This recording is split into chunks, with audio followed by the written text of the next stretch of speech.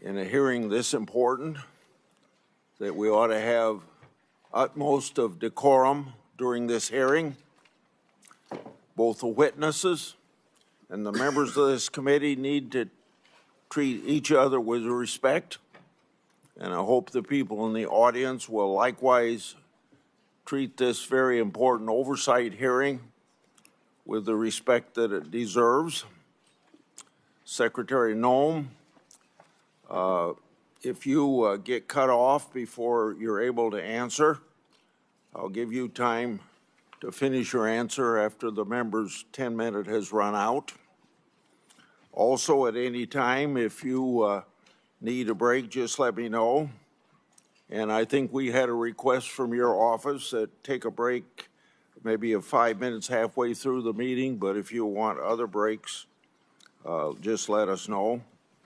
And for all the members, there's a 10-minute round of questioning, and I'm pretty liberal. If you got 5 seconds left in your 10 minutes and you start your question before the 5 seconds run out, I'll let you finish your question, but don't extend it into a 5-minute speech because we got to keep pretty much on time here. So once again, I would welcome everybody to the Judiciary Committee's oversight hearing for the Department of Homeland Security. This hearing comes amid a Democrat-led funding shutdown for the Secret Service, for FEMA, for TSA, and the Coast Guard. These agencies are vital to keeping our country safe. The hearing also comes as our military is engaged with Iran, and I offer my prayers and thoughts to our brave servicemen, and particularly to those families that have lost loved ones. Now more than ever, I hope the Democrats will decide to end the shutdown. The Trump administration has worked to deport those who don't have a legal basis in our country. Unfortunately, in the process, some DHS officers, migrants, and protesters have felt threatened, were injured, and in very rare instances, even killed. Mistakes have been made. Let's make it clear, one death is too many. But officers should never be threatened or harmed while enforcing our laws. And there is a clear difference between conduct protected by the First Amendment and unlawful obstruction. From my perspective, I believe immigration enforcement and dignity aren't mutually exclusive. Secretary Noem, I look forward to hearing how you're addressing these important issues while continuing the department's mission. And your department's mission is, of course, one of the most challenging in government. The responsibilities of the Department of Homeland Security are immense. Your department operates in a dynamic environment with increased threats against officers. According to DHS, ICE officers have faced an 8,000% increase in death threats. ICE officers have faced a more than 1,300% increase in assaults.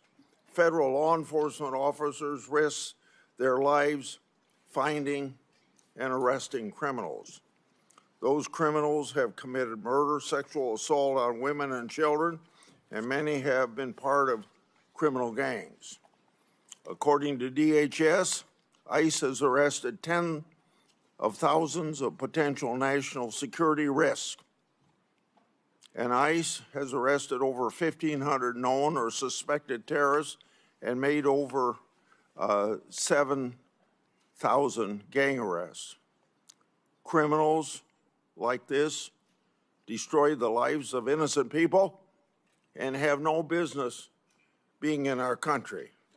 And many of them are here because the Biden administration's shameful open border policy. Under your leadership, the department has renewed focus on removing criminals from our neighborhoods. You've also accomplished what many of my Democratic colleagues have said could only be done through new laws. You did it by securing the border, and President Trump did as well. In 2025, border crossings decreased 93%. According to DHS and Customs and Border Patrol, 0 illegal immigrants were released into the country for 10 consecutive months. And Customs and Border Protection has seized over 617,000 pounds of drugs. For more than a decade, I've done oversight of unaccompanied migrant children. The Biden administration lost track of thousands of children. The Biden administration disgracefully released children improperly vetted sponsors with addresses including gas stations, shopping malls, movie theaters, and even Disney World. That ought to shock the conscience of every American, and we all love children. The Trump administration has located over 145,000 of these children lost by Biden's open border policy, and thank God for finding those children. The department has taken important steps to ensure these children are located and removed from harm. The examples I just shared are results that keep our communities safe.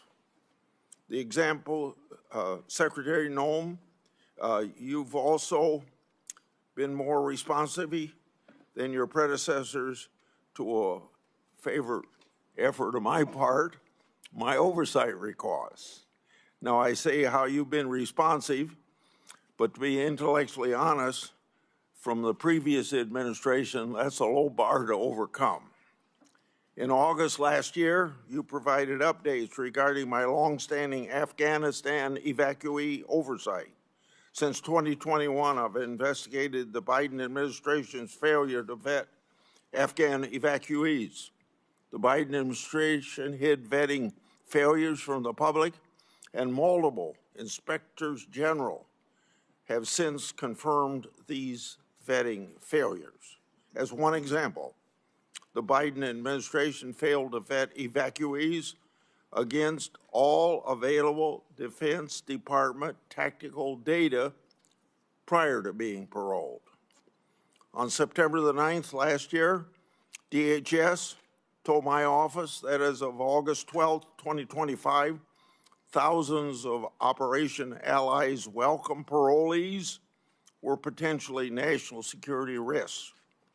Records provided by DHS also show the Biden State Department recommended a special immigration visa to Afghan nationals charged with shooting 2 National Guardsmen here in Washington, D.C. According to the Biden State Department, at that time, the terrorist, quote, poses no threat to national security, end of quote. The Biden administration's failure to put this country at risk. Yet, my Democratic colleagues keep trying to ignore that historical fact. You all know I'm a strong supporter of inspectors generals and oversight. Inspector General Kafari has told my office several times that he's been restricted by DHS memo from speaking to certain congressional committees about classified report. That report is about covert testing of the Transportation Security Administration checkpoint security screening. I hosted last year a bicameral, bipartisan, classified briefing with senior DHS officials on that matter to do what I can to bring about transparency. I asked the Inspector General Kafari to attend, but he declined, asserting that there was a memo in the department preventing him from doing so. I've also commissioned the Government Accountability Office to review the matter relating to that classified report. Government Accountability Office has said they've been unable to obtain possession of the report and access to relevant Transportation Security Administration personnel. Inspectors General and the Government Accountability Office help bring about transparency, and we all know transparency brings accountability to government. Secretary Noem, if what my office has been told is accurate, these matters should have been ironed out a long time ago. If that isn't accurate, you can tell me. Lastly, after your confirmation, you worked with me to restore 3 whistleblowers to their jobs.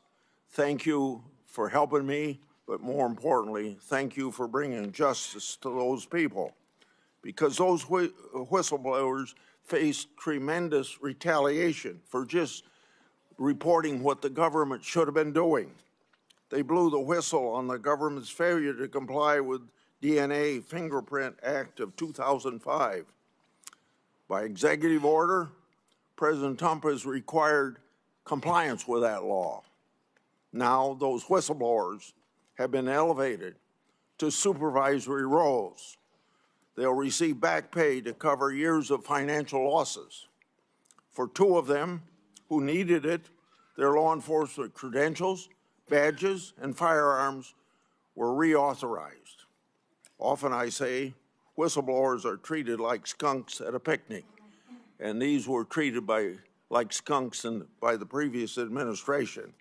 That administration failed to do right by these whistleblowers. I appreciate your leadership in righting the wrongs against those patriotic whistleblowers. Senator Durbin. Thank you, Mr. Chairman. Thanks for holding this oversight hearing. After months of excuses and delays from Secretary Noem, we finally gathered together. When I was chair, I restored this committee's longstanding tradition of regular oversight hearings with the Secretary of Homeland Security. Today's hearing is long overdue. We are joined today by friends and family members of individuals currently in ICE detention or who have been deported. I thank them for traveling here today. Their presence is a reminder that the policies implemented by DHS under your leadership, Madam Secretary, have a devastating impact on the lives of real people. Let me also say a word of those who have been, their families have been the victim of violence by immigrants. Although immigrants as a group commit less crime than native-born Americans, there is no excuse for violence, and what you've gone through is a just terrible situation that I will willingly acknowledge. From my point of view, we need an orderly process at the border to start with. And secondly, we should never knowingly allow a dangerous person into this country. And if someone is in this country seeking citizenship and commits a crime, serious crime, they should be asked to leave or incarcerated. Bottom line, there's a way to deal with immigration that is sensible and humane on both sides. More than a dozen years ago, 2 members of this committee, myself and another member, worked with a bipartisan group under Senator John McCain to write a comprehensive immigration law which dealt with many of the issues we've been working on since. It passed in the United States Senate with over 60 votes, bipartisan, supported by business and labor and religious leaders across the board. Unfortunately, the Republican leadership in the House of Representatives refused to take it up. Had we passed that and made it the law of the land, we could have avoided a lot of the terrible things that have occurred since. Madam Secretary, under your leadership, the Homeland Security Department has been devoid of any moral compass or respect for the rule of law. Without hesitation or remorse, DHS agents have wreaked havoc in our cities. I've seen it in the city of Chicago, and acted with unspeakable cruelty against children, immigrant families, and American citizens. This administration's reckless immigration enforcement campaign is creating fear in communities and eroding the foundational tenets of our democracy. Democrats believe that Congress must do its job and rein in ICE abuses. by requiring immigration agents to simply follow the same rules as local police. While Republicans claim the DHS shutdown is putting us at risk, the reality is this administration has engaged in mass layoffs of career national security officials and diverted many others from protecting the homeland of the president's with the president's mass deportation campaign. This is all while Secretary Noem is sitting on an unprecedented amount of appropriated funds, more than the United States Marine Corps. The Republicans in Congress gave her this and gave her virtual decision-making power in terms of the execution of policies. And she is spending nearly $300 million on a fleet of luxury private jets so she can travel in style. Really? Secretary Noem has repeatedly claimed that the department is arresting the, quote, worst of the worst and making American cities safe. In fact, less than 14% of immigrants arrested during Trump's first year back in office had charges or convictions for violent criminal offenses. Less than 14%, 1 out of 7. Immigration agents arrive in cities without consulting local law enforcement. They roam the streets in paramilitary gear and arrest and detain people based on the color of their skin, their accents, and the language they speak, the infamous Kavanaugh stops. That is not a public safety operation. That is a paramilitary occupation. And Secretary Noem has made excessive force the department's default position. In my home state of Illinois, during the so-called Operation Midway Blitz, agents violently attacked, tackled, arrested, and detained immigrants and citizens. They conducted a military-style raid on an apartment complex, kicking down doors and zip-tying children.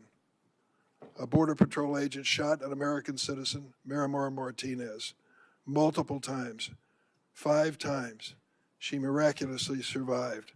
After the incident, the agent bragged on the internet, 5 shots, 7 holes. And this administration didn't just shoot her 5 times. They called her a domestic terrorist, tried to prosecute her on trumped-up charges that were ultimately withdrawn, and fought the public release of evidence in her case. In Minnesota, your agents shot and killed Renee Good and Alex Preddy, 2 American citizens. And as their families struggle with these horrible tragedies, they had to fight baseless accusations of domestic terrorism from Secretary Noem, the head of the agency responsible for their loved one's death. The department has also translated the president's racist attacks into immigration policy.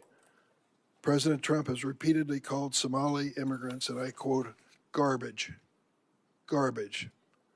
and said that he doesn't want immigrants from what he calls, and I'm going to clean this up, S-hole countries. I heard him say that in the Oval Office repeatedly. Secretary Noem responded to what she called, quote, a full travel ban on every damn country that's been flooding our nation with killers, leeches, and entitlement junkies. It just so happens that every country covered by the Trump-Noem ban has a majority non-white population. Earlier this month, the Trump administration deployed Border Czar Tom Homan to Minneapolis, supposedly to end Operation Metro Surge. The president is reading his sinking poll numbers and finally recognized the American people are sick and tired and fed up with this heavily armed, masked secret police agents causing chaos in our cities. But the reality is the administration has not backed down from Stephen Miller's 3,000 person a day arrest quota. Meeting this quota is impossible without continuing indiscriminate enforcement. There simply are not enough of the so-called worst of the worst to do it. ICE agents are even arresting trafficking survivors like Luna, who was abused for years. In February 2025, the Trump DHS found Luna's application for a trafficking visa was bona fide. Today, Luna is still in detention. DHS has launched a cruel scheme to purchase massive warehouses for detaining immigrants, some designed to hold 8,000 people. To put that in perspective, our largest federal prison holds 4,000. Listen to what the U.S. Conference of Catholic Bishops said about this. The thought of holding thousands of families in massive warehouses should challenge the conscience of every American. Whatever their immigration status, these are human beings created in the image and likeness of God, and this is a moral inflection point for our country. Even with tens of billions of dollars at your disposal, the administration already cannot meet the basic needs of the 65,000 people currently in immigration detention. Detained individuals, including children and infants, are subject to abusive conditions and inadequate medical care. This includes Liam Ramos, the 5-year-old arrested with his father in Minnesota, who became ill in detention, and Amalia, an 18-month-old baby who became so sick with a respiratory illness she was hospitalized for 10 days, only to be returned to detention and denied medication. We have also seen an unprecedented number of deaths in ICE custody. 7 people died last December alone. 9 have died this year. This includes Geraldo Lunas Campos, who was choked to death by guards. This avoidable tragedy was classified as a homicide by the county medical examiner. The Department of Homeland Security's response: try and deport the witnesses as quickly as possible. Secretary Noem and her rogue immigration agents seem to believe they are above the law and accountable only to the President and Stephen Miller's evil vision of a hateful America. Chief Judge Patrick Schultz of Minnesota, a Republican appointee, found that ICE violated at least 96 court orders in Minnesota in January, the month of January alone, which he said was, quote, likely more than some federal agencies have violated in their entire existence. And hundreds of federal judges have ruled more than 4,440 times that ICE is detaining immigrants illegally. That is an extraordinary rebuke from the federal bench. It hasn't stopped there. This department has trampled on the Fourth Amendment, forcibly entering private homes and businesses without judicial warrant. The Trump administration has also punished individuals for exercising their rights to free speech and peaceful protest under the First Amendment. They revoked a student's visa for writing an op-ed in America. In America. They have subpoenaed social media companies for information on Americans who have criticized ICE. ICE agents have found the addresses of peaceful protesters and showed up their homes to intimidate them. Now the administration is even threatening to interfere with our elections. President Trump has suggested that the federal government should nationalize elections. Top Trump ally Steve Bannon recently said, we're going to have ICE surround the polls. We'll never again allow an election to be stolen, end of quote. Secretary Noem went further, and this is what you said, and I quote, make sure that we have the right people voting, electing the right leaders to head this country. And the administration has threatened immigration enforcement surges if state officials do not turn over their voter rolls and raided an election office in one swing county. We must ask, what is President Trump's endgame for this reign of state-sponsored violence against America's own citizens? History teaches us that immigrants are the first target when an authoritarian regime seeks to erode civil rights and consolidate power. But immigrants are never the last target. And we know that Donald Trump does not respect the constitutional rights of any American, regardless of party. Secretary Noem, this is the first time we met. I've been on this committee for more than 2 decades. I worked with every one of your predecessors of both political parties. I tried to meet with you before and after your confirmation, but you refused every request. I want to be clear, and you should know this. No official on this side of the rostrum or the other is above the law. You have no right to deploy immigrant agents as a paramilitary force in American cities. You swore an oath to uphold the Constitution. You have an obligation to answer questions posed by the member of this committee so that meaningful accountability can begin for the terror we are witnessing in America every day. Would you please stand to be sworn? Do you affirm the testimony you're about to give before the committee will be the truth, the whole truth, and nothing but the truth, so help you God? Thank you for that positive response. Please go ahead and give your opening statement. Kristi Noem, you should get transcripts off. I'm a former No. Okay. will. Responding to disaster, not icing people. You should be ashamed of yourself. Your staff say abolish ICE. Your staff say abolish ICE. Your staff say abolish ICE. You may proceed. Thank you, Mr. Chairman, and thank you to the ranking member, Senator Durbin, as well, and the distinguished members of this committee.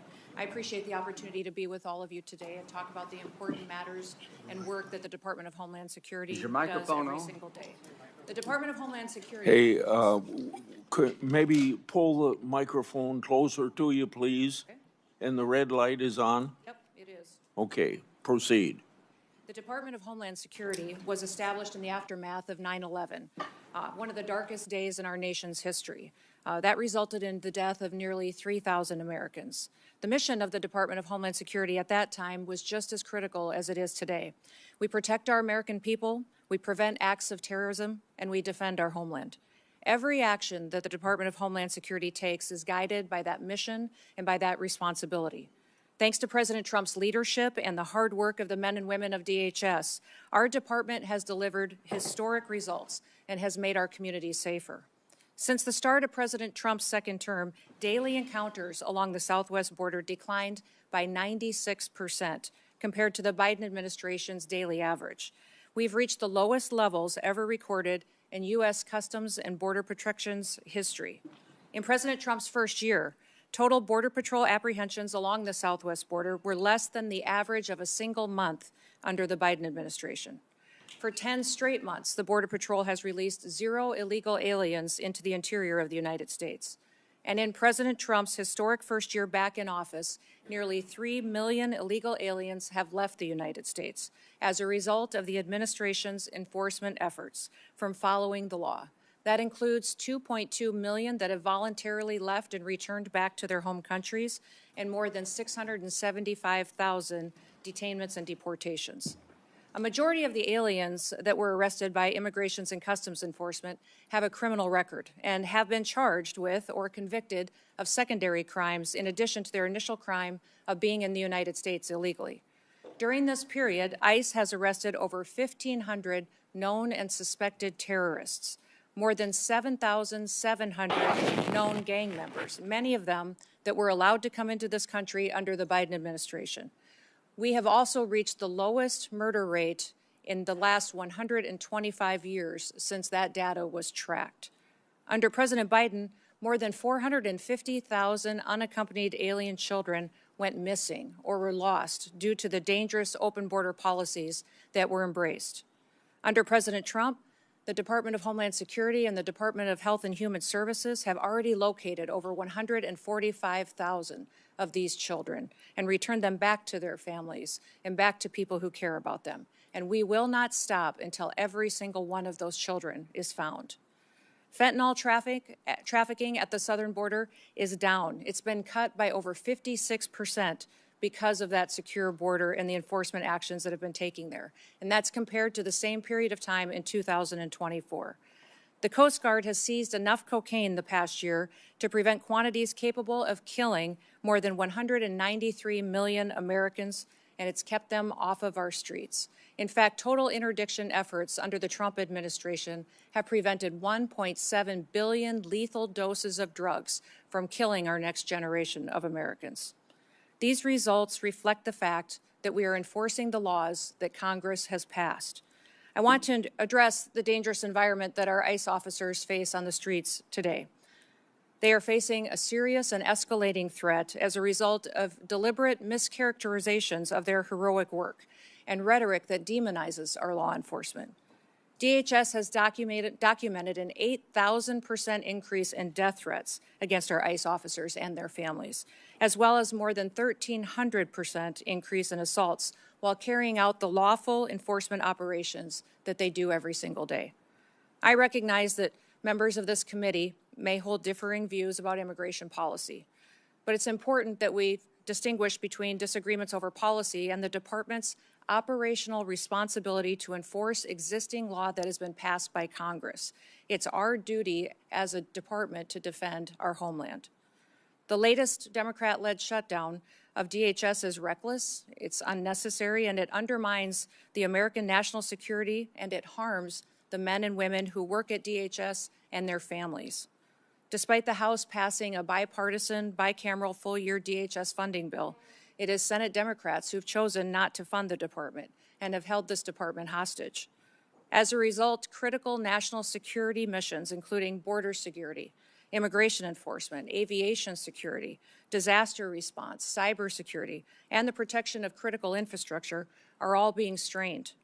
Our ability to provide for a safe and successful World Cup is being hindered as well. More than 100,000 dedicated DHS employees are once again being asked to work without pay for the third time in just 5 months. At a time when we've produced the most secure border in history and removed nearly 3 million illegal aliens from our country, disrupting the department responsible for those gains is indefensible. I want to thank the men and women of the Department of Homeland Security for their professionalism, for their dedication, for their commitment to keeping America safe and continuing to show up and work even though they aren't being compensated for it. They've kept us safe and they have patience, and our success is only possible because of their service and sacrifices. I also want to thank our angel families that are behind us to tell their stories and testimonies, and also thank my husband for being here in support as well. Thank you for the opportunity to testify, Mr. Chairman, and to all the distinguished members. I look forward to your questions today. With that, I yield back. I have spoken about the 10-minute times that we have. Get it up to 10 minutes for me. It's on 5 minutes. 10 minutes. Thank you for your testimony. The previous administration's open border policy brought millions of people to this country. We don't know everyone's background or true intent for entering, but we know many of these had ill intent. Given the Iran conflict, what steps has Homeland Security taken to protect the potential against potential Iranian sleeper cells and related terrorism? Well, thank you, Mr. Chairman. We work every single day with our intelligence agencies and law enforcement partners to make sure that we are investigating and finding any threats to the homeland here within our borders. We work with the FBI often, and Homeland Security Investigations specializes in this kind of work each and every day. Not only that, we go back and we are revetting some of the individuals and some of the programs that we may have concerns about, looking at social media, also going through those interviews that are necessary for some of our programs that the Biden administration abused and perverted under their time there as well. We look at the fact, Mr. Chairman, that over the last administration, when millions of people streamed across our border, we don't necessarily know who all came into our country. We know that we have many dangerous individuals that came in unvetted, and we are working every single day to find them and to make sure that we're preventing the next attack and preventing the next crime they may perpetuate against the American people. Yeah. You heard in my opening statement about the Inspector General's report on airport security screening. After Congress had been told of the report, you announced $1 billion in airport security upgrades. Press report have sources attacking you for changing the shoe removal policy. Does the $1 billion investment relate to the issue in the Inspector General's report? And then I have a follow-up to that. Well, sir, I can't speak directly to that report because it is classified. I will tell you that all of the recommendations that the Inspector General had in that report have already been implemented, and that there was flawed data included in it. What I will tell you is the $1 billion investment is necessary at our TSA security checkpoints because it's been over a decade since a significant upgrade has happened. We have new technologies that can be used in X-ray baggage scanners, abilities to use information and new technologies to scan individuals that would be more efficient, allow people to get through the security checkpoint and get to their planes on time and ensure their safety. The #1 priority of TSA is security, and we make sure that we are continuing to use all of the options and tools available to us to make sure that they are safe as they travel through our airports and in our airways. Thank you for that report. The follow-up is, was going to ask for those details, but you've given me those details. Have these details been communicated to the Inspector General? Yes, they have, sir. And I wanted to also, in regards to your comments in your opening statement, there's nothing preventing the IG from coming and briefing members of Congress, and he's free to do that. We just need to remember it's a classified document and use those protocols to ensure that it remains classified. Regarding Afghan evacuee oversight of mine, you informed my office that thousands of Afghan parolees were potential national security risk. Nearly 1,000 was reported to me on August 12th last year. What steps have you taken with the interagency partners to investigate these parolees, and what, if any, national security concerns still exist because of the previous administration's failures to vet? Well, Mr. Chairman, some of the things that we have implemented under President Trump's administration is to go back and look at those individuals who came in under Operation Allies Welcome and make sure that we're re-vetting those, especially those that have come in the last 4 years under the Biden administration, recognizing that they weren't tracking necessarily biometrics or their social media present communication, how they were doing since they'd come to the United States. And also, sir, there's a requirement under that program to come back every single year and do an interview to discuss with them and have conversations on what they're doing in the United States, how they're transitioning to the United States under that program, and that was not being done. So we're going back and re-vetting all of those individuals and making sure that we know that if someone is here in this country, that they love America, they want to be a part of our way of life, and they don't wish to do us harm. I'd like to have you provide me an update on the Afghan evacuee data. As I said in my opening, Trump administration has located over 145,000 children that the previous administration lost. Your department is also performing welfare checks on these children. Describe the ongoing efforts that your department is taking to find children who've yet to be located, and how recent welfare checks expose previous vetting failures. Yes, I would say those 450,000 children that came into this country that were unaccompanied alien children were lost by the Biden administration, not tracked. We've located about 145,000 of them, and we've done that through the investigative work of our Homeland Security Investigations team. They are phenomenal at the work that they do, and they specialize in child trafficking, sex trafficking, and finding individuals that would perpetuate that harm against our children. The one thing that has been challenging is that under the Biden administration, the government paid sponsors in HHS in order to host these children. And those sponsors, many times, we found instances where they trafficked these children themselves. So under that administration, we not only had children that were in this country as a part of a program, the government was paying individuals that were knowingly trafficking them and abusing them. That has stopped. We have gone through and found these children and put them back with their families when we have the opportunity to do so, and with loved ones that will care for them. And I would say that even in one case, we have other countries where we've been working with them to get their children back home, where we've been prevented returning these families back and helping them to be reunified by activist judges. But we will continue to work to ensure that these individuals and these children that were abused by the trafficking over the border have the opportunity to be brought back to their families and to their loved ones going forward. I want to bring up administrative warrants. There's been questions raised about your department use of them. Immigration laws include complex and specialized legal processes. For the record today, please briefly discuss how the administrative warrant works and how often they're used. Well, an administrative warrant is utilized on a regular basis because it's the process that Congress has given us. It's the process in immigration law that you've given us to ensure that someone is returned back to their home country. And I would say that most of the time when it gets talked about, it's inaccurate. In the 400,000 cases that ICE has used these administrative warrants, only 28 times have they been used to enter a home.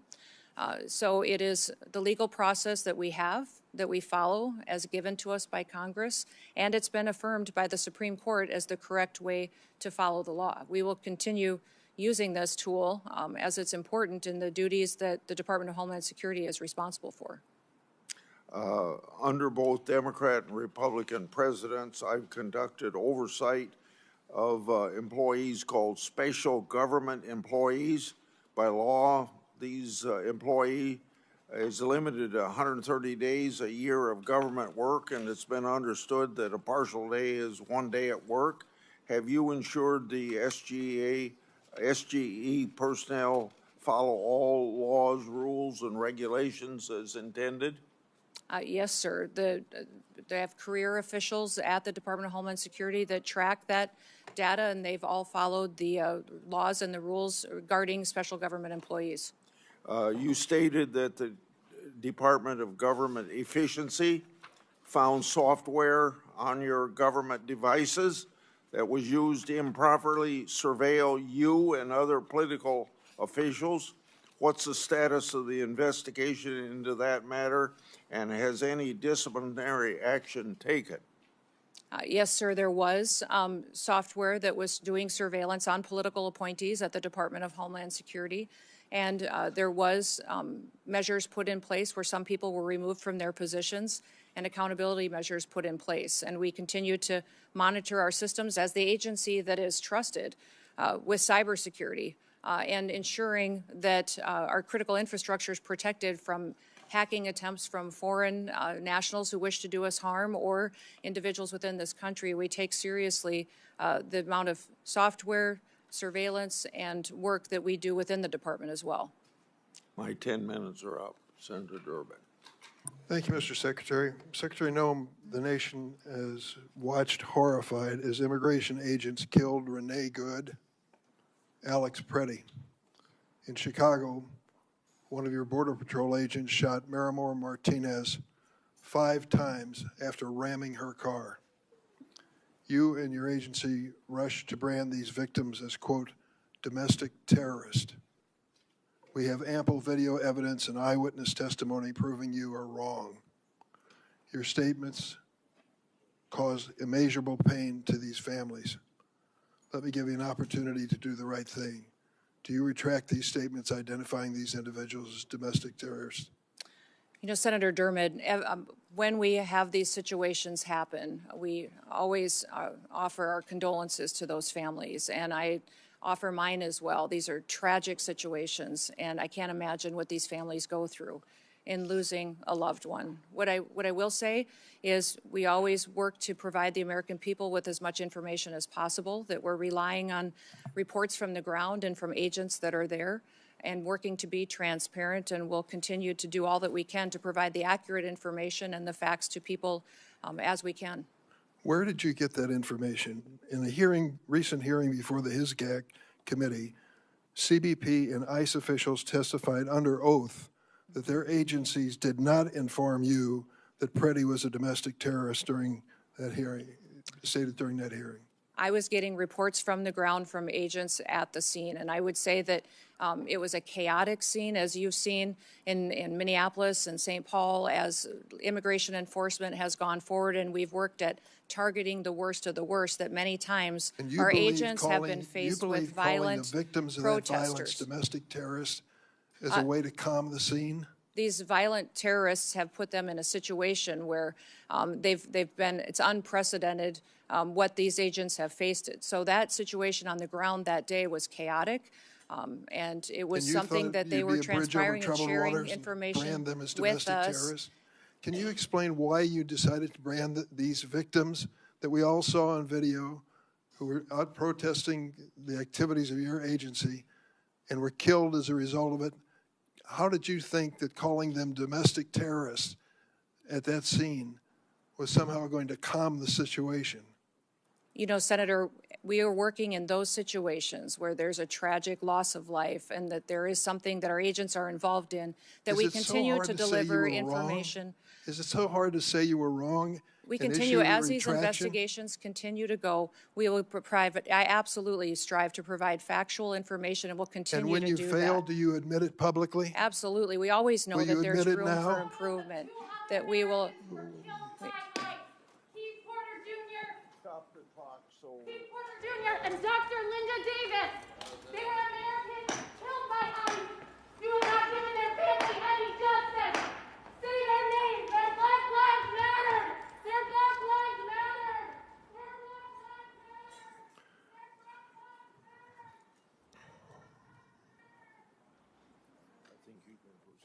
Thank you, Mr. Chairman. I want to turn to another incident where DHS is concealing the facts from the American public. Geraldo Luna Campos died in an immigration detention. DHS claimed he killed himself, but an independent medical examiner found his death was a homicide. Witnesses stated Mr. Campos was strangled by the guards at a detention facility. Instead of investigating this death, your department tried to deport the witnesses to the crime. It took a judge intervening to ensure the fact that these witnesses remain in the country for investigation. Secretary Noem, who ordered those witnesses be deported? Sir, I can't speak to the details of that case as it continues to be investigated, but I do know that within our detention facilities, we have the highest federal standards of any detention facilities compared to state or other local facilities that may detain. There was an effort to deport the witnesses? Sir, I'm not aware of that, and I will continue to look at that. Whenever there is an incident where we have someone who works for DHS that has done something wrong, there is always an evaluation, an investigation, and there is consequences for that. So we will continue to do that investigation and make sure that the right thing is done if Who's something doing the investigation? there are internal investigations within. Investigation. Is that what you're saying? Yes. ICE and Outside independent agency that's part of that investigation? not that I'm aware of at this point in time, but I may not be able to speak to the details of this case because I'm not fully informed on it. Shame, a man lost his life. Just last week, the Republican-appointed chief federal judge in Minnesota identified over 200 court orders that ICE officials had violated in the last 2 months. He wrote, quote, "The court is not aware of another occasion in the history of the United States in which a federal court has had to threaten contempt again and again and again to force the U.S. government to comply with court orders." In a sworn declaration, the Trump Justice Department itself acknowledged that your agency has violated court orders more than 50 times in recent weeks in one state, New Jersey. Secretary Noem, is DHS required to follow federal court orders? Yes, sir, and we do comply with federal court orders. How do you explain that your agency has repeatedly violated court orders, as your own administration has admitted? Sir, we follow court orders, and when they apply and when the jurisdiction and decision is applicable to a federal agency like ours. I'm sorry, would you clarify what you ended that with? We follow court orders when they are given to us. Federal court orders we follow, So absolutely. these judges are wrong? No, I'm not saying that they're wrong, and I can't speak specifically to that statement that was given. Let me ask you about DACA. Are you familiar with the program? Yep. Do you understand the people that are covered and protected by DACA have to go through a background check, which includes a criminal check? Yes or no? Yes. You do?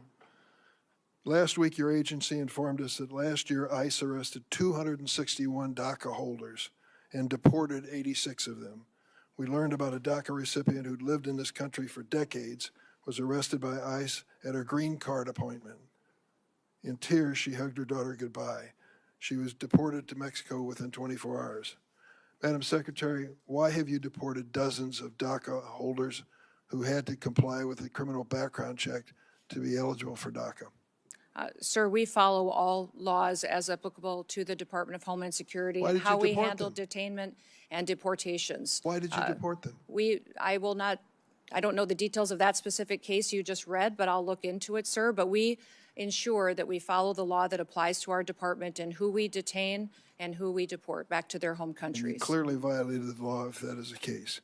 Let me ask you about the fact that 85% of the 400,000 immigrants that ICE arrested during President Trump's first term in office had no violent criminal record. The president said over and over at his rallies, we're going after the worst of the worst, the terrorists, the murderers, the rapists.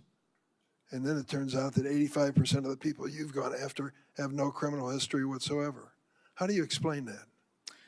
Sir, when you talk about violent crimes, what you're saying, the crimes that don't matter, that you aren't counting, are ones that affect American families every single day. You're not counting DUIs, you're not counting embezzlements, you're not counting theft, and you're not counting the other crimes against people and drug trafficking and proliferating that. So if you don't count those as crimes, that these individuals and impacting families in this country. They are counted, and they calculate 14% of those that you Those are not counted in your 14%. If you were counting crimes that these individual illegal aliens in this country have committed, it would be well over 65 to 70% of the individuals that are detained today have those crimes on their record, besides the crime of being in this country illegally. You're going to back that up with some information for me? Absolutely, I will. I certainly hope you will.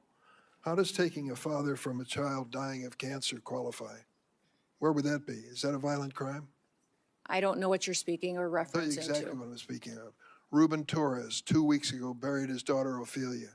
When he was arrested at the Home Depot in Norridge, Illinois, he said to those your agents, please let me go home. My daughter is dying of cancer. I would like to be with her in her last days of her life. They said no. They arrested him and deported him for 2 weeks. Finally, he returned for a court hearing. His daughter lived to see that hearing where the court said he was treated unfairly by your agency, and she died 3 days later. I was at her memorial service. Is that really necessary? Was he a violent criminal? Sir, we enforce the law. The laws that are passed by this body and signed into statute on the process for individuals that are in this country illegally, that have final removal orders, and the process given in immigration law. We continue to follow that, and if you don't like the law, I would suggest you change the law. But that is what we do every single day, is go out there. We tried to change it with comprehensive immigration reform, and it was stopped by the Republican House of Representatives. Our job at the department is to follow the law and make sure that we are a nation of laws, because a nation that doesn't follow the law is no nation at all. I yield, Mr. Chairman. Senator Graham. Thank you very much for coming. Can you hear me? Yep, now we can. Thanks very much. Well, let's talk about the scope of the problem you inherited here. My Democratic friends said that sensible immigration is what they've been pursuing, talked about the Gang of Eight and a lot of things I've worked on with. Would you say that the 4 years of Biden was sensible immigration? No. I wouldn't either. I would say it's obliteration of the border. 11 million people came into this country during President Biden's term. He obliterated all controls. We sent them all over the country in planes, trains, and automobiles. And what's the scope of the problem you inherited? How would you describe the mess that Biden gave you very quickly? Our country was in a chaotic time and invaded over our southern border. Millions and millions of people came into this country. For 11,000 unvetted. murderers, right? Yes, that is correct. 2,700% increase in people on the terrorist watch list, right? That's correct. During his 4 years, President Biden allowed 2,700% increase of people on the terrorist watch list to come into this country. In 2023, 172. Do you know where those people are? No, not necessarily. So we don't know where they are. They're here, but we don't know where they are because they didn't care if they came, and they haven't really looked very hard. So sensible immigration died on Biden's watch. It was replaced by out-of-control, open border, just absolute chaos. And to all the people on the front row that have lost loved ones, I am sorry. Your family members are a victim of an out-of-control, Democratic-led effort to obliterate the border, and every senator on this side of the aisle, that side of the aisle, did nothing about it. Now, they want to talk to you about problems we've had. Are these shootings being investigated in Minnesota? Yes, they are. They should be investigated in Minnesota. We want to have orderly processes. How would you say being an ICE agent is right now, the stress they're under? I think it's unprecedented for them every day. I think it's miserable. I think it's just a tough, tough job right now, and if they go too far, we will hold them accountable. But I just want the country to know these men and women who are trying to solve this problem that was created by our Democratic colleagues, you have no idea of the mess they inherited. This country was overrun by illegal immigrants, murderers, rapists, and just average, everyday people. How many people did Barack Obama deport when he was president? The total, I don't know, but it was more than us. How many of them were violent criminals? So when a Democrat deports somebody who's here illegally, that's good government. When a Republican does it, we're Nazis and fascists. If you're here illegally, are you entitled to stay? No. They would allow you to stay.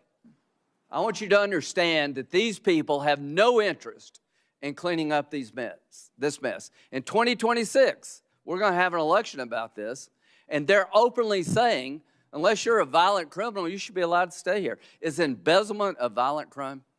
No. Is it a crime without a victim? Yes. If somebody steals your stuff, even if they don't do it through force, is that a crime with a victim? Yes. So all of the Laken Riley, I think she was murdered by a man who was actually in custody. Are you familiar with the Laken Riley case? Mm-hmm. Yes, I am. Okay, she's a young lady about 60 miles from where I live.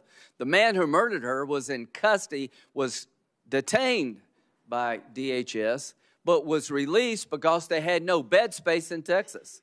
He went to New York and committed a bunch of crimes. He winds up in Georgia and he murders this young lady. He was in our control. He was released not because he wasn't dangerous, because we had no place to put him. Do you agree those days are over? Yes. Do you agree the most secure border in American history has been achieved by you and those under your control? Yes. Working with President Trump. Are you proud of that? I am proud of that. So we're down to like nobody coming across. We went from a invasion to almost nobody. And I hope the American people appreciate that's a good thing for you. Mm-hmm. Now, we're engaged in military action against the mothership of terrorism, Iran, which I hope will sink pretty soon. Do you think the threat level against the United States is up or down when it comes to radical Islamic terrorists? It's up. It's up? Yep. So you mean they actually may want to come here and hit us because we hit them in Iran? I don't think you have to be, a general to figure that out. Mm-hmm. Is the Coast Guard without funding? Portions of it. We're keeping some of the salaries paid, but So there's no funds in the appropriation bill for the Coast Guard. Is that correct? That is correct. Because your agency is not being funded. It's the one part of the appropriations bill where we haven't agreed on funding. Is that correct? Correct. So FEMA, no money, right? Coast Guard, no money. Really? Really? ICE, they have money because of the bill we did before. The Secret Service, are these people being paid?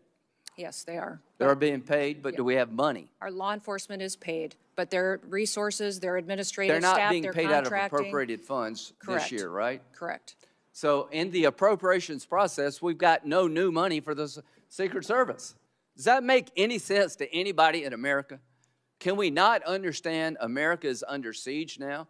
Likely to be attacked because radical Islam is under siege and they're going to hit back. And we're sitting here looking at each other and not funding DHS? If you want to reform ICE, great. Count me in. If you want to make DHS more professional, count me in. If you want to investigate bad shootings, count me in. If you don't want to do away with sanctuary cities, count me out. What's a sanctuary city? A city that protects itself from our federal immigration efforts in their city. Are there sanctuary cities and states in this country? Yes, there are. Look at this chart. There are 200 plus sanctuary counties. There are 12 sanctuary states. 8 million illegal immigrants reside in sanctuary jurisdictions in defiance of federal law. A sanctuary city refuses to turn over to the federal government people that are subject to deportation. Is that correct? Correct. They make a choice, these sanctuary states, counties, cities, not to cooperate with federal officials, and the laws have been on the book long before Donald Trump, right? Correct. Do you think it would be good for the country to abolish sanctuary cities and states? I do.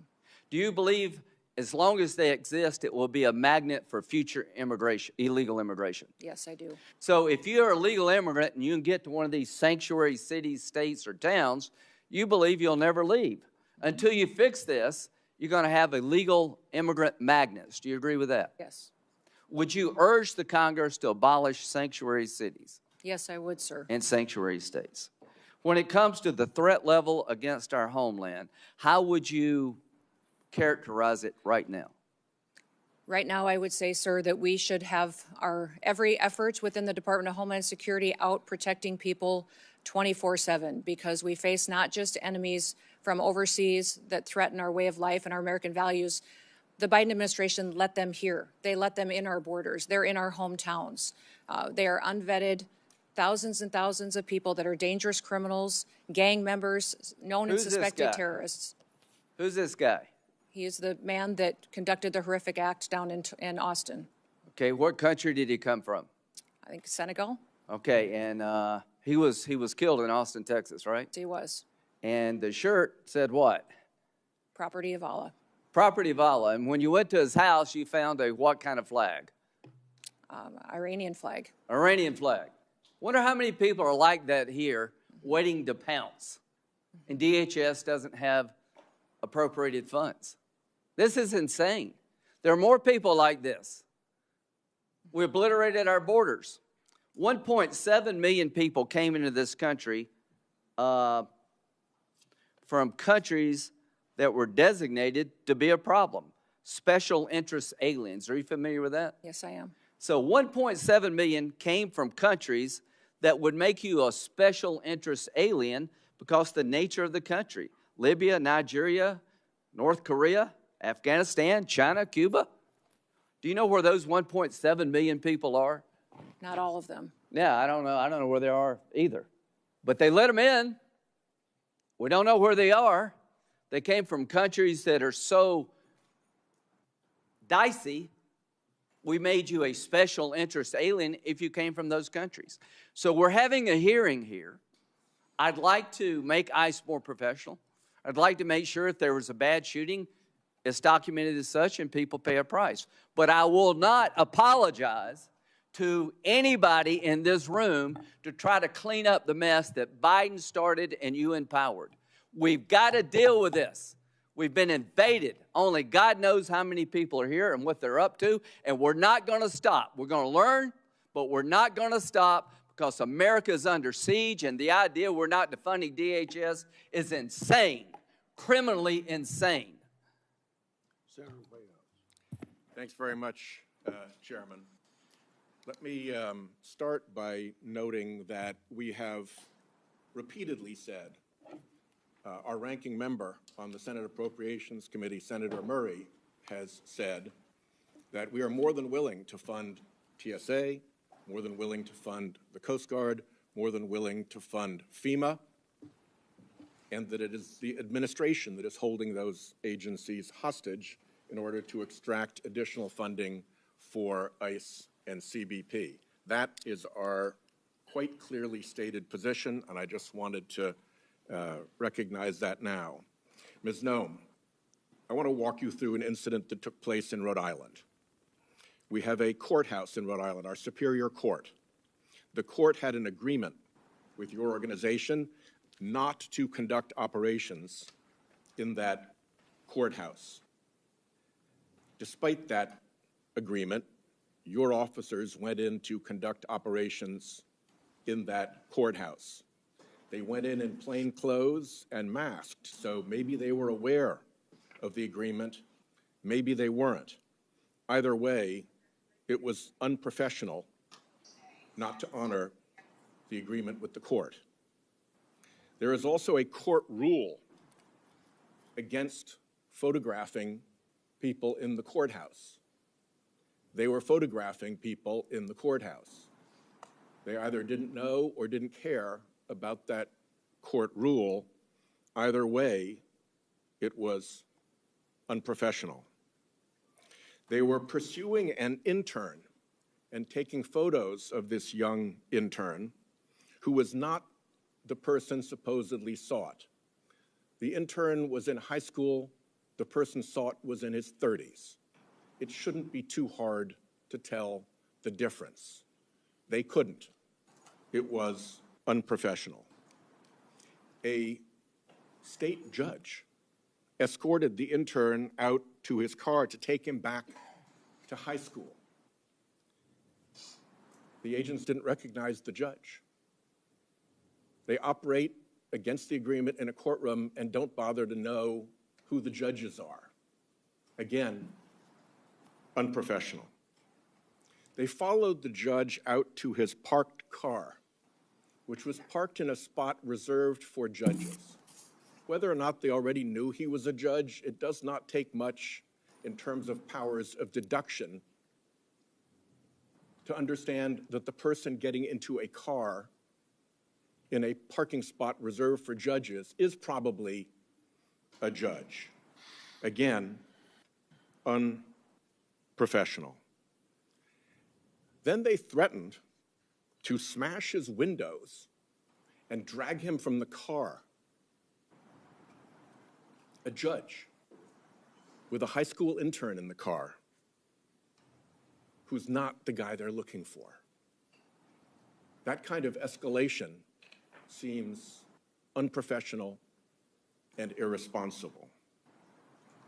Then they held the kid for half an hour in another vehicle while they figured out that, in fact, the high school kid was not the 30-plus-year-old person that they were supposedly looking for. Nobody was hurt, but there was nothing professional about that entire exchange. And I would ask you to send a signal down to your folks to stop that kind of dangerous and unprofessional nonsense, particularly in our courthouses. Let me ask you, why don't you deconflict with local enforcement when you operate? Our officers do. We welcome cooperation from local law enforcement and want them at the state level, at the local level, to cooperate with us so that we can continue to conduct our federal operations with the safety of the cooperation that comes from those types of agreements. Deconflicting and cooperating are two different things. They can overlap, but they are two different things. You deconflict when you plan an operation in another law enforcement agency's jurisdiction, like here, the court sheriffs, and let them know what you're going to do. This all could have been headed off if you'd spoken to if your people had spoken to the sheriffs first and said, we're concerned about this guy. Oh no, he's an intern, he's in high school. None of this was necessary if they had bothered to deconflict. So please, send the message down to your people that there's a reason that deconflicting is standard law enforcement practice for, among other things, officer safety. Will you do that? Yes, sir, but I will tell you that our law enforcement are being doxxed at unprecedented levels. So at times we've run into situations in sanctuary cities or in sanctuary states where notifying that local law enforcement on some of these operations has doxxed them and their families and leaked a law enforcement operation, which puts people's lives in jeopardy. So they absolutely want to work with cooperative local law enforcement. About that, and in that case specifically, I strongly suspect that there's a big difference these between individuals non-cooperation and actual interference with your operations. But I'll reserve that to a question for the record so you can substantiate that. Could you explain this? Sir, I'm looking at a picture of an interior, looks like a bedroom. Of an airplane? Yes, sir. You're not familiar with that? These photos are not accurate. If you're referring to the airplanes that the Department of Homeland Security has purchased and are purchasing, we're using them for long-range command and control aircraft that is dictated in statute by Congress for the Department of Homeland Security to have a plane. A luxury jet with a bedroom in it? Yeah, we used a 737. I've been on it once, but it is being used by other administration officials, and it is used for command and control flights for the department. The department has found that in purchasing our aircraft, that we will save the taxpayers hundreds of millions of dollars. Does it have a bedroom in it? In fact, we spent $1.442 billion on ICE deportation flights last year. Does it have a bedroom in it? I believe it's being refurbished and not having a bedroom in it. So it is being refurbished. What kind of deportee justifies being flown out of the country in a luxury jet with a bedroom and accommodations like this? There are aircraft being purchased that will be utilized for executive air travel and for deportations. Well, your if you people remember, said in that the this past, was we gonna have be used deportations. jets of this size and this configuration for deportations in the past. If you remember, In this configuration, by this configuration, you mean I with a didn't see bedroom the and inside luxury of 'em. accommodations like this That you've plane- used for deportations. Is that true? Sir, we have 737s that are being purchased by the department to replace contracts that we have on ICE deportations. That's what they're going to be used for. And in fact, the Coast Guard is the only entity within the Department of Homeland Security that has jets at this point in time. They had 2 G5s that were 20 to 25 years old that are being replaced so that they can continue to serve our Coast Guard and our military Some senior for administration years to come. officials about these aircraft.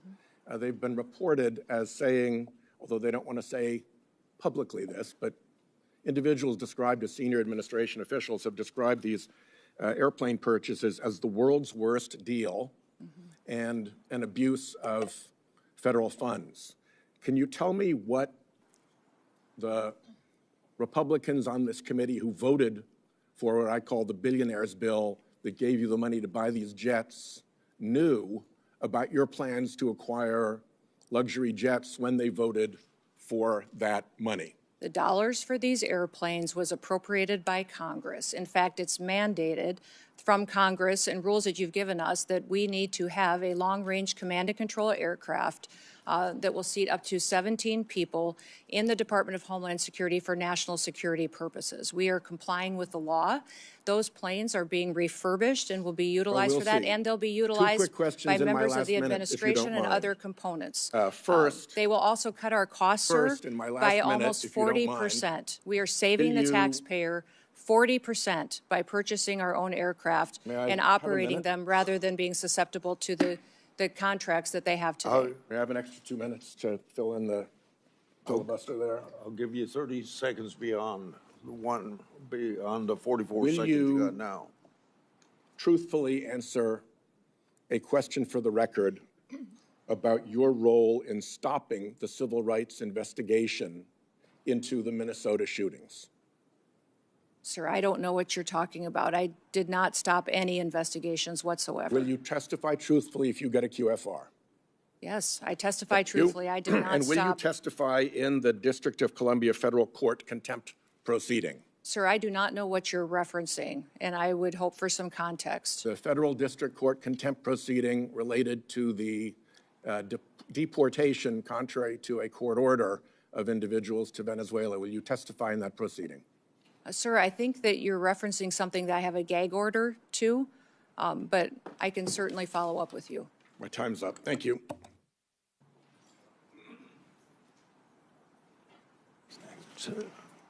Senator Kennedy, you're next. Thank you, Mr. Chairman. Thank you, Madam Secretary, for being here. President Trump, ably assisted by Mr. Stephen Miller, quickly in the President's second administration developed policies to secure our southern border, policies that you and the Department of Homeland Security implemented. And I congratulate all of you on your success. Properly vetting people at the southern border is not racist, is it? No. Could you answer for the record? No, it is not racist. Properly vetting people at the southern border is prudent, isn't it? Yes, sir, it is. And to do that, we need the Border Patrol, do we not? Yes, we do. And we also need ICE, do we not? Yes, we do. Okay. I just wanted to get my congratulations on the record. I believe you have a policy, Madam Secretary, that you have to approve all contracts at your department over $100 million? No, sir. I have a policy in place that I review contracts. My deputy chiefs have the ability to review anything under $5 million. Above that, I evaluate and look at. Okay. And you do that, I understand, to try to curb waste and abuse of taxpayer money. Is that right? Yes, sir. In fact, it's been extremely effective. We've saved the taxpayers over $13.2 billion just by evaluating contracts, negotiating lower ones, and canceling ones that aren't necessary to do our duties. How do you square that concern for waste, which I share, with the fact that you have spent $220 million running television advertisements that feature you prominently? Sir, the president tasked me with getting the message out to the country and to other countries where we were seeing the invasion come from, with putting commercials out that told them that if they were in this country illegally, that they needed to leave, or we would detain them and remove them, and they'd not get the chance to come back to America the right way. That has been extremely effective. Ask you to run these advertisements, is that right? We had that conversation, yes, before I was put in this position and sworn in and confirmed, and since then as well. Okay. Did you bid out those service contracts? Yes, they did. They went out to a competitive bid, and career officials at the department chose who would do those advertising commercials. And the people that you ended up picking were people who had formerly done your political work back in South Dakota. Is that right? No, that's not correct, sir. I think it is. No, it's not, sir. The individuals who, I believe the careers who they chose were two different media firms. There's been conversation about their subcontractors, but we have no legal authority to look into subcontractors on work like that. Okay. And you're saying that you're testifying that President Trump approved this ahead of time. Is that my understanding? We had conversations about making sure that we were telling people. No, ma'am. I'm asking you, sorry to interrupt, but the president approved ahead of time you spending $220 million running TV ads across the country in which you are featured prominently. Yes, sir. We went through the legal processes, did it correctly. Did the president know you were going to do OMB. this? Yes. He did? Yes. Okay. And one thing, Senator, I think would be helpful to know is how effective that communications has been. That Well, they were overwhelmingly effective in your name recognition. I mean, I personally just, to me, it puts the president in a terribly awkward spot. And I'm not saying you're not telling the truth. It's just hard for me to believe, knowing the president, as I do, that you said, Mr. President, here's some ads I've cut, and I'm going to spend $220 million running them, that he would have agreed to that. I don't think Russ Vogt at OMB would have agreed to that. It's something we have to defend. I'm on the Appropriations Committee. My research shows that you did not bid them out, that you pick, in fact, one of the people you picked, the strategy group, Safe America Media was a company formed 11 days before you picked them, and that the strategy group got most of the money, and the head of that is married to your former spokesperson. Look, we all have friends who are qualified. I'm not quibbling with that. It troubles me. A fifth to a quarter of $1 billion of taxpayer money when we're scratching for every penny and we're fighting over rescission packages. I just can't agree with, Madam Secretary. Are you still running those ads? No, Senator, I did not have anything to do with picking those contractors. I know politicals at the Department of Homeland Security did. I understand. Are you Career still running officials those followed the ads? competitive bid process for Are you that. still running Everything those was. ads? I think the ads are due to end here in March, I think within a week or So two. they I'm are not sure of still the running? update. The one that is running is focusing on angel families. Have you seen that? It is the one that's talking about this is our why. This is why we work every day. Okay. Is for the angel I've gotta families move and their on. victims that need to. After the two killings in Minneapolis, and I think there's a lot of video on them, Madam Secretary. I think people can see the video and draw their own conclusions. Are you and your department conducting an investigation of those? Sir, the investigation is being led by the FBI. HSI was involved. In fact, our HSI agents on the ground. I'm sorry to cut you off, but I got so little time. I believe at the time you said these were acts of domestic terrorism. Is that right? Sir, in answer to questions at the press conference that afternoon, it was that it appeared to be. Yeah, but you said these appeared to be acts of domestic terrorism. And as I've said previously in this hearing, But is that first, Madam Secretary, did you say we're getting that? I think it's been information from widely a chaotic reported. scene on Did the you say ground that? and relaying information to the American people. Okay. Now, again, those videos are public. People can draw their own conclusions. I think it'd be safe to say you got some pushback on that. Would that be fair? Yes, sir. And you got some criticism. I'm not saying the criticism was accurate or inaccurate. I think you did.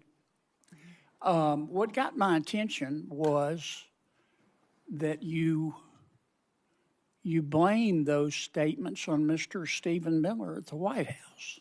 Did you not? No, sir, I did not. And in fact, where you're seeing that is in a news article of anonymous sources. And anonymous sources say a lot of things, but I've never said that at all. Well, here's what you said on the record. I'm going to read your words. Quote, everything I've done at the direction of the president and Stephen. Sir, where did you see me say that at? You read that in a news article with no sources you said it affiliated on the to it. record on January 27th of 2026. Did I read your words accurate? I enjoy working with the president and with Stephen Miller, and that day we were working to get as much information to the American people as possible. That is what we'll continue to do, and as that happens, we'll go forward. Do you think it was fair to blame Mr. Miller? Sir, I did not do that. You're reading from a newspaper article with Yes, ma'am. anonymous sources. Are you denying that you said that? Sir, I'm not going to speak to that situation that is relayed on anonymous sources that no This one wasn't has heard me anonymous. say that. It was you. No. Who I mean, you reported said that it. to that newspaper? They're quoting you on the record, saying it's Stephen's fault. Thank you, Mr. Chairman. Senator Klobuchar. Thank you, Mr. Chairman. Secretary Noem, as Secretary of Homeland Security, you oversaw Operation Metro Search. Is that correct? Yes, as Secretary, I oversee ICE and CBP and HSI officers that were there doing their work. 3,000 ICE agents, Border Control to Minnesota, outnumbering our 10 Metro Police departments, outnumbering by 3 to 1 the number of sworn police officers in Minneapolis and St. Paul. Is that correct? Yeah. We were working to do targeted operations against Just if you could criminal, answer yes illegal or no. aliens, and we needed to do that in a safe manner to make sure that we could ensure the safety of our law enforcement Two officers. of my constituents, Renee Good and Alex Preddy, were killed. They should be alive today. In fact, in 1 month in the city of Minneapolis, when you look at the 3 fatalities that were results of shooting, 2 of 3 were committed by federal agents. Are you aware of that? Yes, I am. So your agents, not only their actions resulted in the deaths of 2 innocent American citizens, but they repeatedly violated my constituents' First Amendment rights to assemble, You say you believe in the Second Amendment right to bear arms, but Alex Preddy was criticized repeatedly by officials in the administration for having a lawful permit to carry and having a gun. Your agents violated the Fourth Amendment rights of my constituents by ramming through doors of innocent people's homes, innocent citizens' home, without any kind of a warrant, and violated the Fifth Amendment right to due process. So as I've shared with my colleagues, if you believe in federalism, in freedom, and in liberty, you should be horrified by what the Department of Homeland Security did in Minnesota. So my first question is, having spoken to Mr. Homan, what is the exact number of DHS agents still in Minnesota? Well, I believe that there is still close to 650 there, counting the investigators that are there, working to get to the bottom of the unprecedented fraud that has been found in the Medicaid Was funding. Was 5-year-old Liam involved in that fraud? As you know, I am all in on prosecuting fraud. I put in place the U.S. attorney who exposed the fraud under the Biden administration and brought the bulk of the prosecutions, and also recommended to Mr. Blanche that Joe Thompson be the acting U.S. attorney who led those prosecutions and now has left the office because the Department of Justice asked him and many others to investigate Renee Good's wife instead of doing their jobs doing fraud. So what I want to know is, when are you going to get down to the original footprint as promised to us?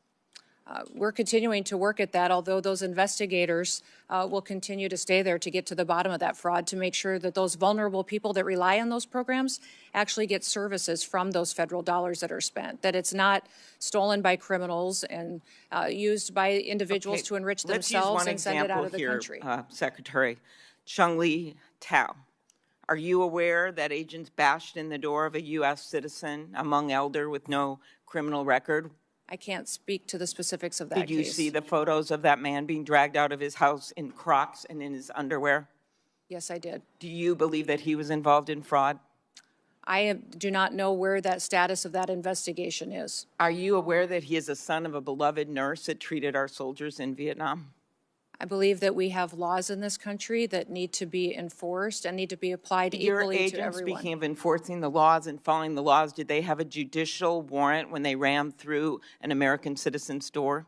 Our law enforcement officers follow the same protocols and procedures that all law enforcement do. Are you aware that he tried to show his identification to show that he was an American citizen and they didn't want to see it? Again, these officers conduct themselves in processes. If something was done inaccurately, then certainly we will make sure that we correct it and rectify it in the future. Are you aware that the person they were looking for was in prison and had been in prison for years? Yes, I am. That's a target. Yes, we do targeted operations going after and looking for. Do you agree that it is unacceptable for your agents to ram into someone's door and drag someone out in their underwear and below zero temperatures when they have the wrong guy? Our officers conduct targeted operations and utilize the law processes that are given to them and the tools. You will not answer that you think that's wrong. They needed to identify that individual, and they couldn't identify him by looking at his identification. Instead, they had to drag him out, throw him in a car, and drive him around for an hour. How about pulling off off-duty police officers, Madam Secretary, every single one of whom made clear who they were? They were people of color, off-duty police officers. In Brooklyn Park, Minnesota, the chief described how one off-duty officer, someone of color, a U.S. citizen, was stopped and confronted by ICE agents with their guns drawn, demanding her proof of citizenship. As Chief Bruley said, I wish I could tell you that this was an isolated incident, but the other chief said it had happened to their own officers. Why were these officers stopped? We have thousands of law enforcement operations that we do every single day. Do you think they were stopped because they were people of color? Were they racially and drug profiled? traffickers off our streets? When I look at these American families that have been victimized by criminals that we have removed from cities and from communities. I'm grateful for the work that our ICE officers do. And by your only focusing, are you defending stopping I would like off-duty to hear you police talk about some officers of the of color operations and that we've done dragging a to Hmong bring elder people out of to his justice. home? When you only talk about these situations like this that we are conducting, and you don't talk about the good work that they do to protect people from being victimized by people that are in this country that want to conduct violent crimes against them or take advantage of them. The laws need to apply to everyone, and we're out there enforcing the law. I am a former prosecutor, Context is Ms. Noem, incredibly and important. I have always in every worked with our situation. police well, but that's not what was going. These ICE agents were not following police procedures. After the killings of Renee Good and Alex Preddy, when I spoke to Alex's parents, they told me that you calling him a domestic terrorist, this was directly from them, the day after he was killed. A nurse in our VA, Alex, one of the most hurtful things they could ever imagine was said by you about their son. Do you have anything you want to say to Alex Preddy's parents? We were relying in the hours after that incident that was so horrific on information we were getting from the ground from our I just agents. asked if you had But I would anything you say wanted to say to the parents or to the family that's of what Renee I'm doing Good right after now, is you that called I them domestic can't terrorists. even imagine what they have gone through in the loss of their son and the loss of their family members. But It's how about absolutely specifically tragic, calling them and I domestic send terrorists them without any evidence of this. that? Sir, ma'am, I did not call him a domestic terrorist. I said it appeared to be an incident of. I think the parents saw it for what it was. After the killings, the federal government refused to cooperate with state law enforcement. Agents blocked Minnesota investigators from accessing the scene. I know because I got directly calls from the mayor. I tried to call the DOJ. I tried to do everything I could because they were very worried about what was going to happen immediately, especially after Alex Preddy's death. Do you think that blocking local law enforcement from the scene of a shooting makes people safer? Yes or no? Actually, our HSI law enforcement officers risked their lives on that scene, preserving evidence and keeping the violent rioters away from the evidence so it could be preserved for the investigation. What life was lost at that scene, Secretary Noem? Yes, I understand It was that. Alex Preddy's life and that was after lost. it became very. I believe it is in the interest of justice to have a full and transparent investigation. Is the investigations being led by FBI and internal investigations as well into this incident? Will you commit to reversing the decision to cooperate with the Minnesota Bureau of Criminal Apprehension, an agency of seasoned professionals that the agents worked with directly, FBI agents worked with directly to investigate after the shooting assassination of Speaker Hortman, after the killing of those two little kids in that church with the bullets going through those stained glass windows? In both incidents, our federal and local law enforcement worked together and are working together in those investigations. But they have been blocked, the locals have, from being part of this. Why is that, Ms. Noem? The FBI is leading this investigation, and I would leave that question for them to answer. Thank you. Before Senator Blackburn, without objection, I'll introduce into the record unaccompanied children case study that the Trump Health and Human Services provided to my office. These records describe horrible cases in which children were forced to work to pay smuggling fees, physical assaulted by sponsors, and denied chance to attend schools. The unaccompanied children case study are further evidence of the previous administration's policies to put children in harm's way. I appreciate the cooperation of the Trump administration. Is there any objection? Mr. Chairman, Proceed. I do not object, but I would like to have unanimous consent to enter into the record the details of the 3 instances where the Secretary referred to the victims that we've discussed and as engaged in acts of domestic terrorism. We have the exact statement, the exact date and time that you made those statements. I'd ask unanimous consent to put those in the record. On both requests, any objection? No objection heard. Senator Blackburn. Thank you, Mr. Chairman. Madam Secretary, thank you for being here today. And I want to thank you so much for the work that DHS and FEMA have done in Tennessee. with the recent ice storm, but also previously with Hurricane Helene, and the responsiveness we have gotten from FEMA, the difference from the previous administration and your administration has been noted by people in Tennessee, and I just want to express my gratitude to those employees that are working so hard. So we truly are grateful for that.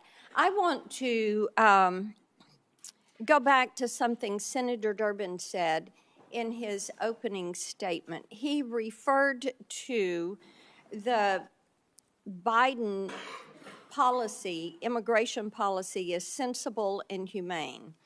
And in his comments, he said there was a sensible and humane way to deal with immigration, but he felt like Biden's policy was sensible and humane, and what you all are doing is not sensible and humane. And this struck me because the Biden administration allowed hundreds of thousands of those illegally entering the country. We have seen hundreds of thousands of migrant children that have been lost. There is nothing sensible and humane about that.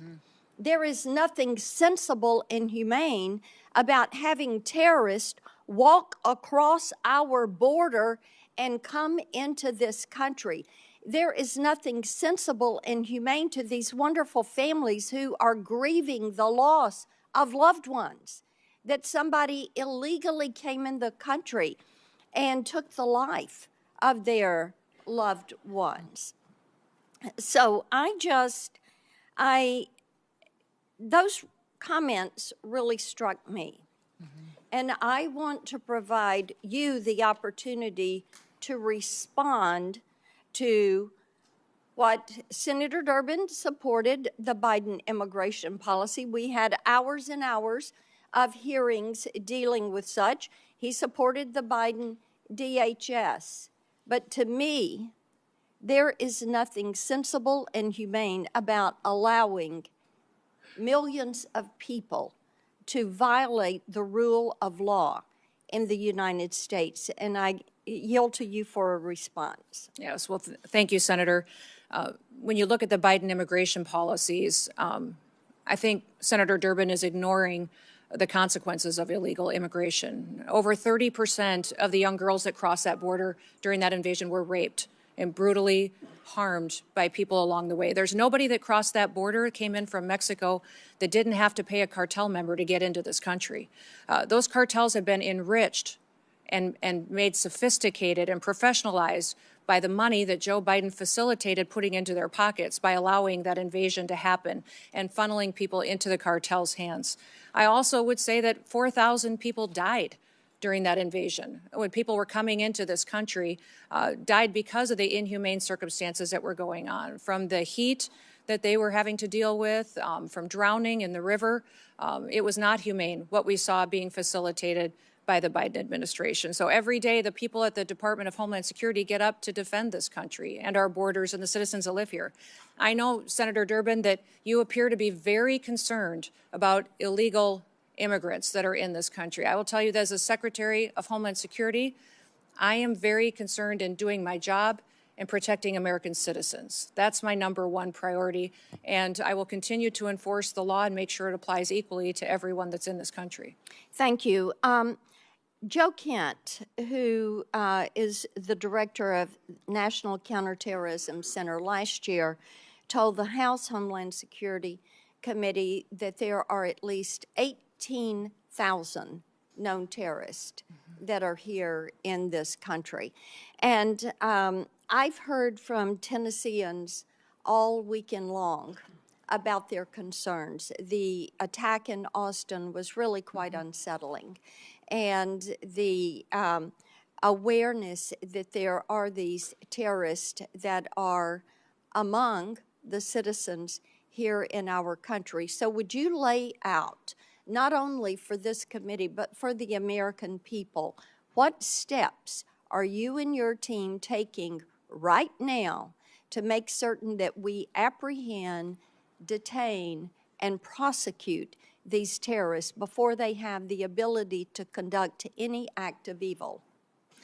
Well, Senator, when you let millions of people into this country unvetted, you truly don't know how many dangerous, known and suspected terrorists there may be in this country.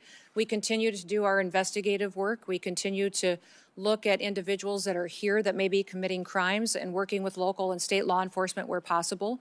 What I would say is anybody that we know that the Biden administration has given green cards to or naturalized. We're going back and re-vetting those individuals, those who came in under refugee programs. We are re-vetting those individuals and interviewing them and talking to them to ensure that they are someone who is here appropriately and they didn't come in under a program that was abused by the Biden administration. We continue to use our intelligence and analysis department under the Department of Homeland Security to gather intelligence and cooperate with other intelligence agencies and with the FBI to go after and to prosecute those who would wish to do us harm. We're grateful for the American citizens that work with us, and we understand that people who are in this country illegally and have final removal orders should be detained.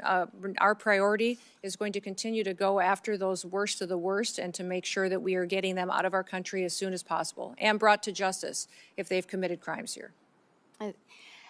There are a couple of bills we were able to fund in the Working Families Tax Cut Big Beautiful Bill back during the summer, and we're so grateful for President Trump and the attention that he put on some of these issues of protecting the American people and making that the priority. And you know, that's a part of upholding our oath. I think many of us were struck last week when the president asked, do you think it's the first order of business to protect the American people? And many of our colleagues on the other side of the aisle just sat there. That was stunning. So we're grateful for this focus on protecting our people. There were two bills, the Prince Act and the End Child Trafficking Now Act. These are pieces of legislation I've pushed forward. Now, this helps with protecting these children that are being trafficked, many of them globally trafficked. We're fully aware that Homeland Security investigations, and I think they're defunded right now during this shutdown, are trying to find some of these traffickers, rescue these children, and return them to their families. These two bills allow the collection of DNA and fingerprints so that we can stop this repeat trafficking of children. And I want you to talk for just a moment about the importance of having this legislation on the books and how you were using this to help break these global trafficking rings. Yeah. No, I appreciate those bills, and I'm hoping that this body will find them important and get them signed into law as soon as possible. Collecting of DNA is incredibly important to making sure that children aren't being abused or trafficked. But we saw many times during the Biden administration where the same child would be used by cartels to move individuals into this country illegally. And so one of the policies we put it back in place as soon as President Trump came into the White House is DNA testing of those individuals coming into our country. When we interdicted them, that we would ensure that they were the family that they said that they should be, and that those children weren't being moved with strangers or abused and trafficked by them. One of the things that has come up regularly when I'm out and about around Tennessee is that we have some of these mayors and governors that have recently demanded millions of dollars in taxpayer reparations for having ICE in their communities. Now, in the case of Minnesota, they're looking at as much as $18 billion in fraud. $18 billion.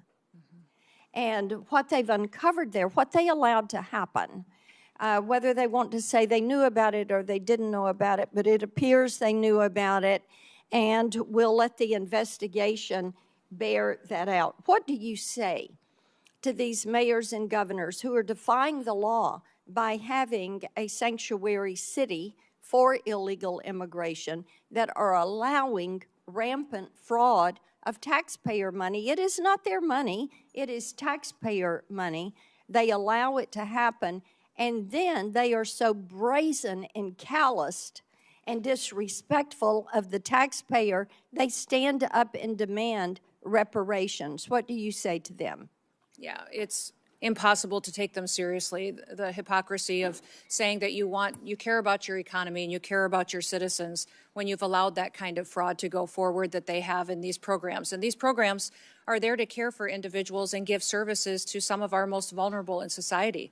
Those individuals that have developmental disabilities, individuals who need special services in order to care for them and to help those families for a period of time with individuals and their family members that need to be that specialized care. They have stolen that from them, allowed individuals to abuse those programs, and have done it to the detriment of not just their families there, but also the businesses there and the educational entities and even their credibility to speak.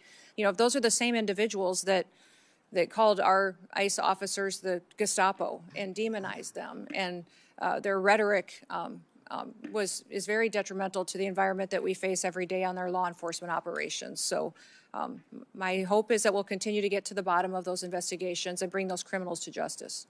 Before Senator Coons, Senator Durbin wanted to. Mr. Chairman, the senator from Tennessee invoked my name several times, so I'd just like one moment to respond. What she said is simply inaccurate. I didn't mention the Biden administration at all in my opening statement. What I said, and I still believe, is that if we work together in a positive, good faith, bipartisan effort, we can come up with a sensible, humane immigration law for America. You've heard the witness say repeatedly, we write the laws. She's correct. We need to accept the responsibility of writing a law that is sensible for this country. What I think is happening now in this administration is neither sensible nor humane. I yield. Senator Coons. Thank you, Mr. Chairman. Madam Secretary, thank you for appearing before us. It is your duty and mine, all of ours here, to protect our American homeland and our citizens, but to do so in a way that is legal, that is humane, that is effective, and principally constitutional. So let's get to that. Foundational to the administration's entire immigration agenda and to everything we've seen in the streets of Minneapolis and other cities across our country is your pursuit of higher and higher numbers for deportation, the mass deportations that Stephen Miller designed and President Trump has ordered you to implement. It's why we have roving patrols racially profiling whomever they see and creating a show-me-your-papers state. It's why you go into sensitive locations like churches and hospitals and schools. It's why you have been arresting children, the elderly, refugees, the disabled, including a resident in my own state suffering from severe developmental disabilities. When there's pressure on you to hit high numbers, you don't have the time to focus on targeted effects to find violent criminals on the run. It's easier to simply round up people here breaking no laws and contributing to our communities. It's why you deny people due process and rush them out of the country. And it's why you've put poorly trained ICE recruits on our streets engaging in reckless and dangerous tactics. Does DHS, Madam Secretary, operate on any quotas or numerical targets for immigration arrests every day? No, Senator, we do not. We do targeted law enforcement operations going after those worst of the worst criminals that are here illegally. I would certainly prefer it if you did targeted operations against the worst of the worst. But just last year, Stephen Miller, who's the president's Homeland Security Advisor and Deputy Chief of Staff, went on Fox News and said we're setting a goal, a minimum of 3,000 arrests for ICE every day. And President Trump is going to keep pushing to get that number higher and higher. He's the Deputy Chief of Staff and Homeland Security Advisor, and he oversees immigration policy for the president. What's your response to his public quote? Sir, there is no quotas at the Department of Homeland Security. When we do law enforcement operations, we do them on targeted enforcement, getting public safety threats off of our streets and out of our communities to protect the American people. Thank you. And you agree that setting quotas would actually put improper pressure on law enforcement to conduct themselves in ways that might not be in the best interest of their safety or the public? Senator, we don't have any quotas on our law enforcement operations. Have you ever issued any guidance rejecting the use of numerical targets or quotas? I usually put out notices on things that are impacting our operations. There's been no discussion or requirement on numerical quota targets. Therefore, there would be no need to reject them in a memo unless I feared that they were being implemented, which they're Ma'am, here's not. why I think there might be real value in your putting out a memo saying, I reject any quotas. It's not just what Stephen Miller said last May. He's reportedly, and I have many press accounts of this I can submit for the record, making conference calls, berating agency officials, threatening to fire them, threatening to fire the leadership of field offices that are in the bottom 10% of arrest numbers. I would suggest that it's this constant drive for higher numbers that has been behind a lot of what we've been seeing in terms of the failure to actually focus on the worst of the worst and targeted enforcement, and to instead do things like roving patrols and profiling. Let's move on. Steve Bannon, long an advisor to the president, one of his earliest public supporters, recently said that ICE should be deployed at the polls in the next election. Will you rule out the deployment of ICE or CBP to polling places this November? There are no plans to have ICE officers at our polling locations. And I'm glad to hear that, but would you rule it out? Would you say it will not happen? do you plan on illegal aliens voting in our elections, Senator? I do not. In Okay, fact, then the there should be Heritage no need to, Foundation, unless you plan on illegal Madam aliens Secretary, voting. the Heritage Foundation recently concluded that over a 20-year period where they reviewed hundreds of millions, billions of voting cases, they found only a small handful of actual cases of illegals voting. So I'm concerned by your rebuttal, which suggests you may be unfamiliar with 18 U.S.C. Section 592. Are you familiar with this federal statute that relates to sending armed men to polling places? There are no plans to send any of our law enforcement officers to But polling Madam Secretary, locations. you're sir. clear it would There be a have been federal illegal crime aliens. for you to do so. There are illegal aliens that have voted, and it's been proven in the past in certain cases in certain states. We provide a program to states. I think we have 27 different states that utilize our SAVE program now to verify individuals that are eligible to vote in their elections. And as states run their election systems, we encourage them to use that to make sure they maintain their election integrity. Madam Secretary, can you understand how when Steve Bannon says publicly, we should have ICE at the polls, and you say there are no plans, that's not enough to rule out the possibility of a violation of this long-standing federal law? Will you issue a directive that ICE and CBP should be nowhere near polling places this November? We have no plans to have ICE officers or law enforcement at polling locations. States are responsible for running their elections, and we're giving them tools and mitigation efforts that they can utilize in order to make sure they maintain the integrity of those elections and that individuals can trust their systems to ensure that their vote counts. Let me move on to training. I was long responsible for the second largest police agency in Delaware. I understand and recognize the critical role that training plays in keeping law enforcement officers safe, in making sure that they perform their important duties as effectively as possible, and that they understand the obligations of policing in a democracy. A whistleblower recently testified that ICE's training process is, quote, deficient, defective, and broken, raising concerns about how you cut training time in half, reducing training hours by 240, and cut out key courses on the use of force and constitutional obligations. He also testified to a culture of fear that pervades ICE and a constant effort to churn out more trained officers in order to achieve higher numbers. Your department put out a statement that the training is the same number of hours that officers have always received. So let's be clear. Is it your sworn testimony today, Madam Secretary, that training hours have not been reduced for any recruit compared to where they were, say, a year ago? Senator, our ICE officers are trained when they come on board the department 56 days. We've changed the format of those days. Instead of 5 days a week, 8 hours a day, they now do 6 days a week, 12-hour days. We also give them 28 days of on-the-job training so they can have more hands-on experience with individuals that have served a longer period of time in law enforcement and have that experienced officer supporting them going forward. What I would say about your whistleblower is that your whistleblower came to FLETC, which is the area academy where we train over 130 different federal law enforcement agencies.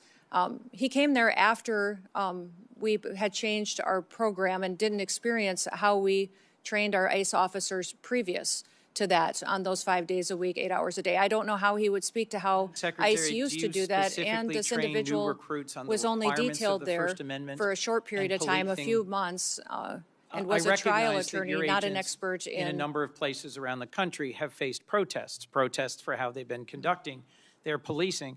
Do you specifically train your new recruits on how to handle peaceful protesters in the context of the First Amendment and their rights? Yes, they are trained in that, and they are annually trained and updated with legal guidance, with constitutional provisions, de-escalation techniques, in driving techniques, medical aid, intervening, use of force. All of those are things that our individual officers are trained on. January what has 22nd, happened? you put out a press release that said enforcement and removal operations, ERO training, was 42 days. But on February 23rd, just a month later, the same day that the whistleblower testified, you issued a new press release saying it was 56 days.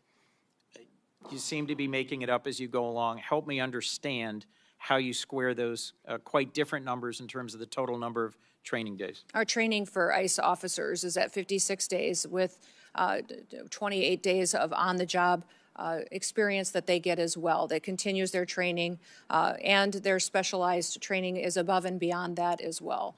And we're grateful for those individuals, many of those individuals that have come and joined ICE. We had over 220,000 individuals apply to become ICE officers. We've hired approximately 12,000 of those, and many of those had previous law enforcement experience when they came to serve with us. Last question, Madam Secretary, about Afghans. Americans fought, served, and died in Afghanistan over 20 years. Many of our service members critically relied on translators and on Afghans who served and fought alongside them. I've gotten to know a number of them who came to this country and were thoroughly vetted and were frankly heroes who had risked their lives alongside Americans. At the moment, I believe your leadership at DHS has abandoned our commitment to the Afghans who served alongside us. There are currently many trapped in a center in Qatar, and at least 150 of them are the family of current active-duty U.S. military forces. It is within your power to create a process for them to seek waivers of the refugee ban so they could come into the United States. Will you consider doing so? We'll continue to do our due diligence on vetting individuals that come into this country, especially those who came in on a refugee program, and make sure that vetting process was thorough. We found deficiencies in how the Biden administration was doing that. Will you commit to not forcing any of them back situation. into the waiting arms of the Taliban, who will certainly torture or kill them? We'll continue to look at every situation and make sure they qualify for the programs to how they're laid out in statute. Madam Secretary, as I said at the outset, it's your obligation and mine to protect our homeland and American citizens in a way that is legal, effective, humane, and constitutional. My concern is that across all the different incidents that have been spoken about today, you are failing to do so. You are failing to deliver legal, humane, effective, and constitutional protection for the American people. Thank you, Mr. Chairman. I got three things to do before I call on Senator Britt. First of all, Madam Secretary, you can correct me if I'm wrong, but it seems to me the answer you should have given about Steve Bannon is he's not even in the administration. Correct. So why would he have any influence over what you're doing? Correct. Secondly, we're going to take a break after Britt, Blumenthal, and Schmidt. Lastly, without objection, I'd like to introduce evidence of potential human trafficking that I sent to the Biden administration as part of my unaccompanied children oversight. For over a decade, I've exposed how children in this category and the program associated with them have been subject to harm, abuse, and even sex and labor trafficking. Thanks to Secretary Noem, Trump administration, greater transparency has finally been brought to this issue. Senator Britt. Thank you, Mr. Chairman. Thank you, Madam Secretary, for being here today.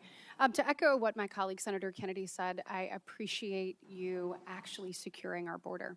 The work that President Trump has done, and you alongside him, to make sure that we don't have just an actual invasion happening every day, like we saw under the Biden administration. I believe we had about an average of 5,000 people a day that came over the border during the Biden administration, many of which are unaccounted for.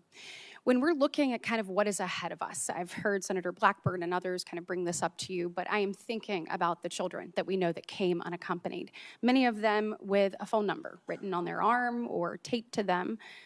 Senator Blackburn mentioned that the Biden administration did away with the DNA policies. We know many of these children have been trafficked into our interior. You mentioned the rape, that 30% of women, is that right, that came across our border were most likely raped in the process. The 4,000 people that died, the inhumane circumstances that were created, and the enriched cartels as a result. As a result of 4 years of the Biden administration, the cartels were stronger and more prosperous, and unfortunately had a greater grip on our interior. It is your job to make sure that we unwind that we keep American families safe, that we abide by the law, that we enforce the law. The way we do it matters. We have to do it the right way. There are countless families sitting behind you who have either had a loved one injured or lost because of the lack of enforcement of the previous administration. Do you commit to me today that you will ensure that no family has to go through this again, that you will use the tools at your disposal the right way to protect American citizens? Yes, I will use every tool I have available to make sure that we're protecting as many Americans from having to go through what these families have had to go through. And Secretary Noem, I want to talk to you about these children. Where are they? Yeah. We didn't have hearings about them under the previous administration. I want to know where they are. How many children do you think are in our interior unaccompanied for? Are they being sex trafficked, labor trafficked? Where are they? Yeah. And how many have you found? And what is your plan to find all of them? Every one of those children deserves to be seen, deserves to be found, and I appreciate the president's commitment to making that happen. I want to know what you're going to do to follow through with it. We're going to continue to do our work. We found 145,000 of those children so far, identified them, returned them back to their loved ones, and taken care of them. We will continue until we find every single one of them. The Homeland Security investigations teams are the most specialized law enforcement officers for getting into these networks, these trafficking networks, and making sure that they're not just finding one child, but finding the network that is trafficking hundreds of children, and make sure that we're bringing them back home and helping them heal. Well, let's actually talk about HSI. We have heard ICE be vilified across the nation, called Nazis, called Gestapos. I want to talk about ICE HSI for a second, because you just mentioned it. When we are looking at finding child predators, when we're looking at finding people who are exploiting children, when we're looking at cyber crimes, human trafficking, when we're looking at drug smuggling, weapon smuggling, HSI does the hard work, do they not? Yes, they do. I want you to see behind me. These are some of our most notorious and high-profile criminals in recent years. Sean P. Diddy Combs, El Chapo, R. Kelly, Jared Fogle, Josh Duggar, the Merchant of Death, Victor Boot. And what do all of these criminals have in common? All of them were brought to justice with the help of ICE, HSI. Does that sound like the work of Nazis or Gestapo, Madam Secretary? No, it does not. This sounds like an agency that is working for the American people, who is taking bad actors off the streets and is doing the hard work for our most vulnerable. Can you speak a little bit to the work that you've seen HSI do? These HSI officers are, I believe, the most exceptional law enforcement officers that we have at the federal level. They specialize not just in identifying sex traffickers and human traffickers, but also any kind of money laundering, financial investment. They partner with our other intelligence agencies to use that information to build cases that we then win in prosecutions and hold those people accountable. And they all have families. They all have families that they care deeply about, and when you talk to them, they will go on and on about how they do their work to make sure that families in the United States can be safe and that they have a future and they can walk down the streets and continue to be entrusted that their kids won't fall victims like they see so many times in their work when they do these types of cases. Changing gears a little bit, when we're talking about just immigration enforcement in general, I know I've had a number of questions from constituents over the weekend about the number of known and unknown terrorists in our interior. We know the numbers that came through the border, but we also know the countless numbers of known gotaways that we don't know who they are, where they're going, or what their intentions are. Madam Secretary, what we saw in Austin, I think, was chilling to so many people.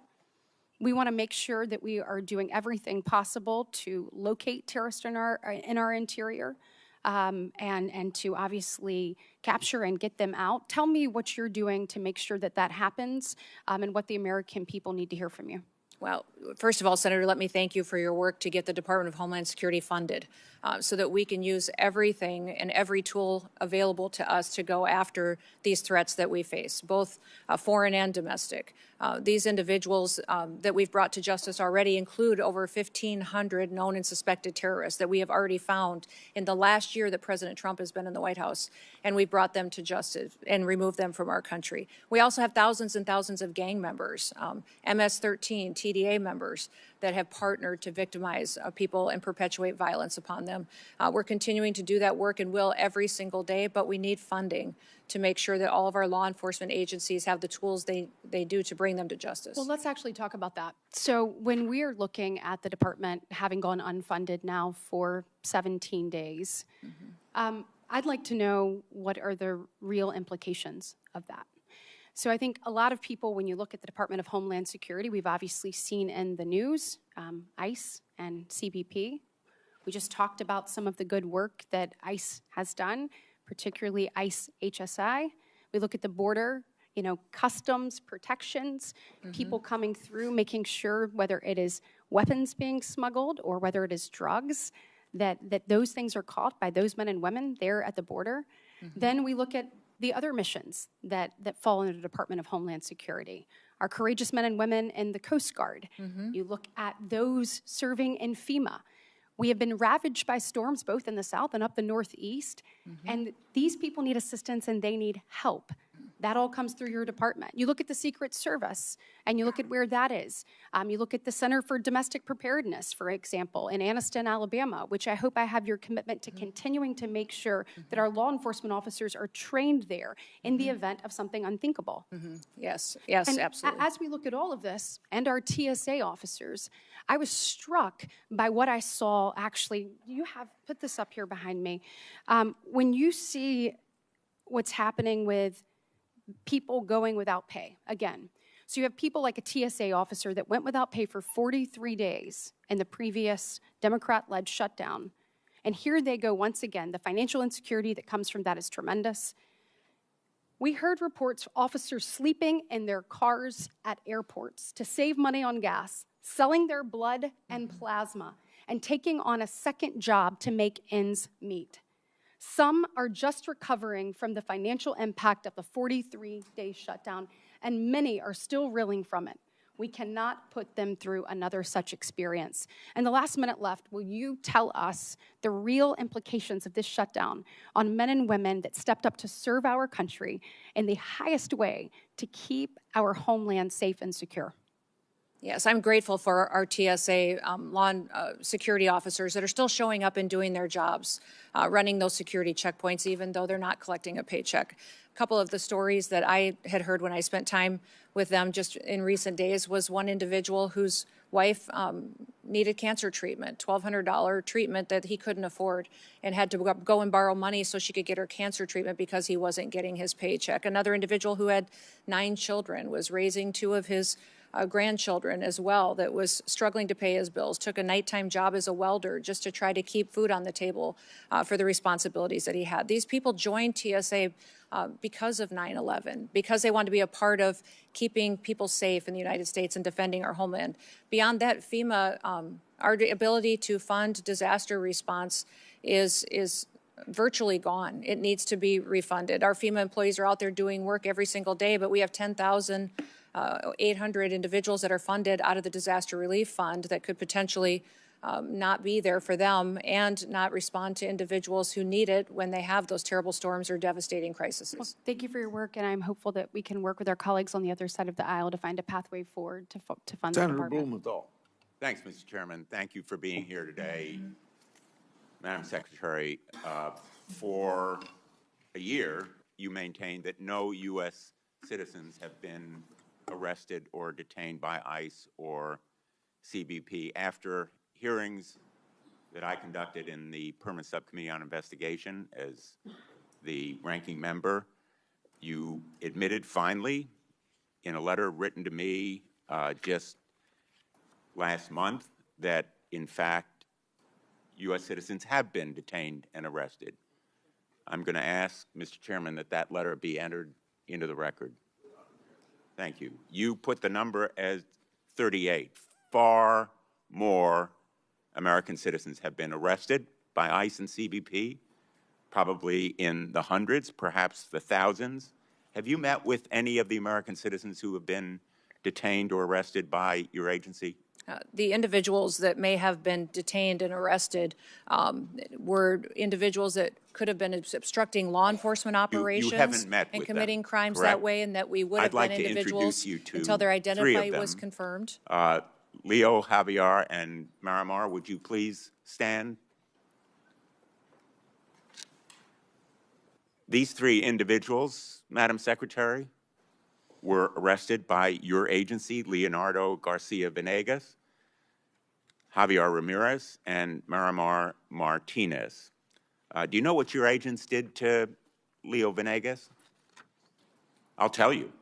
On May 21 of last year, they entered the private property at a house that he was constructing without consent, without a warrant, illegally.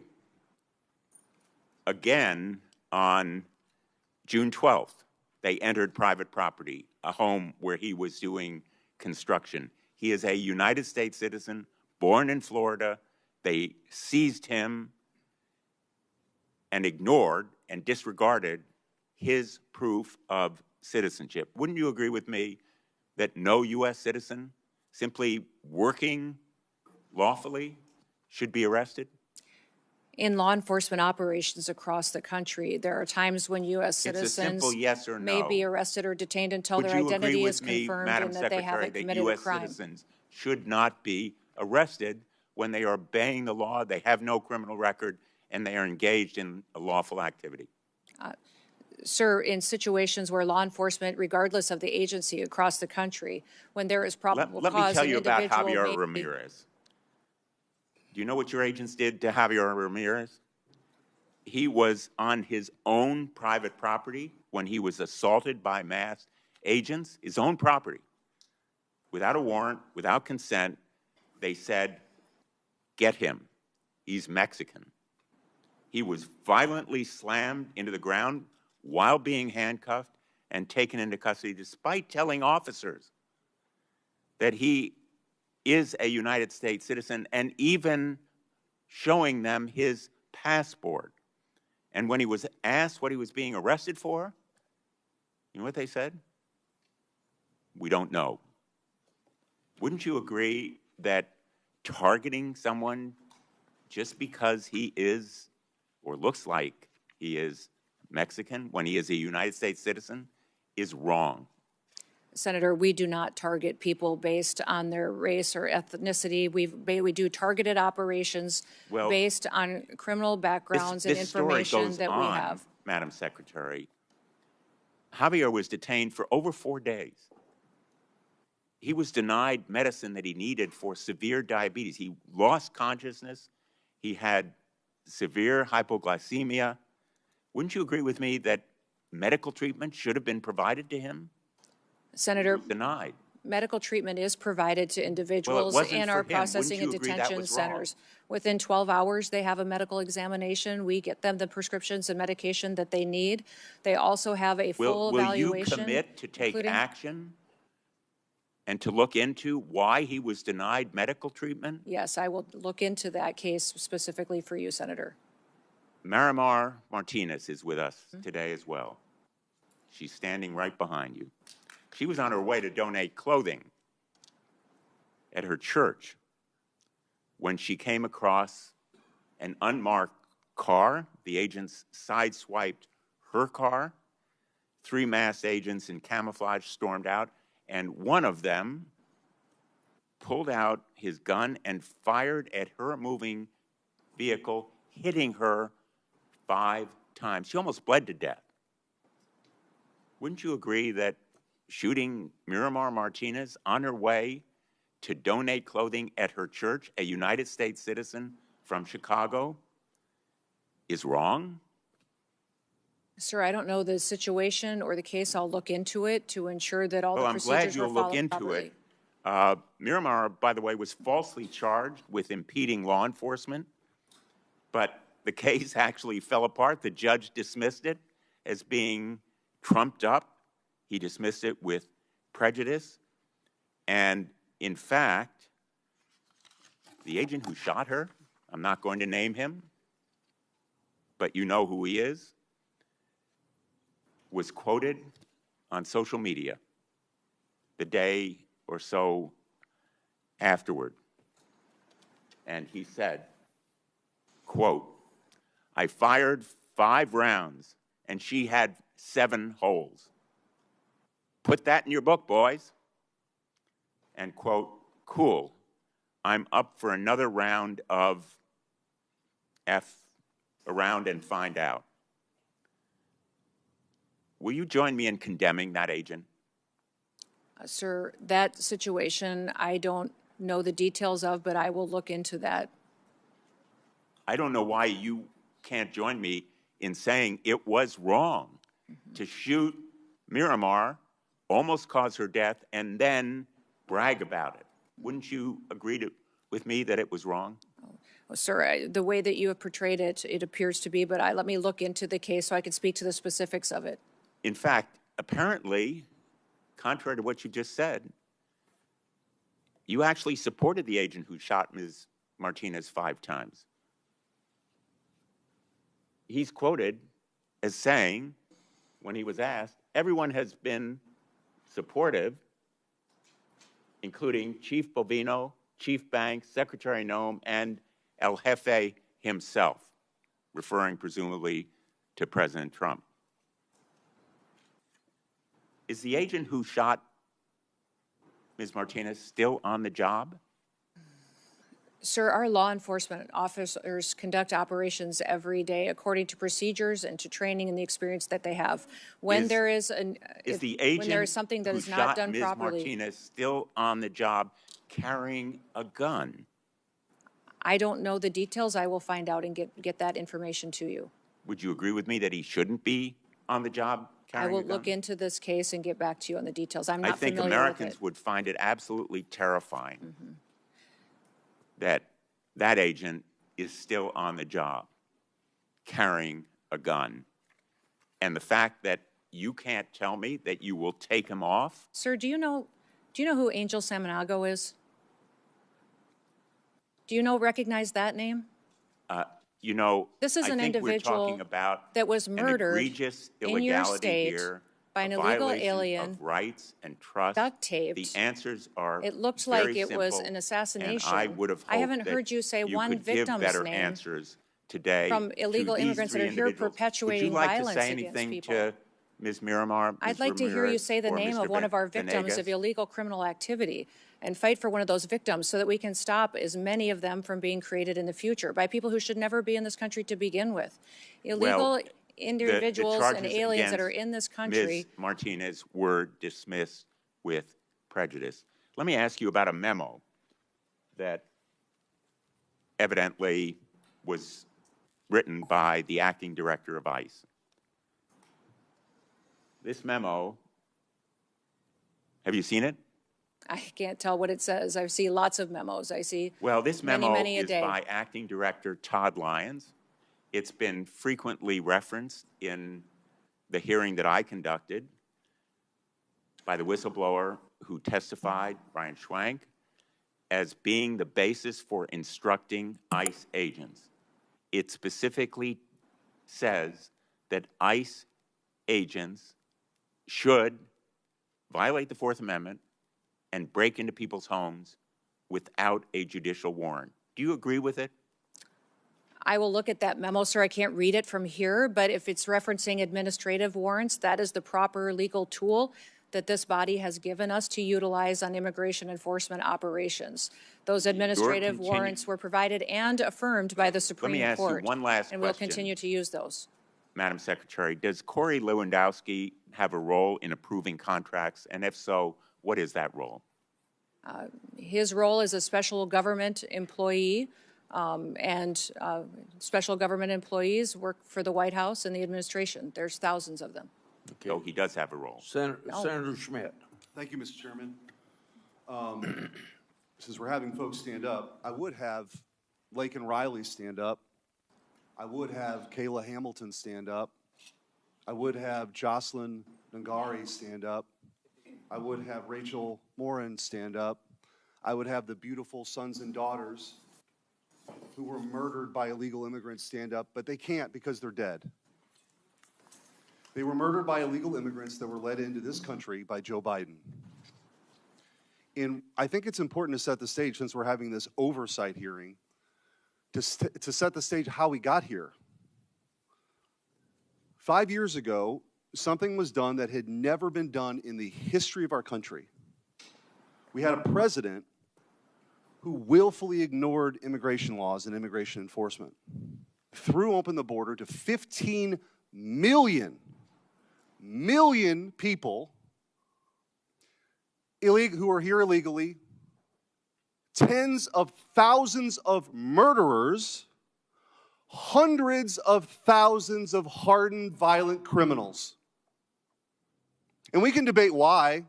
I know why. They're trying to pump up the numbers for their congressional districts because they lost the case with the American people. But the tragedies that ensued, the tragedies that were left in the wake of this disastrous policy are what we're left with. And your job now is to finally enforce our immigration laws. And they don't like it. They actually don't think that anybody should have to leave. Because if you create the problem so big, which is what Joe Biden and the Democrats tried to do, the only solution is mass amnesty. And I'm here to tell you, we're not doing it. And the mass deportations will continue. Thank God we front-loaded the money for ICE. Thank God we did it. Because it was just a matter of time. Now, by the way, the outrage machine has moved on to something else, so I actually have hope that maybe we'll actually approve DHS funding. But we're not kneecapping ICE. We're not doing it. We're not going to take away the tools that they have to deport criminals in this country who are raping and murdering sons and daughters. So for all the spectacle that the Democrats want to create, the American people will not lose sight of what this mission is, which is to restore American sovereignty. No country, no sane country would ever do this. We lived through it. Now it's time to fix it. And this sanctuary status that many of these jurisdictions, there's about 11 that matter the most in this country. But what is that about? What does that really mean? It means that the local leaders will not tell ICE when rapists and murderers and criminals are released from prison so they can be deported. Think about that. Think about that. That's what's happening. And by the way, it's happening in Northern Virginia.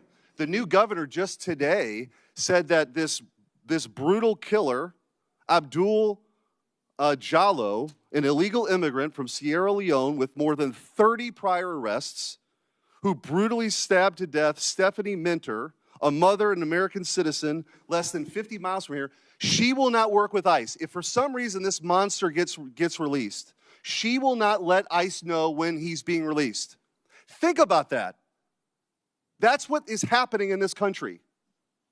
So forgive me if I don't want to be lectured by the Democrats on this point.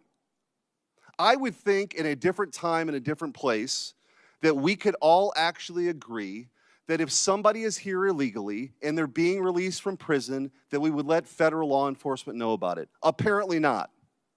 And so if you want to know why we had the flashpoint in Minneapolis, it's because it's a sanctuary jurisdiction that wasn't letting anybody cooperate.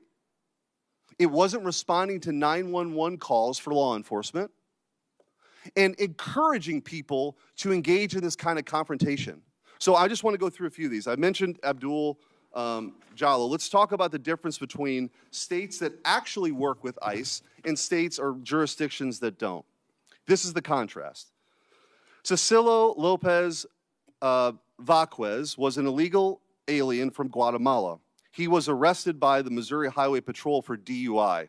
Cecilio had previously been deported in 2006 and had an active rape warrant in Guatemala. Missouri is not a sanctuary state and turned Cecilio over to ICE. He was deported. Thank God. Hernando Garcia Morales was an illegal alien from Mexico. He was arrested multiple times in New Jersey for crimes including burglary. New Jersey is a sanctuary state, failed to notify DHS or ICE. He was released. On January 9th of this year, he threw a baseball-sized rock at a school bus, shattering a window and hospitalizing a third grader. Ariel Nunez Figueroa was an illegal alien from Mexico with an arrest warrant tied to the murder of 43 students at the Ayotzinapa Teachers College. ICE arrested him in Houston, Texas, not a sanctuary city. DHS deported him on March 6th.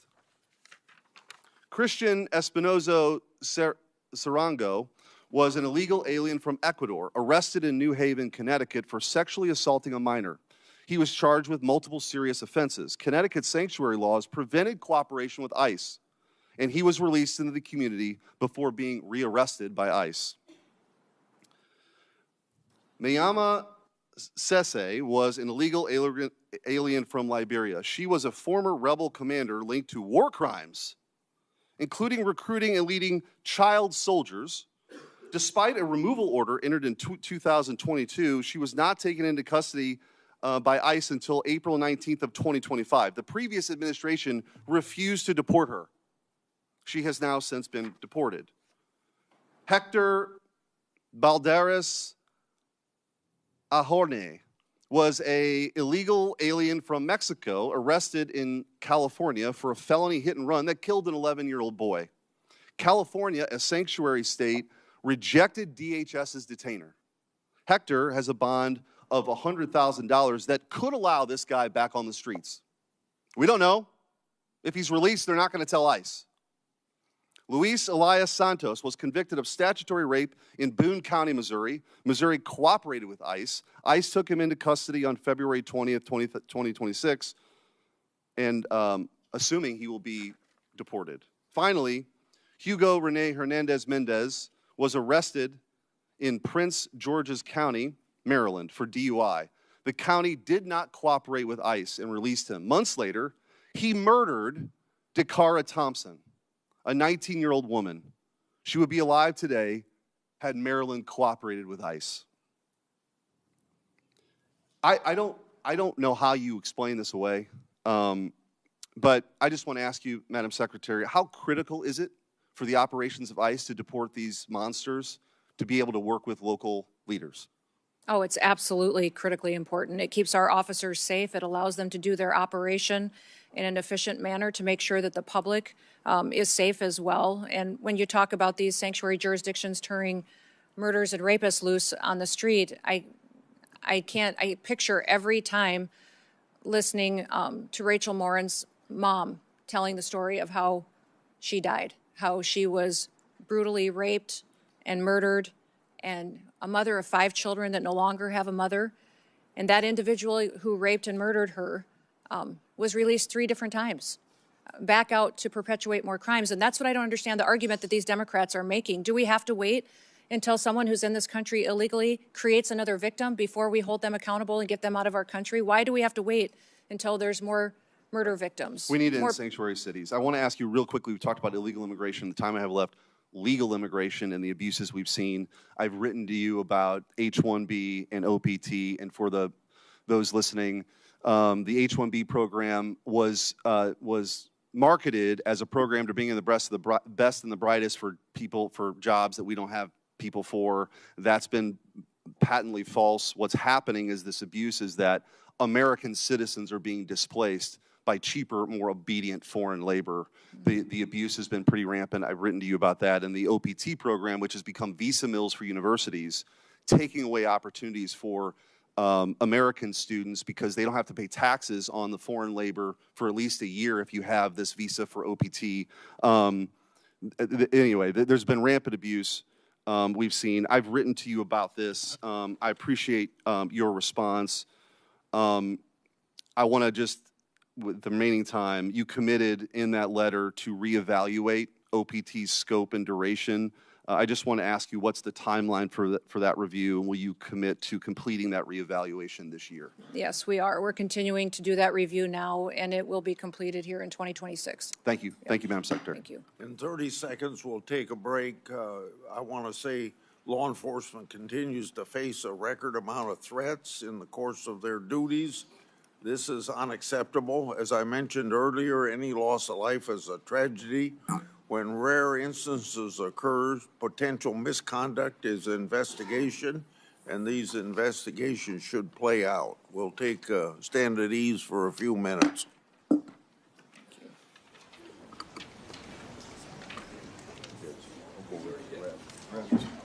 Yes, sir.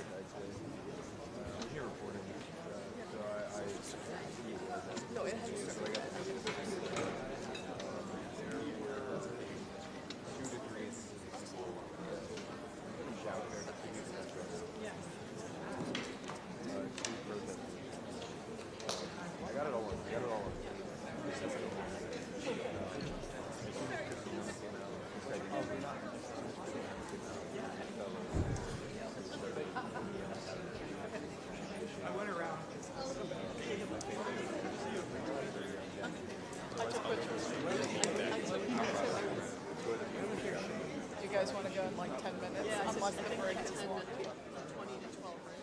No, I would say we have to go at least 5:25. Yeah. Yeah, so So you want to wait 10 minutes and then off we go? yeah, like 7 more minutes. 11:33. I was gonna figure out how to get it. Yeah. 7 more minutes and then or should we just go? We'll wait 7 more minutes because I don't want to stay online again. Oh, no, it's good. Yeah, we can wait.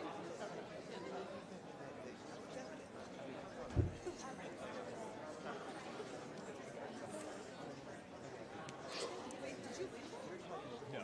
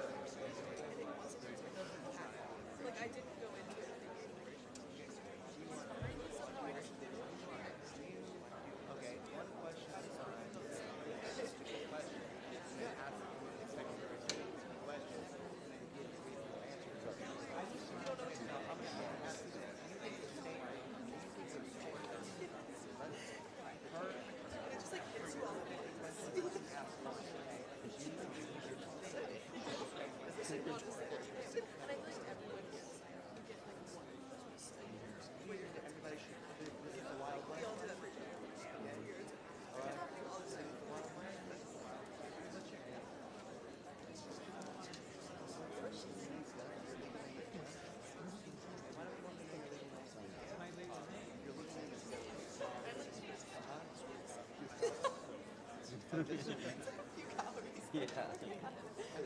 Something in your step.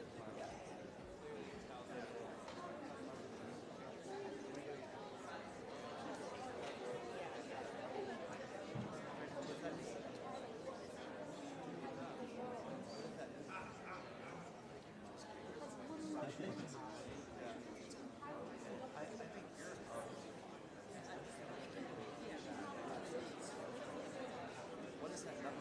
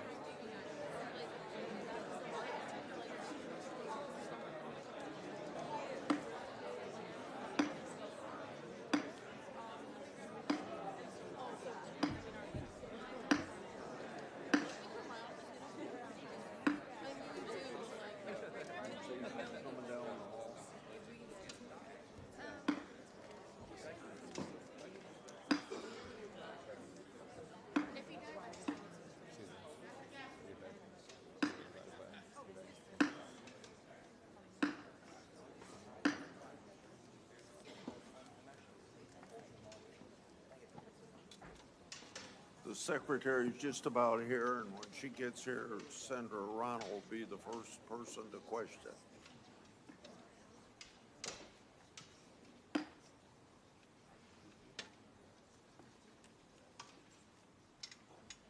How'd you know she was in the hall? She'd be here by now.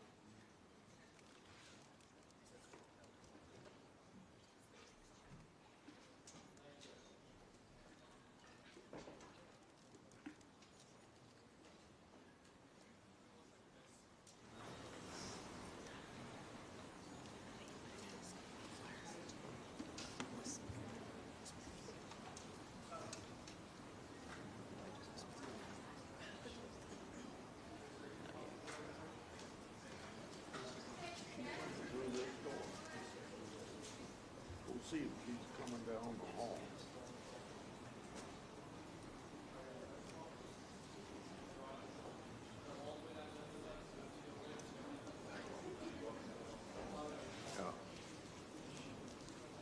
I just checked, the secretary is coming.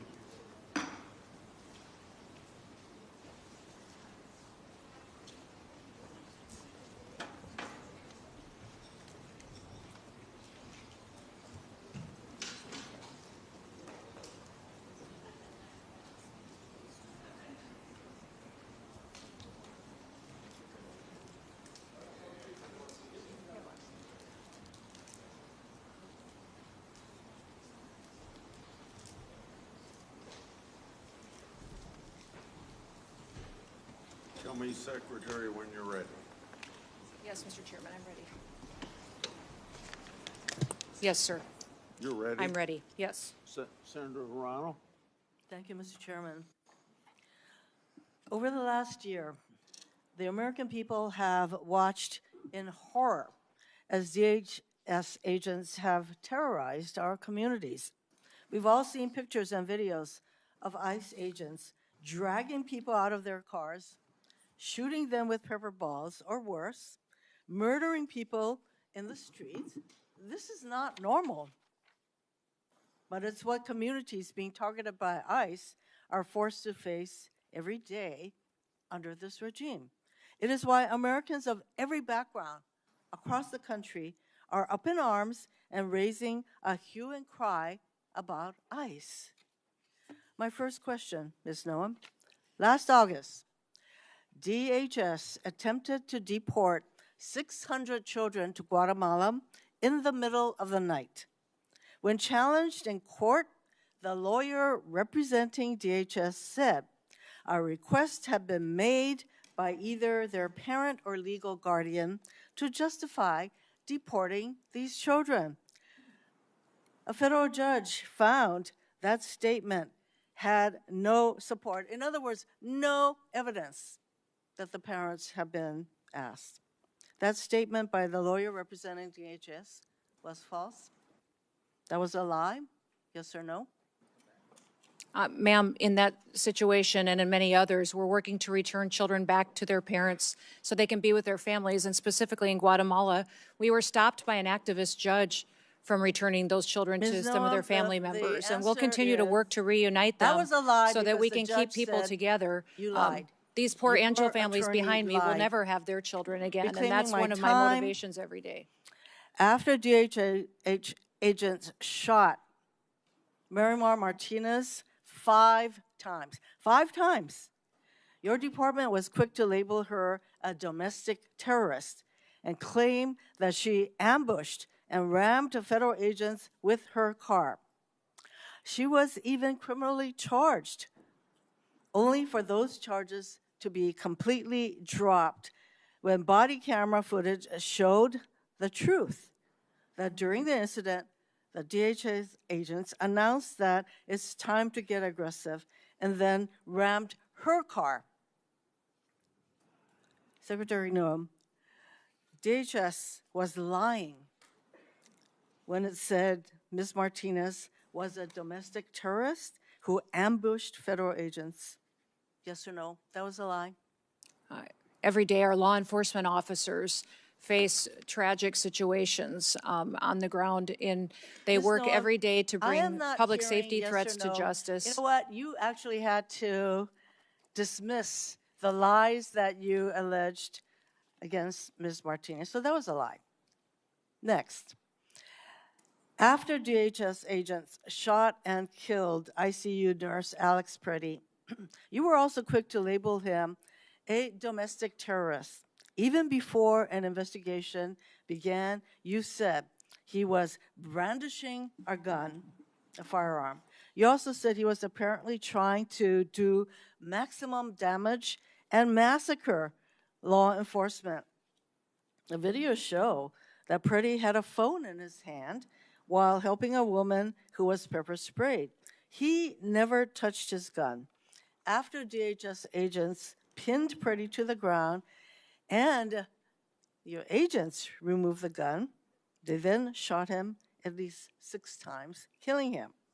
Secretary Noem, when DHS claimed that Mr. Pretty was a domestic terrorist who was brandishing a firearm, that was a lie. Yes or no? That investigation is still ongoing, being led by the FBI, but when that horrific day happened in that tragic situation, we continued to relay information from agents on the I'm ground not hearing to get your answers information to a the American simple public. Yes or no questions. So, moving on. Secretary Noem, in this photo, this man is on the ground and there are multiple people holding him down. Yes or no? Yes. You see? Yes or no? Yes, he's laying on the ground, and there are Yes. multiple people with their hands on him. Yes. So that is what the American people saw. This man is completely subdued on the ground with multiple DHS agents on top of him. Despite being pinned down, a DHS agent soaks him with pepper spray, which can blind and burn a person. You can't even see his face. That yellow substance is pepper spray because your agent deemed it necessary to cover his face with pepper spray. Next photo.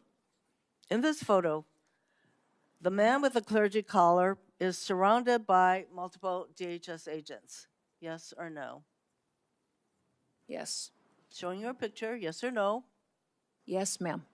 That is what the American people saw. This man is Reverend David Black, who is the senior pastor of the First Presbyterian Church of Chicago. He had his arms up in prayer when ICE agents fired pepper balls directly at his head. They shot him 7 times, including twice in his head. Next photo. In this photo, do you see the woman on the ground? Yes or no? Yes.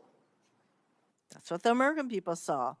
This is just after your DHS agent violently shoved her against the wall and down to the ground in front of her 2 young children. She later went to the hospital. Secretary Noem, under your leadership, DHS attacks Americans and acts as if the law doesn't apply to them. That recklessness and lack of accountability stem from the lies that you and your partners in this regime are constantly telling. Oh, it's domestic terrorists. They were aggressive, whatever. Meanwhile, Stephen Miller, a top White House official, declared to an ICE officer, you have federal immunity in the conduct of your duties. To all ICE officers. That is Stephen Miller. When DHS agents hear what you and the White House say, those agents think they can do anything. They know there will be no accountability for their lawlessness.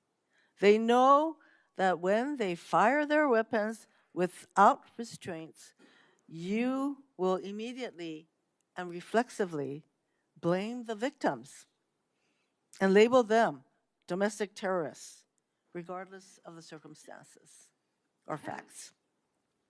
That is exactly what happened when DHS officers shot and killed Renee Good. DHS agents pulled up to her car, surrounding her. Moments later, a DHS officer shot her 3 times through the car window. She died. In response, you blamed Renee Good, saying she committed an act of domestic terrorism. Vice President Vance was then quick to say that the ICE officer who killed Ms. Good is protected by absolute immunity. No wonder we saw DHS shoot and kill another innocent person mere weeks later. The lies that you and this regime spread are creating a culture that fosters abuse of power. This is the reason we need clear guardrails on DHS. No more masks, no more warrantless searches, no more roving gangs of officers terrorizing our communities. We need DHS to meet the same use of force standards that local police need to meet. They have the same requirements to identify themselves like local police have, and use the same warrants that local police use. In other words, we need immediate guardrails to rein in the lawlessness that you have unleashed. Mr. Chairman, I am done with this witness.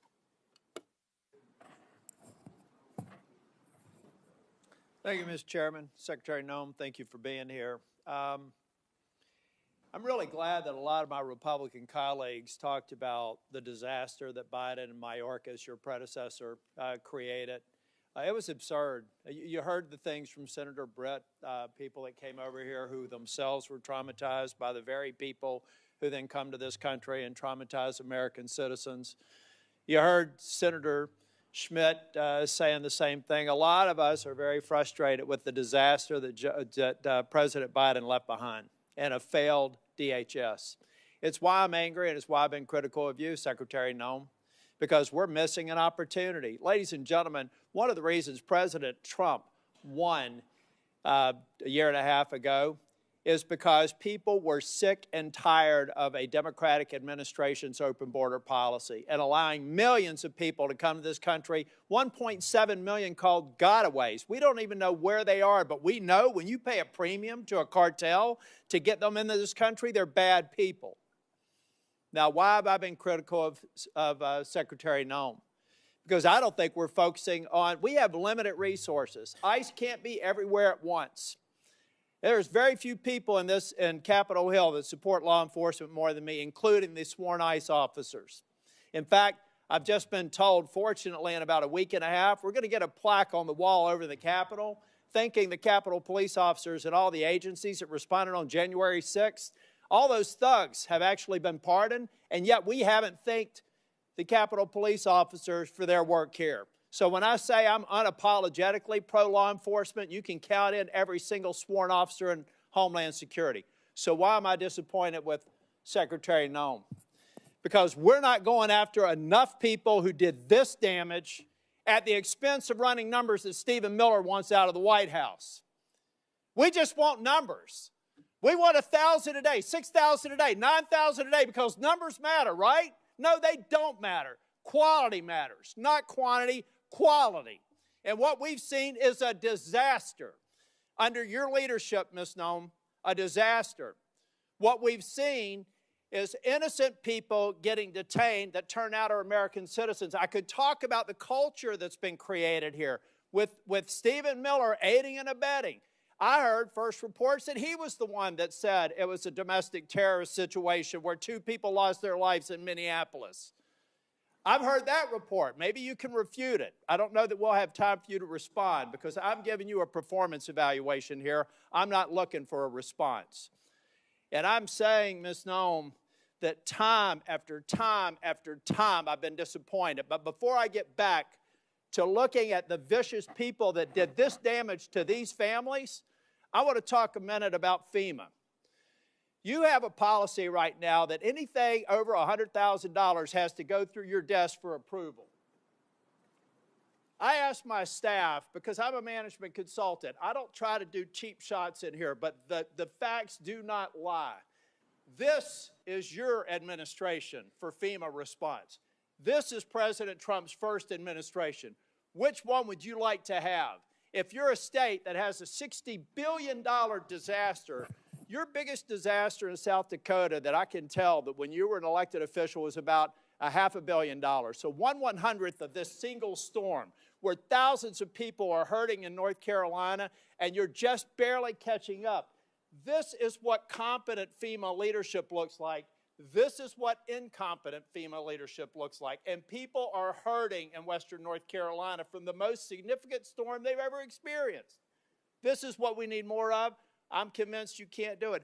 If you're requesting a review of $100,000 and up, then it begs the question, why? Why would you be involved in that? Why would that be a policy? And in a minute, I'll ask about some people that are involved, some special government employees. Why are they involved in it? Thank you. Senator, no, that $100,000 only had to do. And I will hold the clock until I finish. Okay. The bottom line is, I've done the analysis, and you can say whatever you want to. I've worked with a Democrat governor. I've worked with a Republican governor. I've worked with fiscal research. We have people contacting my office now to get the information to better understand the failure of this department. You failed at FEMA, and in fact, if I get to it, actually, why don't I cover this right now? The Homeland Security Act of 2002 expressly prohibits the Secretary of Homeland Security from restricting or diverting FEMA resources from the agency's mission. Based on your disaster response, the chart that I just showed you, I have reason to believe that you're violating the law, either knowingly or unknowingly. So I'll be asking and getting a submission to the record, submitting a question for the record, what the total amount of FEMA reimbursements are currently being held by DHS, awaiting for final approval. Held by DHS, awaiting for final approval for an agency that you should not be obstructing the disbursement on. I'm going to give you time to answer to it under penalty of perjury so that we can get it right. Now, going back to Minneapolis, why can't we just say we made a mistake? I will ask you one question, if you can just give me a quick response. Who does Tom Homan work for? You or the president? The president. Okay. Why is that? Because I believe the president recognized that you weren't getting it done in Minneapolis, and you're putting us further away from pointing to this. We're beginning to get the American people to think that deporting people is wrong. It's the exact opposite. The way you're going about deporting them is wrong. The fact that you can't admit to a mistake, which looks like under investigation, is going to prove that Ms. Good and Mr. Petty probably should not have been shot in the face and in the back. Law enforcement needs to learn from that. You don't protect them by not looking after the facts.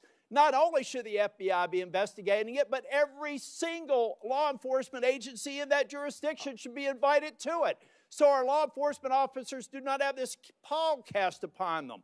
One of the reasons why ICE officers are having threats, and damn the people that threaten ICE officers, because so many of them are doing a good job, is because you've cast a pall on them by acting like we should investigate things differently. Officer-involved shootings have a formula that we should go through every time. And we're not going through that formula. As a matter of fact, in Ms. Good's case, I think that they were even saying that maybe there wasn't even a need to do it in the DOJ. I hope that that's changed. But I'm telling you, it was a civil rights review. I saw your frown. You can correct me if I'm wrong. But originally, Blanche said there wouldn't be an investigation. Folks, law enforcement, we've got to have their back. We've got to make it clear when they make a mistake, then they get corrected for it. But you don't walk away from it, and you've done it too many times. Now, Secretary, I read your book last week. And honestly, some of the parts of it impressed me, but some of it distresses me. And I'll give you a good example of one that does. The passage where you talk about killing a dog that was 14 months old. I train dogs, all right? And you are a farmer. You should know better. You should know that if you're going out to a hunting lodge and you're putting pheasants out and you're putting dogs out, you don't take a puppy out there. A 14-month-old dog is basically a teenager in dog years. You decided to kill that dog because you had not invested the appropriate time in training, and then you have the audacity to go into a book and say it's a leadership lesson about tough choices. It's in your book. We could play it if we had time. At that same lunch hour, you killed a goat. And you killed the goat because you said it was behaving badly. You are a farmer. You don't castrate a goat. They behave badly. You should have probably done that before. But my point is, those are bad decisions made in the heat of the moment, not unlike what happened up in Minneapolis. I expect we're an exceptional nation. And one of the reasons we're exceptional is we expect exceptional leadership. And you've demonstrated anything but that in the time that I've seen you responding to the emergency in North Carolina and across the Southeast, and acknowledging when mistakes are made, and speaking too soon for the expedient of social media or whatever it is. I'll leave you with this, Ms. Noem. I'm expecting answers to Charlotte's Web. I requested it a month ago. That was one of the investigations in Charlotte, 20 minutes from where I live. All I asked for, if it had to be anonymized, was information so that I could determine if your hit rate is right. I want to find more of those people, and I want to detain fewer of the others. And Mr. Chair, in my remaining time, I have a lot to go. But I want to submit this letter from the Office of Inspector General that cites 10 different instances under Ms. Noem's leadership where they've been misled and not allowed to pursue investigations that they think are critically important. Does anybody have any idea how bad it has to be for the OIG in this agency to come out and do this publicly? That is stonewalling, that's a failure of leadership, and that is why I've called for your resignation. And if I don't get an answer to these questions, I don't want an applause. Please don't do that for me. If I don't get an answer to these questions, if I don't get an answer that you've had a month to respond to, and the remaining ones, as of today, I'll be informing leadership that I'm putting a hold on any en bloc nominations until I get a response. And in 2 weeks, if I don't get a response, I'm going to deny quorum and markup in as many committees as I can until I get a response. Thank you, Mr. Chair. Okay. Now it's Senator Booker's turn. Thank you, Mr. Chairman. Secretary Noem, you're in charge of your agency. The buck stops with you, correct? I'm in charge of my agency, what? The buck stops with you, Yes, correct. And you had to swear an oath to the Constitution before you took this job, right? Correct. So one of the most sacrosanct ideals of our nation, enshrined in our Constitution, is freedom, is liberty. Mm-hmm. It is an idea that the government has a very high standard should they take away liberty and freedom from an American citizen. How many U.S. citizens has DHS detained as of last October? Senator, if you're talking about detained and arrested, is that those that have been violating and obstructing our law enforcement operations? Is that what you're referencing? Because it could be hundreds and hundreds. We have faced violent riots across the country, you are specifically in Portland and in Minneapolis. The only people you've detained are committing crimes, but you and I both know that's not true. I haven't said that. I didn't say that. I asked which ones you were referencing. Have you detained? I can't give you an accurate number because we've literally detained and arrested many for those obstruction of law enforcement operations, and also public others records, that had probable let me tell you cause. what my staff researched. And then released May I yes. continue? Public records are showing that over 170 incidents of your agency unlawfully taking away the liberties and freedoms of American citizens.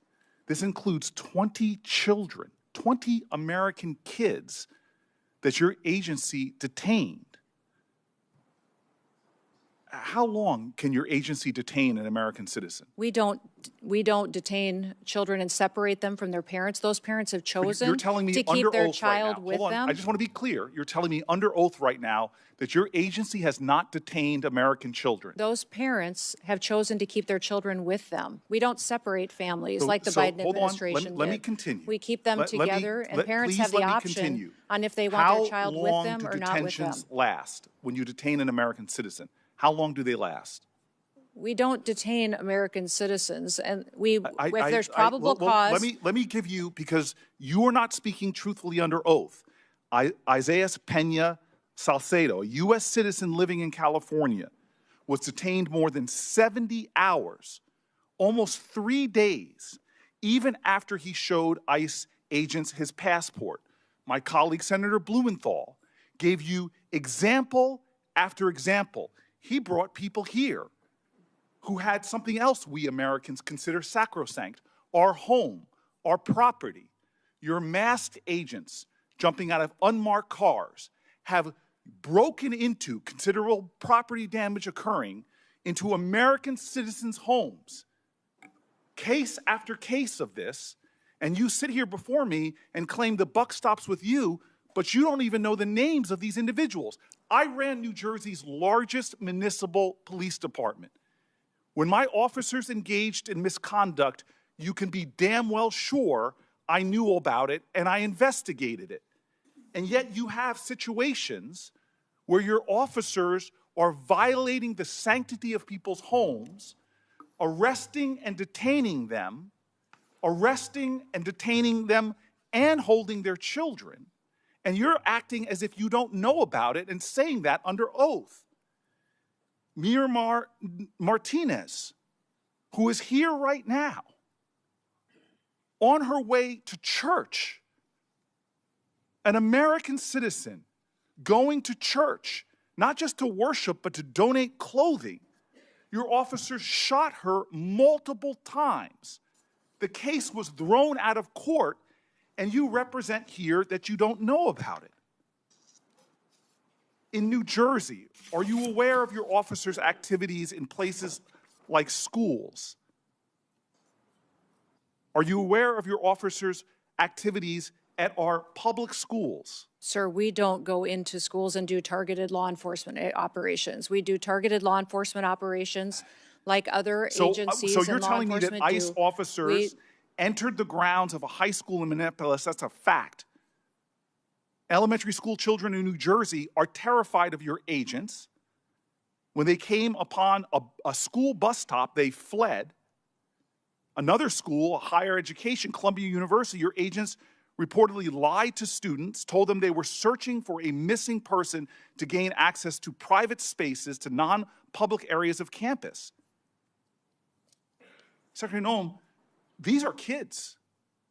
They're terrified in our communities. How do you think that affects them when children in my state go running, fleeing, and often you all pursue children, throwing them to the ground, getting on their backs, putting them in handcuffs? I want to talk to you about this incredible empire of for-profit companies that are profiting at rates we've never seen, and the way you're using money. Let's drill down on the warehouses that DHS has been buying over the last several months, totaling hundreds of millions of dollars. Are you familiar with the acquisition of a warehouse DHS recently bought in Roxbury Township, New Jersey? Yes. You are familiar with that? Mm-hmm. I'm Do you familiar know that how it's... much you spent for it? No, sir, I do not. $129.3 million. Do you know how much it was assessed for in New Jersey? Sir, we're purchasing centers across the country to build efficiency into our detention system. Efficiency to so me, that we as a can... person who's run tight budgets before and had taxpayer dollars, you paid $129.3 million for a facility in my state that was assessed at less than half of that, at $62 million. To work for a president that says he's a great deal maker, I can't believe he thinks that you're a great deal maker. But what's worse than that is that the Roxbury Township Council, comprised entirely of Republicans, voted unanimously early this year to oppose that facility. My office tried to facilitate a meeting between DHS and local officials so that ICE could hear their concerns, yet DHS did not even respond. That is unacceptable, that you all would enter a town, you wouldn't even follow environmental reviews or have conversations with local officials about the resources, from emergency resources to fire resources and more, that you're going to pull down. You didn't even have a conversation. Secretary Noem, do you comply with court orders? Yes, we do Your comply with agency court complies orders. with court orders. Yes, we That- comply that, with federal again, court you were orders. saying under oath that you do, and yet we know in January the chief judge, Republican appointed for the Federal District of Minnesota, found that ICE had violated nearly 100 court orders since January 1st alone.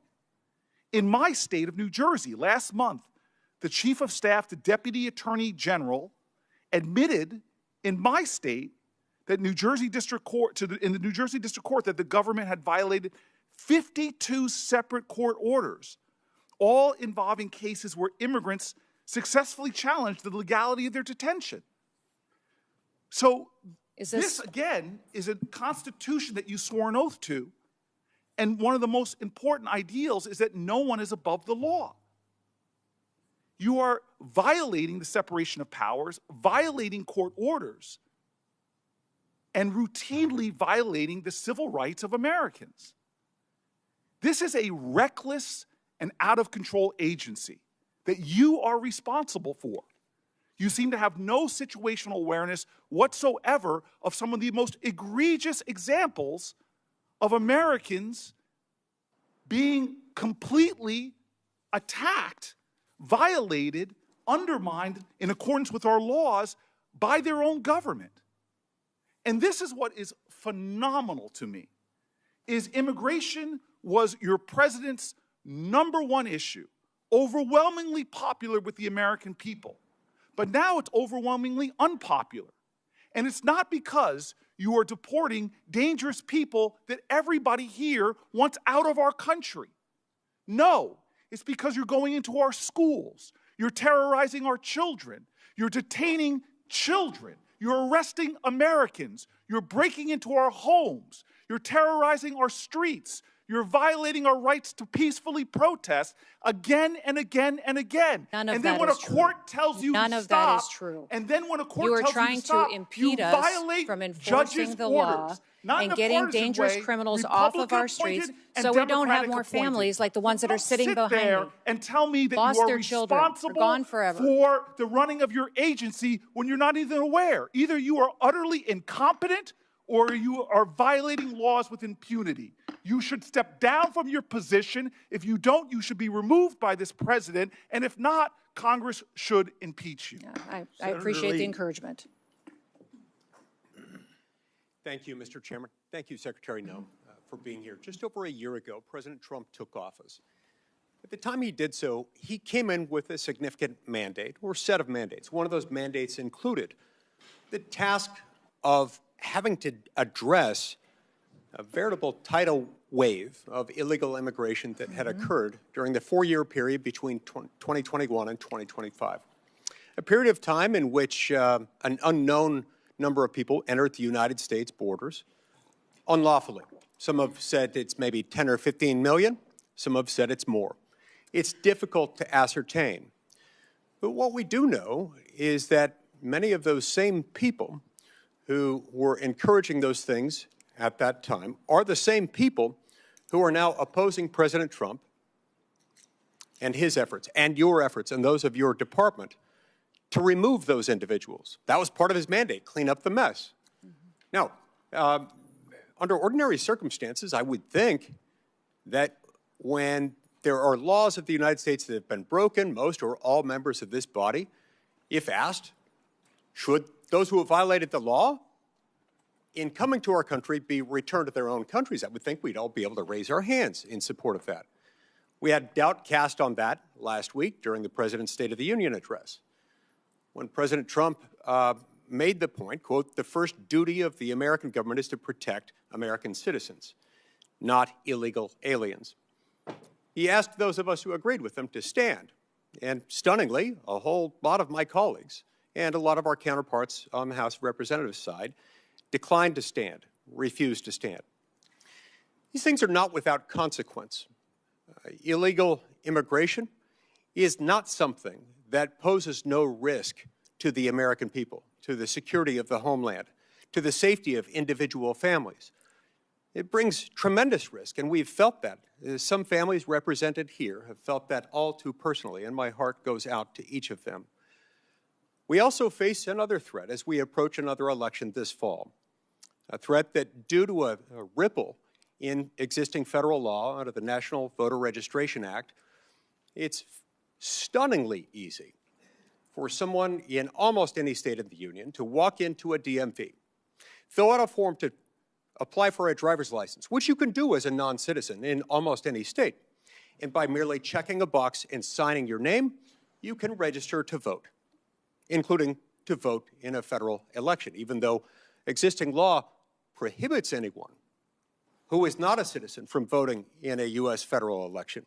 It's phenomenally easy to do so if they follow this stunning formula. That's why I've proposed the Save America Act, which would make sure that we have the tools necessary to protect your vote. Because anytime someone casts a vote in a federal election who is not an American citizen, it's taking away your vote. It's taking something that doesn't belong to them and that belongs to you uniquely as an American citizen. Yet stunningly, some of the same people who were condemning you and condemning President Trump for trying to clean up the mess that President Biden created over a 4-year period of time are also the people most staunch, most dogged, most dug in their opposition to this very simple reform to make sure that those showing up to vote are entitled to vote. You know, you have to show your credentials in all sorts of circumstances, when boarding a plane, when applying for Social Security benefits, applying for a passport, when starting any new job for a new employer. You have to prove your identity, who you are, and that you're entitled to do that thing. You've got to demonstrate that you are entitled to do the thing that you're going to do. But it's not just government that requires these. When you pick up a prescription at a pharmacy, when you go to the doctor, when you're admitted to a hospital, when you board an airplane, when you pick up airplane tickets, when you go to the Super Bowl, the Emmys, the Grammys, the Oscars, or even the Democratic National Convention, where, yes, photo ID and credentials are required or you can't get in. You see, because the Democratic National Convention understands that when people participate at that event who are not entitled to, they're taking something from someone else who does have that right, and that is wrong. Meanwhile, many of those same individuals who publicly cheered and advocated for President Biden as he was distorting various immigration laws, including the use of immigration parole, which requires an individualized determination in order to admit somebody into this country. President Biden used it categorically to bring in millions of people. With respect to our asylum laws, he just opened the floodgates and started treating people as if they were asylees just for having submitted an asylum application, then let them off into the interior of the United States saying, we hope one day you will show up to your immigration hearing where you'll have an individualized determination. And by the way, that immigration hearing might be many years or even decades into the future. So the same people who were applauding that are now condemning you and condemning President Trump for just trying to enforce the law. And those very same people today want your department, the entirety of it, to remain shut down, to remain defunded. Secretary Noem, tell me how that is affecting your operations within the department. Either your operations, your ability to protect the American homeland from those who have come here illegally or otherwise. How is that harming the families of those who work in your department? How is that harming the American people and undermining their safety? Well, the patriots that work at the Department of Homeland Security still get up every day and do their jobs and work hard to protect the American people. There's individuals in some of our departments, though, that have been furloughed, that it's not an option for them to come in, and they're not getting paychecks. They're not able to pay their rent, put food on the table for their kids. Our cybersecurity agency has lost hundreds of workers that have been furloughed. We've got weapons of mass destruction that does training for detecting bombs and terrorist activities across the country and works with our local law enforcement, has been furloughed and is not on duty today. We have ICE and CBP and officers at Secret Service and some Coast Guard elements that are still there and are essential employees that are showing up and doing their jobs, but their support staff isn't able to work and their contracting isn't getting done and their management practices aren't getting done and those families are struggling. Many of these TSOs at TSA that are running these security checkpoints are borrowing money so that they can get through a short period here without paychecks, but they just got through one of those, and they're still in debt from paying the fines and penalties for late bills. So we are damaging families to make a political point, that the Democratic Party is damaging families long-term to make a political point when it has no effect on what we're able to do for immigration enforcement out there every single day because that agency is funded. Now, you've heard from some of those same colleagues of mine today on this stand that they're negotiating, that they've made their offer, that they've made it fairly easy for us to fund your department with their conditions. Tell us about those conditions and how those would affect you. Honestly, I don't understand what their conditions are at this point.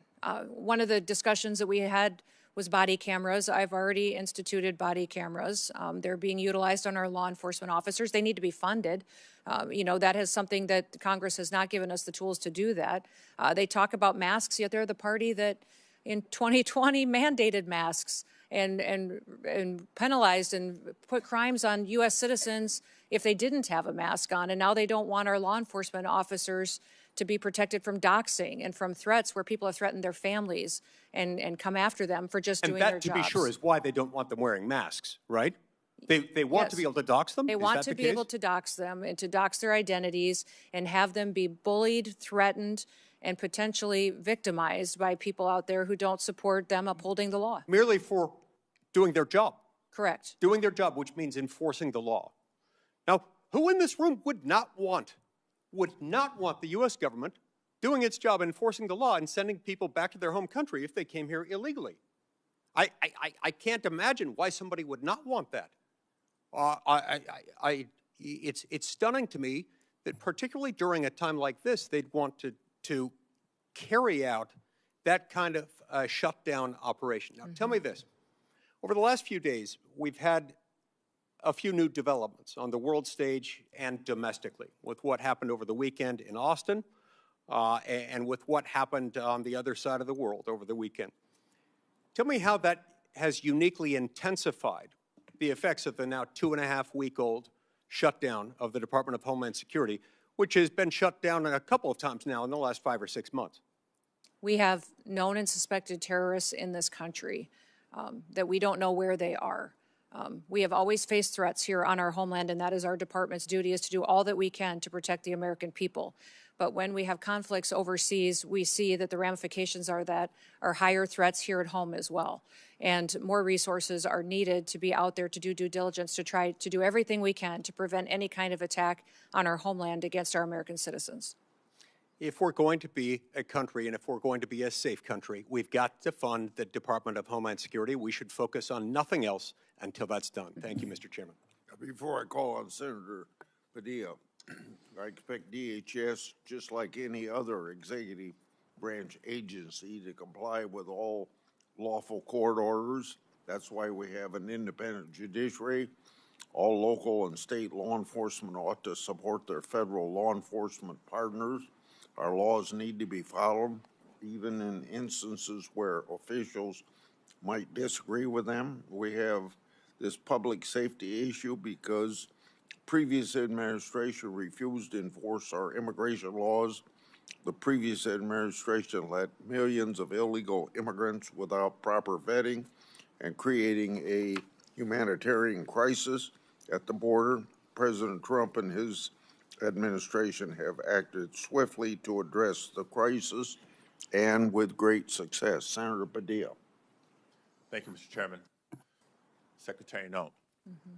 I'm Senator Alex Padilla, the senior senator for the state of California. Last June, you were in Los Angeles when you publicly declared that the mission of DHS in Los Angeles was to liberate the people, not just of Los Angeles, but the state of California from its duly elected leaders. The National Guard that was federalized and deployed into Los Angeles to assist DHS in this mission, that whole deployment was deemed unlawful, as I'm sure you are aware. Thankfully, those Guards members and the Marines who were also deployed to assist DHS in Los Angeles have also returned home and to their primary missions. Meanwhile, ICE and CBP are still conducting operations. My first question, the first of several yes or no questions, do you declare mission accomplished? Senator Padilla, our mission is not accomplished until we get every single illegal criminal out of this country and protect American citizens, until we protect all of our children and these families behind me don't ever have to go through what they had to go through. I'm trying to ask a question here. Thank you. Trump advisor Steve Bannon, among others close to President Trump, has called for ICE agents to, quote, surround the polls, unquote. However, your acting ICE director, Todd Lyons, has said, quote, there's no reason for us to deploy to a polling facility, unquote. And just last week, your Deputy Assistant Secretary for Election Integrity, Heather Honey, told a bipartisan group of state election officers on a call that ICE would not be present at polling places. I know this question came up earlier, but I have two specifics. One, which is it? Do you, Secretary Noem, agree with Steve Bannon, or your acting ICE director and your Deputy Assistant Secretary? There are no plans to have ICE officers at polling locations. I'm not certain, Senator, if you're indicating that your party's planning on facilitating illegal aliens voting in our elections. So I respect that you're saying there's no current plans, but obviously plans can change. No plans is the right answer, but not definitive enough. Sending ICE agents to the polls to intimidate voters is illegal. Yeah. And so I want to ask you explicitly, if President Trump or Stephen Miller directed you to do it anyway, with or without a bogus national emergency declaration, would you say no? Sir, there is no plans to send ICE officers to polling locations, and we're not planning on doing that. Are you planning on sending illegal aliens to vote? No, is that that's what already you're planning illegal to do? And extremely rare. But people have done it in the past. It's amazing, and Mr. that's Chairman, what, that we even are have to ask these questions, because just a couple of weeks ago, Secretary Noem, when you visited Arizona, claimed that DHS has authority over certain aspects of elections. So enlighten me here. What statutory authority are you referring to? The Department of Homeland Security has mitigation responsibility over critical infrastructure, and our election system is defined by statute as critical infrastructure. Therefore, it's under our department to put forward and point out vulnerabilities that may be in our election systems, and then recommend mitigation. CISA in elections as a former Secretary of State. Third area that I wanted to ask you. That states run elections. We just point out vulnerabilities that may exist Mr. Chairman, and offer mitigation. Here.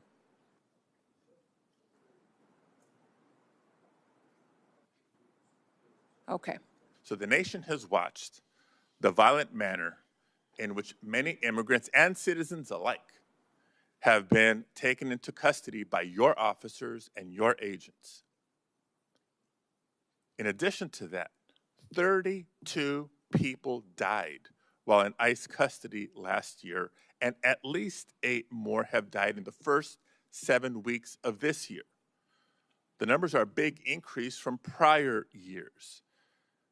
Secretary Noem, yes or no, do you care enough about the human rights of the men, women, and children in your custody to improve the conditions as required by the courts? Yes, absolutely. We adhere to our federal detention standards, which are higher than virtually all state and local detention standards. We provide medical care to all of our detainees, 3 nutritious meals a day. We take care of them. We keep families together. I appreciate the we response, continue to do but I that. have You to tell talk you about that I when we have unfortunate situations where individuals have passed away. I believe my own eyes when I saw firsthand the poor conditions in which people were treated when I visited the detention center in California City. Now, Mr. Chairman, I'd like to enter into the record reports from California-based and national non-governmental organizations, as well as the California Attorney General's Office, about the deplorable conditions at the California City Detention Facility and a recent court order requiring DHS to address these conditions. If I may, without... Thank you very much. Now, maintaining basic standards should not require court orders. The deplorable conditions at facilities across the country are the result of Secretary Noem's failed leadership. Now, since the beginning of the administration, federal judges have found DHS not in compliance with judicial directives on a number of immigration matters. The administration has lost in court on immigration cases more than 4,500 times since October alone, with judges across the country finding that DHS is detaining immigrants unlawfully, and judges appointed by both Republicans and Democrats across the country have threatened to hold the administration in contempt for failure to comply with court orders. This, too, is a result of Secretary Noem's failed leadership. Now, despite clear court orders, DHS continues to refuse members of Congress, including myself, access to detention facilities to conduct unannounced oversight. That's our job. This is yet another court order that DHS refuses to comply with, and another example of Secretary Noem's failed leadership. Meanwhile, the Department of Homeland Security has cut support and collaboration with state and local elections officials on election security. Secretary Noem has cut staff at CISA by a third. You've proposed cutting $500 million from the CISA budget. You talk about critical infrastructure, I know it well.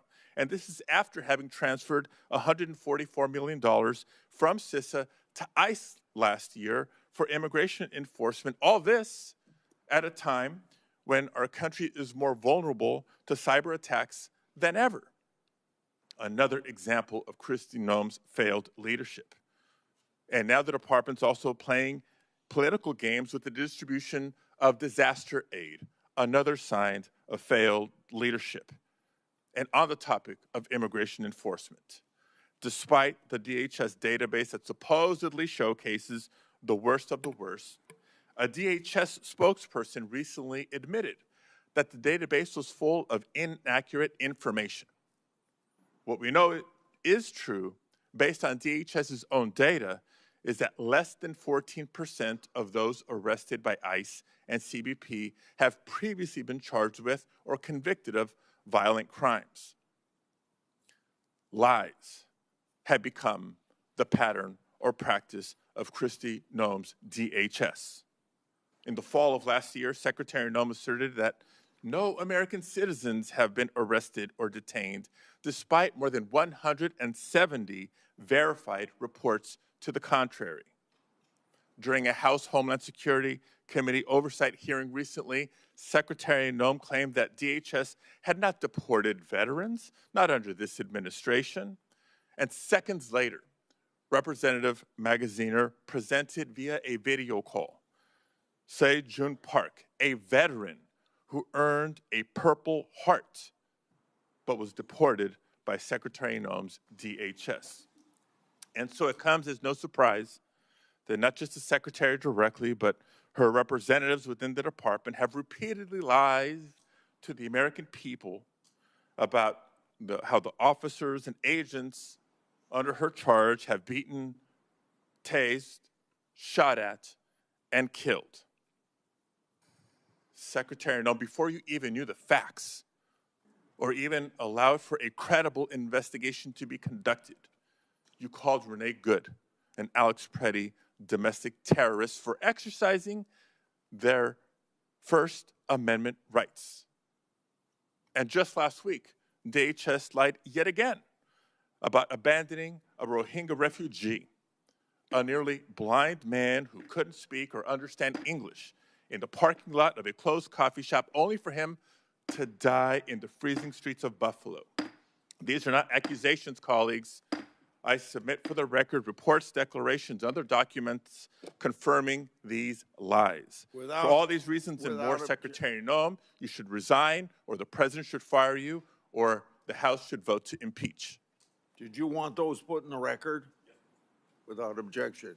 Secretary Noem, in a couple minutes, if you want to respond. If you don't want to, I'll go to Senator Moody.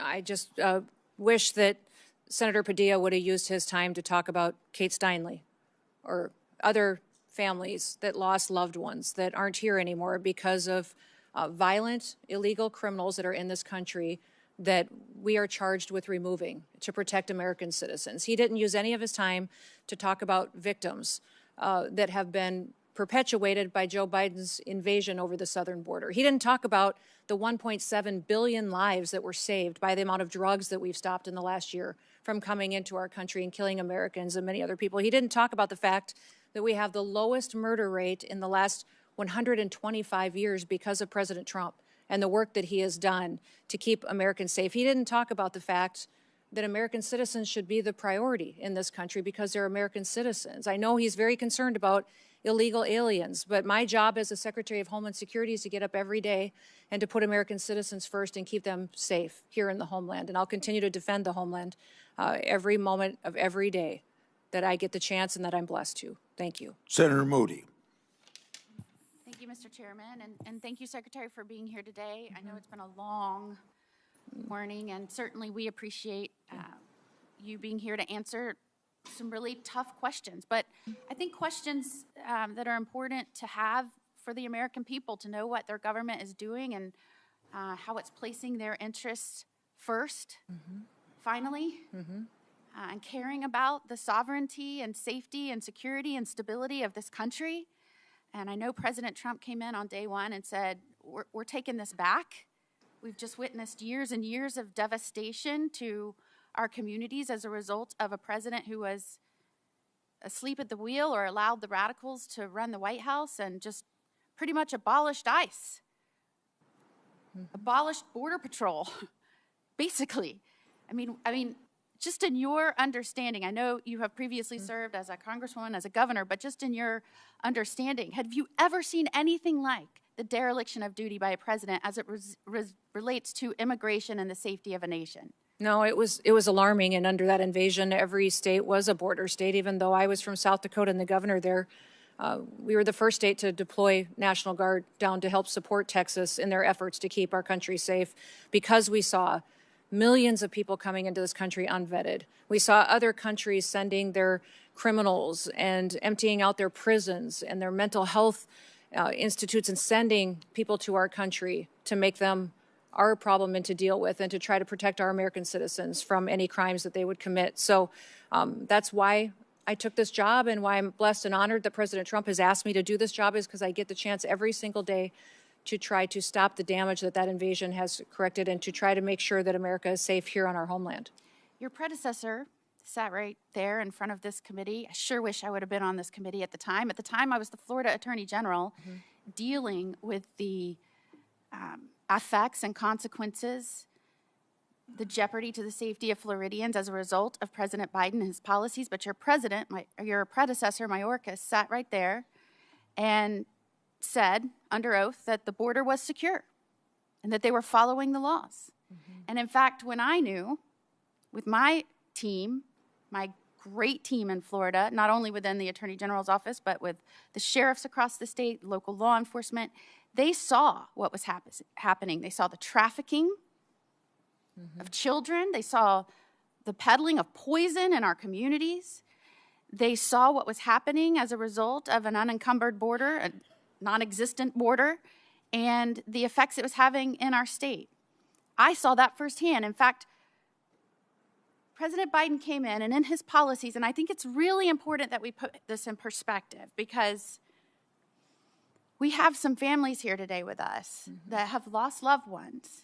And I appreciate you being here. Thank you so much for reminding us of the duty that we owe the American people to protect them through our policies, and not just adopting good policies like here in the Congress, but making sure they are faithfully executed and enforced by the executive branch, which is what the Constitution requires of our president.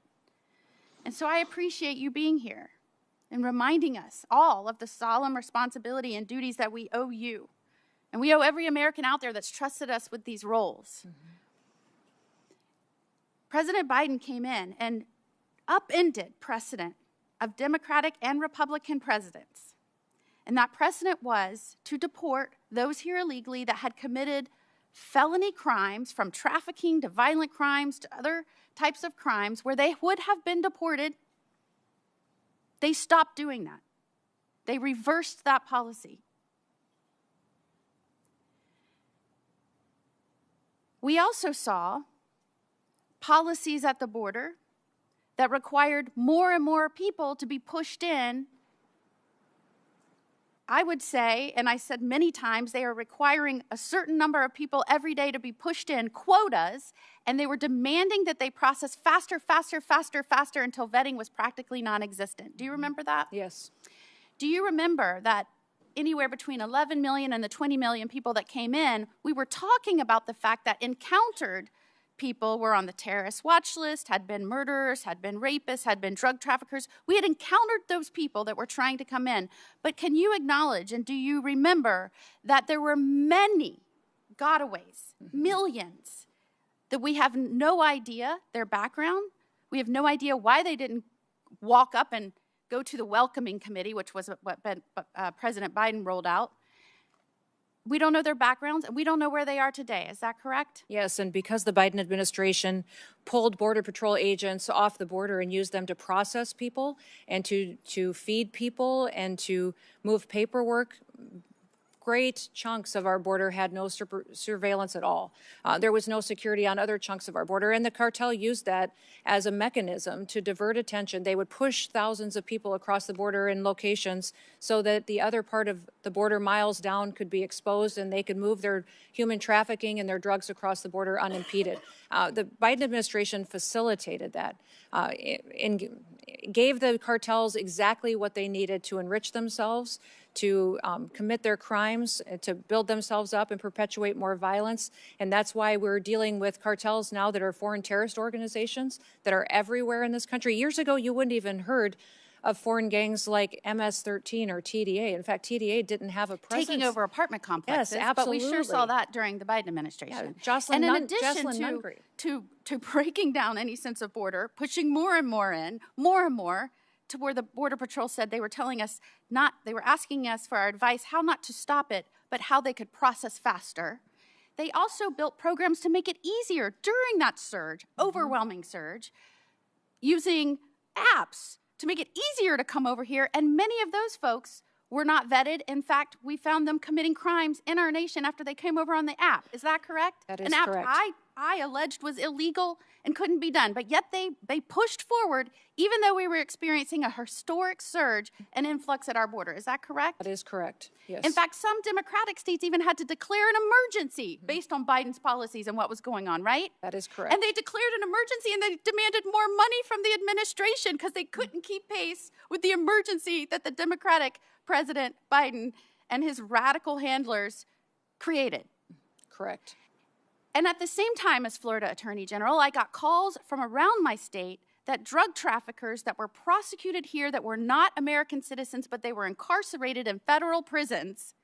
So I want to underscore this. The only reason they're in America is because they were drug traffickers. They were not American citizens. We brought them here. We prosecuted them here. And they were serving an incarcerative portion of their sentence. And after that, instead of deporting them back to their country after they did that, they were pushing them back into the communities where they were prosecuted, even though they weren't citizens. Is that correct? That is correct. And did you know that during that time period, when I pressed for information on who they were and where they were going and where they were being pushed, do you know that they stymied our efforts and would not give us that information? Would you say that what you are faced with as a secretary is unlike any successor has had to deal with in terms of cleaning up a dangerous, threatening situation created by their predecessor?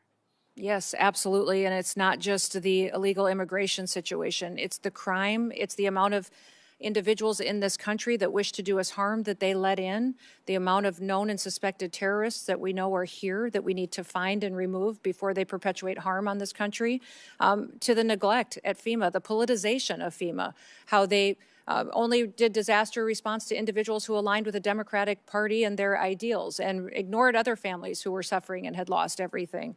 What we saw as far as not investing in Secret Service and TSA and intelligence and analysis. And then CISA was manipulated and censoring people's First Amendment rights. It was deciding what was misinformation and disinformation and trying to manipulate election outcomes, and that has been fixed. So under the 23 agencies. How important is it In Florida, I was so proud of my state. When we had an administration that came in and said, we're going to put the American interest safety first again. And it was so clear who supports that at the State of the Union. Yep. Every one of the counties, 67 counties in my state signed up and said, we will help you. We will enter in agreements with you.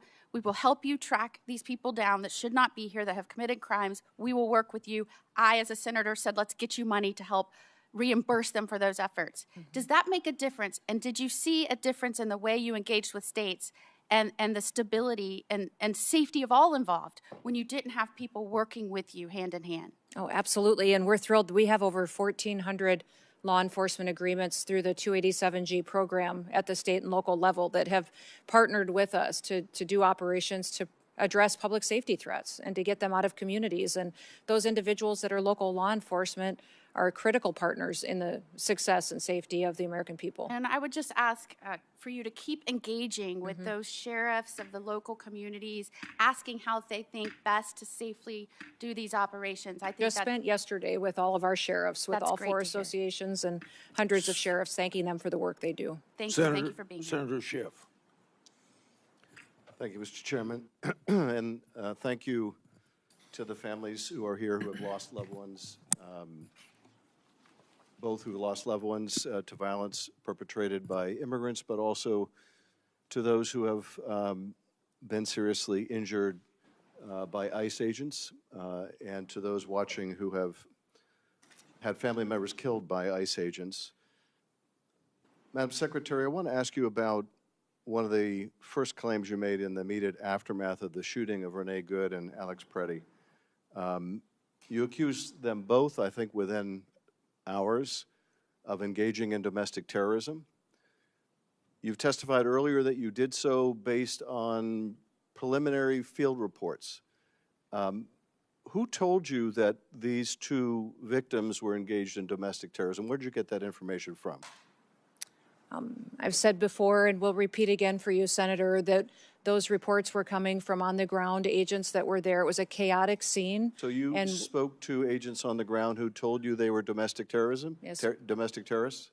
My team was working with me, talking to those agents on the ground to relay as much information as possible that we could to the American people. Your team told you that people in Minneapolis said they were domestic terrorists. Did they tell you whether they had any basis for that claim within either minutes or hours of the shooting of Alex Preddy and Renee Good? Sir, if you look back at the day of January 24th, there was a press conference earlier in the day, and then I held one hours later. So I'm asking and we were also asking you, did you determine whether there was any basis for the sensational claim, a claim that proved to be utterly false, that these two victims were engaged in domestic terrorism? There is an investigation ongoing. The I'm aware of FBI that. is leading What that. I'm There's asking also you about, internal though, is not the investigations investigation that's that are ongoing. I'm asking you and we'll continue about, to bring the facts forward. Excuse me, Madam Secretary. I'm asking about your statements. In the immediate aftermath of these shootings, your statements based on completely unvetted information that if it was even provided to you proved to be utterly false, that you were content to tell the whole country. Do you have any concern about misleading the whole country? Don't you think in the immediate aftermath of a shooting that you should provide only vetted information to the public? How do you imagine you're going to gain the trust of the American people if you're pushing out false information about the shooting of American citizens? I work every day to get factual information to the American you people. Didn't on that day. You didn't on the day that Alex Preddy was shot, and you certainly didn't on the day Renee Good was shot. You weren't getting out good information. You were making a spurious claim that has caused endless injury to the victims' families on the basis of God knows what. And then your agency doesn't allow local investigators. They essentially push away independent investigators. How is the public to have any confidence in investigations done of excessive use by ICE agents if, number one, you make immediate and false statements about the victims, and number two, you don't let any independent agency conduct an investigation? How is the public supposed to believe anything your agency says or finds? These investigations are being done in the same way that they always are. No, they're and not being the done- FBI is they're not leading. being There done are the way they internal always were, investigations because you're as not well. allowing- In these situations, you're not ICE has an allowing- internal excuse me, investigation. excuse me. Well, would you like to hear about the investigations that are Excuse ongoing? me, you're not allowing state and local investigators to That is participate. not my decision. And furthermore, The Department of Justice and the FBI decides how furthermore, they're not investigations being go. conducted in the way investigations are always done. Are you telling me that in the case of Miramar Martinez, that having an agent involved in shooting her, drive a vehicle that was used to ram into her vehicle, drive that vehicle, that evidence away from the scene and 1,000 miles to Maine, you're telling me that's the way investigations are always done? That you let an agent involved in an officer-involved shooting drive a key piece of evidence 1,000 miles away? Is that how you conduct investigations at DHS? I'm not conducting these investigations into these. The Department of Justice with the Well, will you FBI is take- conducting will you those take some investigations, responsibility and CBP for and how investigations are conducted We when follow- when agents under your control are engaged in the the use of investigations. The investigations into our officers have not I know changed there's a under great my desire leadership or the president's to point the leadership than what finger, they oh, were that's- under the previous administration. That's being done by Pam Bondi's Justice Department. I'm not responsible for that Our internal malpractice, investigations or are following the same that's policies the orders that they of always Stephen have. Miller, so I'm not responsible No. for that either. But you are responsible. You are responsible. You could insist on independent investigations, but you're not. You could wait until there's good information after a shooting before you go to the press and the public and mislead them. Let me ask you about a different subject, and that is the waste of resources at your agency, the continued allegations of favoritism and contracting, and let me in particular focus on the $220 million ad campaign, many of which feature you very prominently. An ad campaign that is more expensive than the whole budget for One Fight After Another or any Hollywood blockbuster film.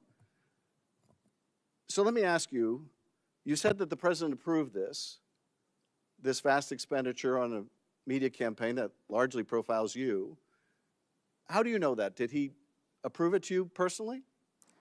This media campaign was critical in telling the world No, and I'm this asking about the country president's that approval. we are enforcing the laws in the I- United States of you America. testified That if you're in earlier your in answer country to- illegally, You testified then you earlier in should answer to leave Senator Kennedy's question. The now, president or if you want the chance to come back to the United So my States question is, someday in how the do you future. know- If you don't, you will be How do you detained know- and excuse will be me, removed and never get the Madam chance to come Secretary, back. how It's do you been know that the extremely effective president- in sending the Excuse me, Madam message. Secretary, how do you know the president approved of this $220 million contract? We had conversations and worked with OMB to So you had make sure that conversations the directly funding with was the there. president. Excuse me, I just want to clarify. So you had conversations directly with the president where he approved this $220 million ad campaign that significantly features you.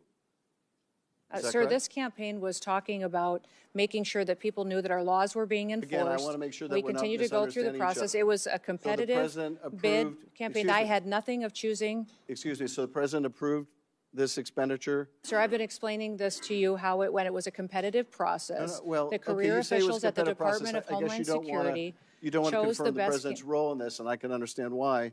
But you say it was a competitive process, and yet this contract went to a company that didn't exist 2 weeks before they got the contract. Sir, I can't speak And- to that. I don't No, know the name of that company. You're I'm sure saying you that can't speak to it, but let me ask you this.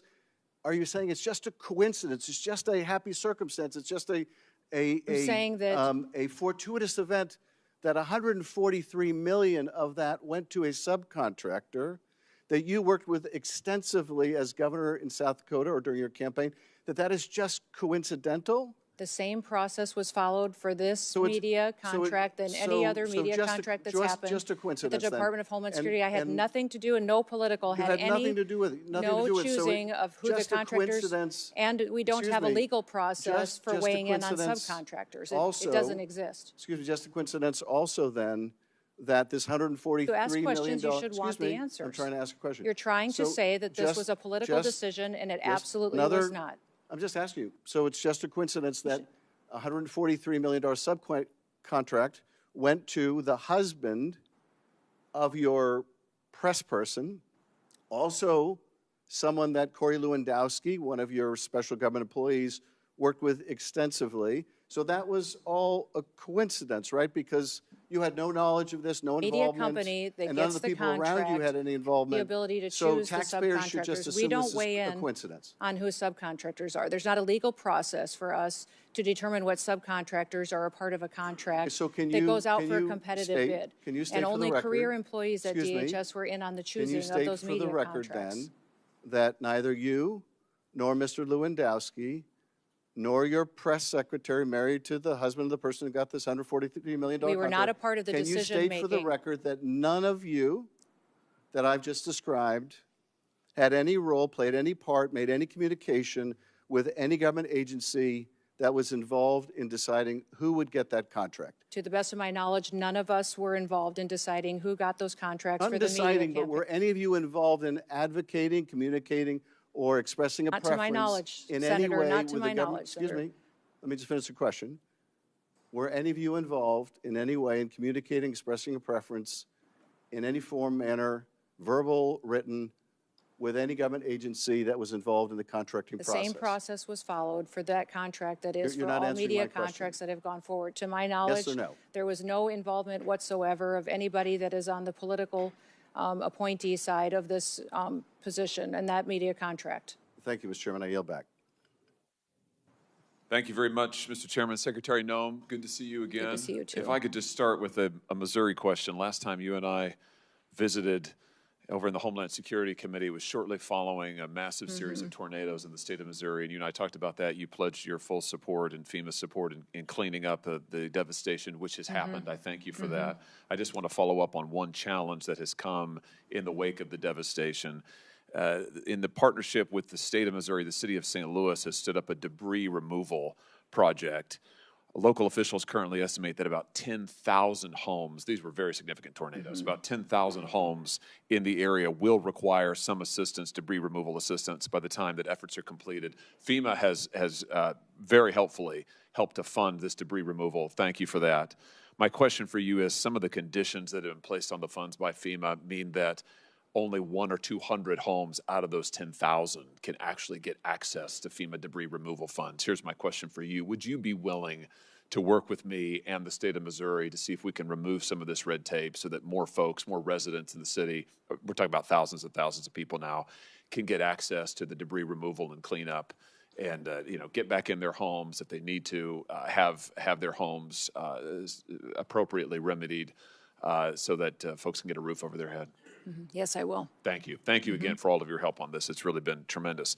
I've heard a lot of complaining. You've heard a lot of complaining today. Let's just take a second to talk about the unqualified success that you have enjoyed since coming to office and been a big part of. Since the president has taken office, daily migrant encounters are down 92% from their peak under Joe Biden.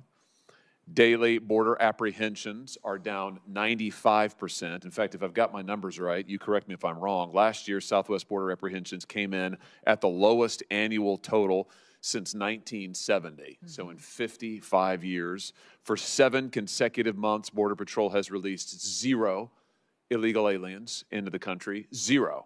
I mean, that is really something. And I want to make sure I get this number right. Removals. Your department reports that more than 2.5 million illegal aliens have left the United States since January of last year, over 620,000 through formal deportation proceedings, and an estimated 1.9 million through self-deportation. That's just an extraordinary record, a complete turnaround from the utter chaos and disaster we saw at the border under your predecessor. Just give us a sense, I mean, what does this mean, for example, for the flow of illegal drugs into our country? How has what's happened at the border, the effective closing of the border to crime and illegals, how's that affected the flow of drugs into Senator, our states? with President Trump prioritizing having a secure border, that has cut the flow of fentanyl into this country by 56% over that border. Also because of the interdiction efforts that we've had between the Coast Guard being out there on Operation Riverwall, but also on our maritime waters doing interdiction there as well in partnership with CBP, in partnership with ICE and the Department of War, which are fantastic partners for us. We have confiscated and interdicted over 1.7 billion lethal doses of drugs. which means that is 1.7 billion people whose lives were saved because we stopped the cartels and other drug manufacturers from proliferating it on our children and our grandchildren. How about crime? What has it meant for crime in this country? We have historic low crime rates. In fact, since we've been keeping this data for 125 years, we've never had a lower murder rate than what we have right now. Even though we deal with challenges in sanctuary cities and in areas where they don't partner with us to bring and address public safety threats, we still have done fantastic work in getting criminals, murderers, and rapists off of our streets and protecting the American people. How about human trafficking? It's incredible the amount of ability that HSI has brought to the table in partnering with the FBI and going after human traffickers. In fact, of the 450,000 children that Joe Biden lost track of, allowed cartels to manipulate and traffickers to abuse, and even the government paid sponsors to abuse these children, we have found 145,000 of them, and we're not going to stop until we find every single one. I'm glad that you mentioned child trafficking because it's so important, and I'll never forget having a whistleblower from HSI, Homeland Security Investigations, which you oversee, come to me in 2023 and reveal that 600 HSI investigators who were assigned to child exploitation and fentanyl cases, 600 of them had been pulled off of those child exploitation and fentanyl cases and moved to the southern border to, in the words of the whistleblower, make sandwiches for illegal immigrants and ferry them back and forth to doctor's appointments. At the same time that the administration in power at the time, the Biden administration, was, as you said, allowing and facilitating the largest child trafficking ring in American history. You have, I'm confident, remedied that problem and reassigned those HSI agents back to child exploitation, back to the interdiction of fentanyl. Let me just ask you about where child trafficking is moving now, which is increasingly online. I want to show you a chart here that is truly shocking, I think. This chart records the number of images and videos of suspected child abuse uploaded just in the United States, just in the year 2023. The far right side records the number just in 2023, 104,370,572 images of exploited children. In that same year, the National Center for Missing and Exploited Children estimated that there were 20,500,000 cases, individual cases of suspected child abuse and child exploitation online. Now, there are many facets of this, but many of these images are being hosted on big tech platforms, social media platforms, and now AI platforms.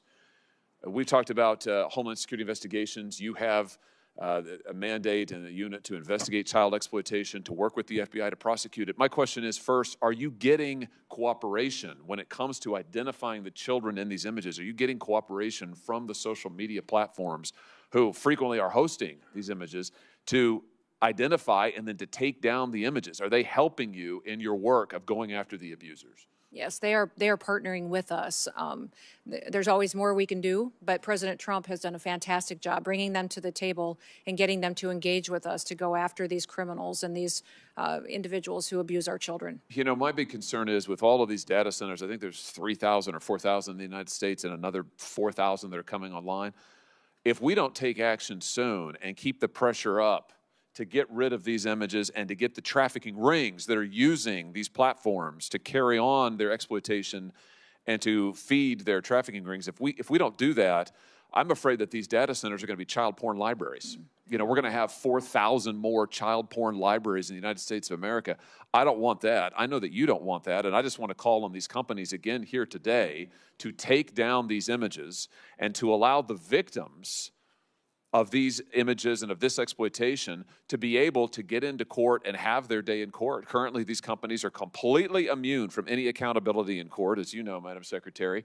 This is completely anomalous and totally unjust. And the companies ought to say, we will take down these images, we will work cooperatively with you, we will not support the traffickers, and we will stop this epidemic of child exploitation. Let me ask you one more thing about this.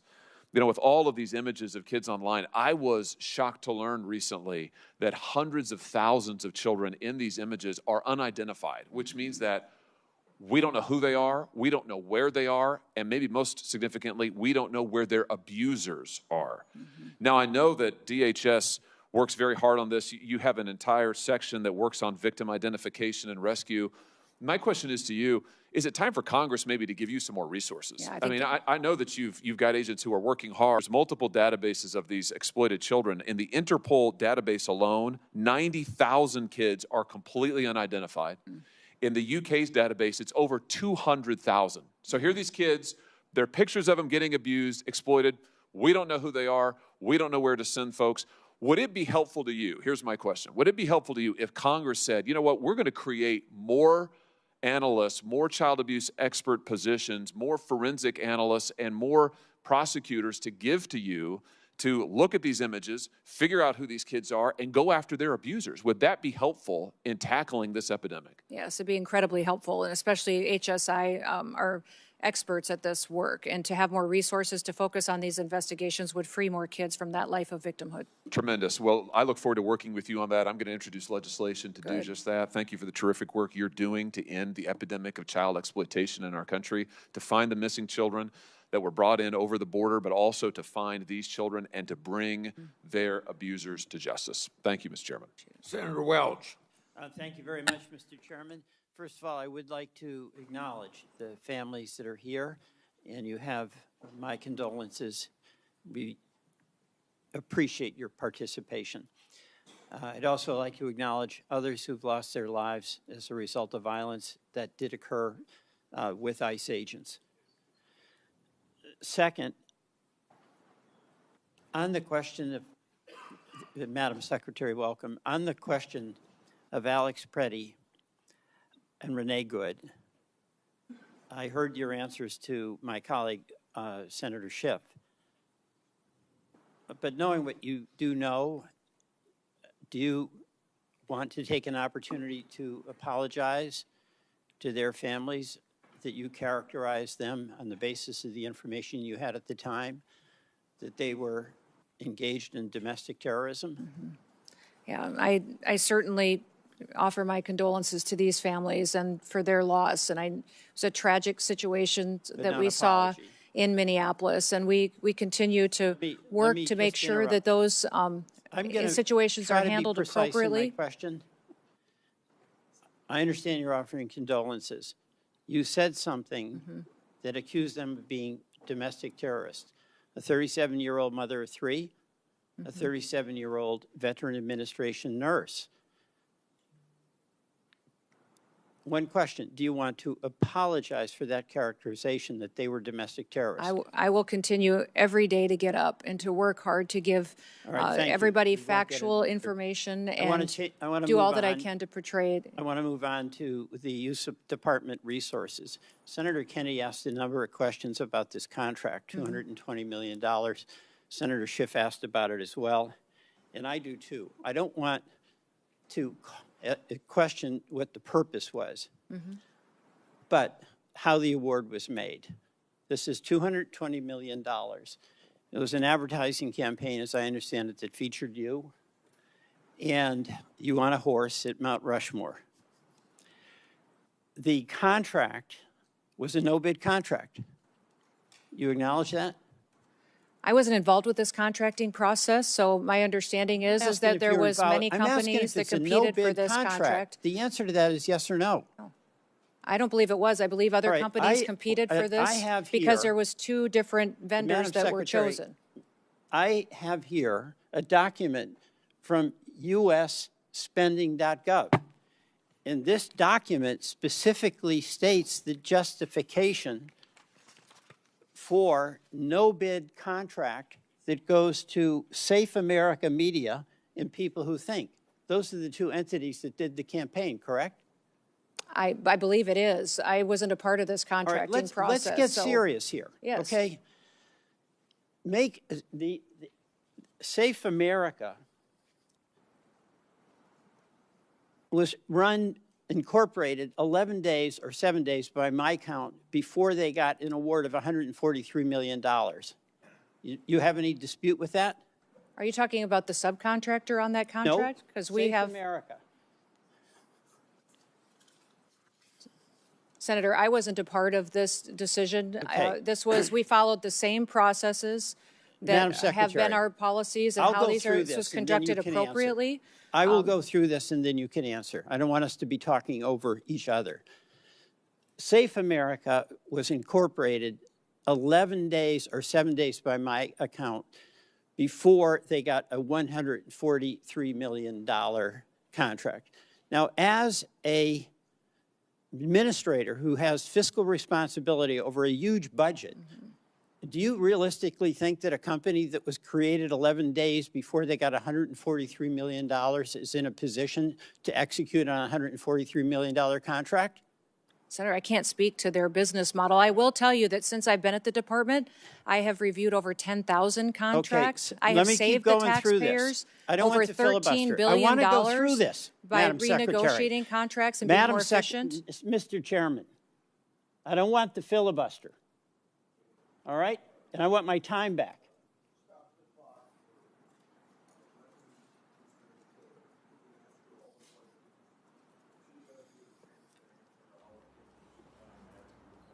I'm not denying her a chance to answer. I'm asking you to deny her the abuse to filibuster.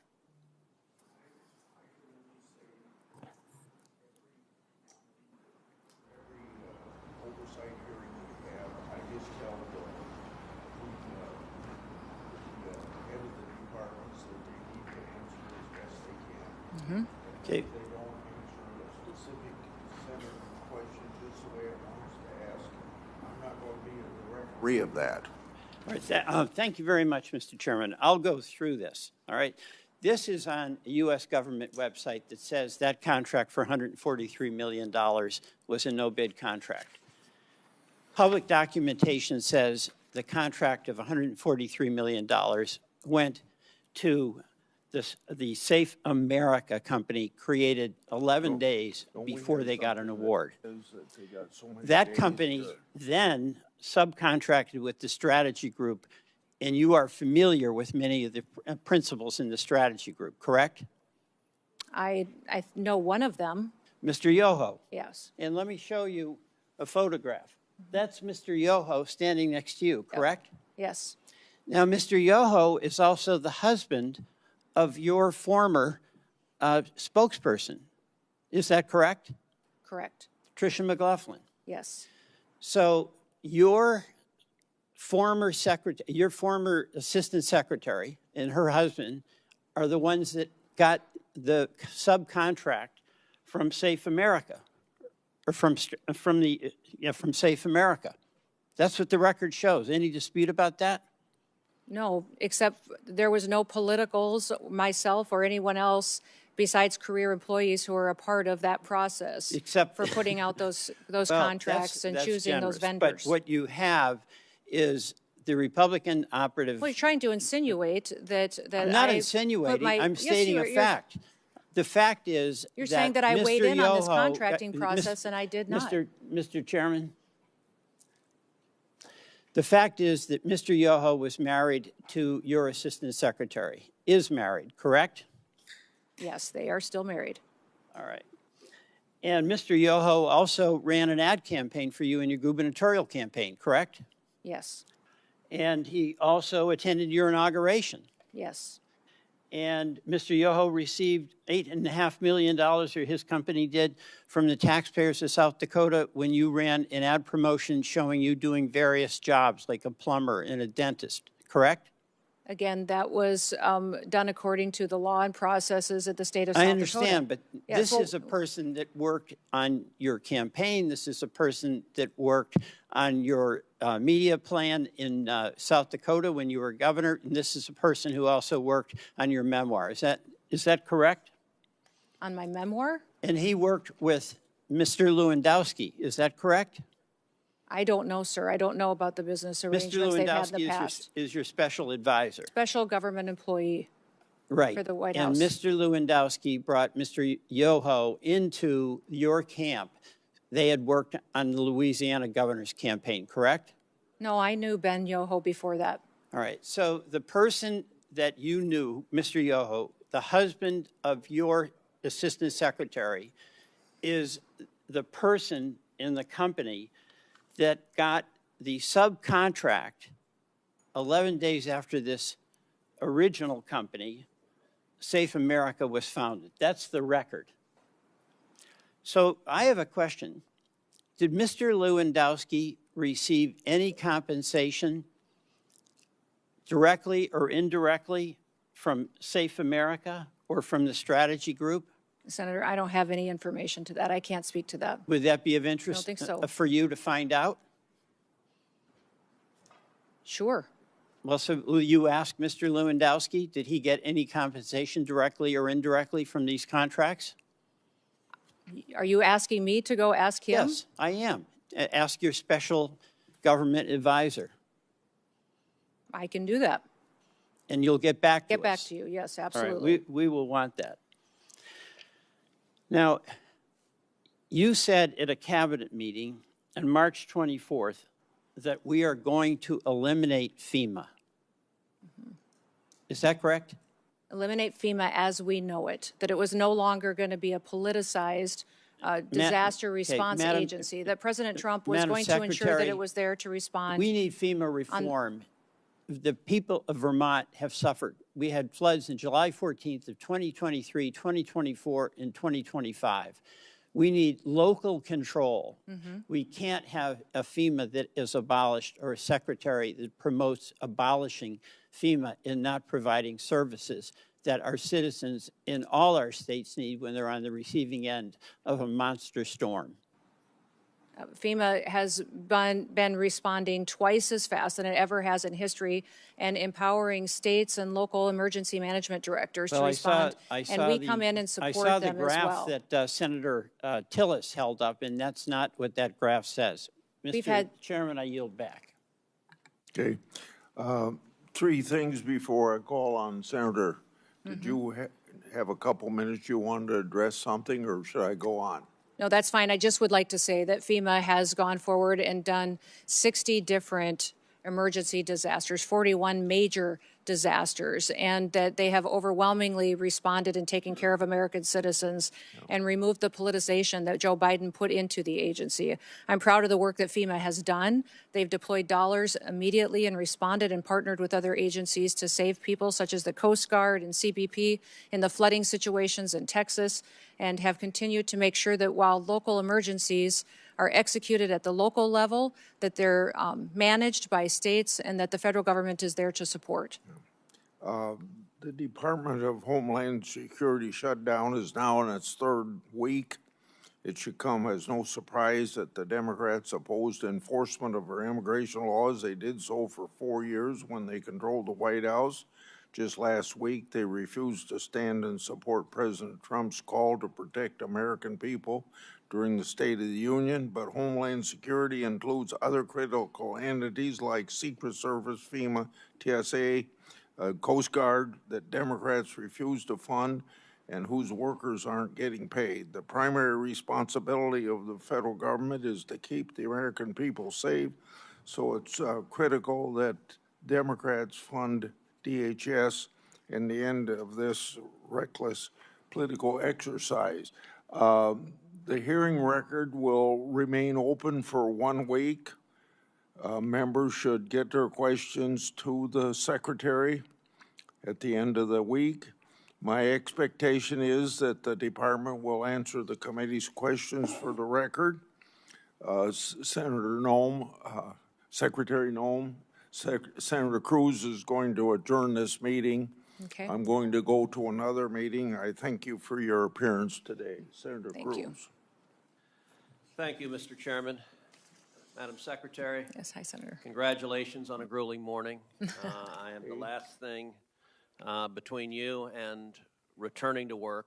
Let me start by saying thank you. Thank you for your service. Thank you for accepting the charge to protect this nation at a time of enormous peril and at a time, sadly, of far too much politicization and demonization of the Department of Homeland Security.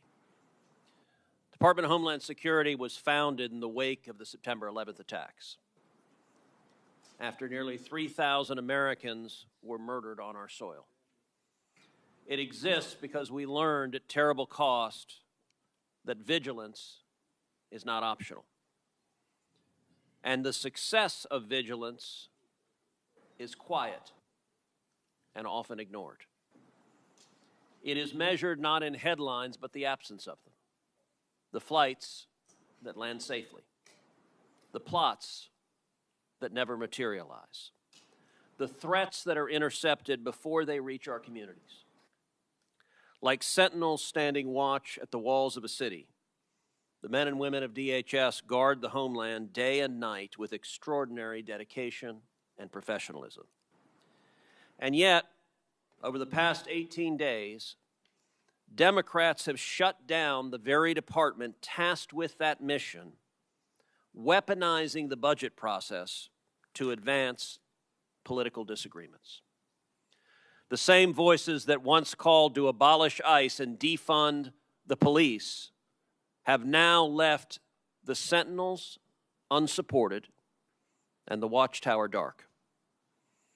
That is what the Democrat shutdown has done. Let's get to the truth. For the American people, this oversight hearing is about three things: where we were, what has been accomplished, and where we need to go next. Let's start with where we were. Secretary Noem, when you walked into DHS, what was the state of operational control at the southern border that you inherited? There was no operational control. In fact, our Border Patrol agents and federal officers were being forced to help facilitate the invasion of dangerous criminals and aliens into our country. Were daily encounters at or near historic highs? Yes, they absolutely were at historic highs. That's the worst we've ever seen. Between 2021 and 2024, the Biden administration released more than 13 million illegal aliens into this country after encountering them at the southern border. Is that correct? Yes, that's that we know of. There could be millions more. DHS data reflects during this period of mass releases into the interior, crimes committed by foreign nationals included at least 15,000 homicides and more than 20,000 sexual assaults. Is that correct? That is correct. And I will say, these numbers are not abstractions. And I will say to all the angel families here, thank you for being here. Thank you for holding the photographs of your children, of your spouses, of your parents, of your brothers and sisters who should be with you.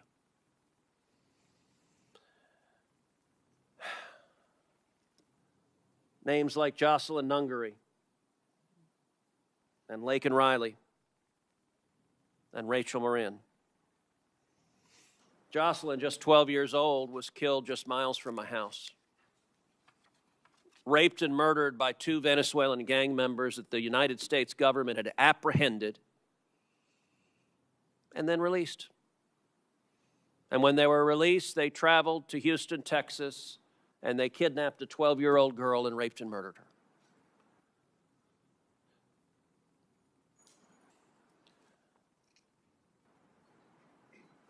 In your time at DHS, has anyone in the leadership of the previous administration explained why the hell they let so many violent criminals free in our country? No, they haven't. In fact, under the Biden administration and Mayorkas's leadership, they closed the victim's office at ICE, the Voices office that would help families that suffered a loss like Jocelyn's family and Laken's family and Rachel's family. They had no resources, no way to track court appearances or to get counseling services, no support whatsoever. They purposely closed that down to punish these families even more. So it wasn't just murderers and rapists that were being released in this country. The open border under the Democrats also became a pipeline for poison, killing our children. Secretary Noem, when you took office, is it correct that fentanyl was the leading cause of death for Americans between the age of 18 and 45? That's correct. Was the volume of fentanyl crossing our southern border at or near record levels? Yes, it was. And would you agree that when operational control collapses, cartels exploit that chaos. They exploit it and they become enriched from it.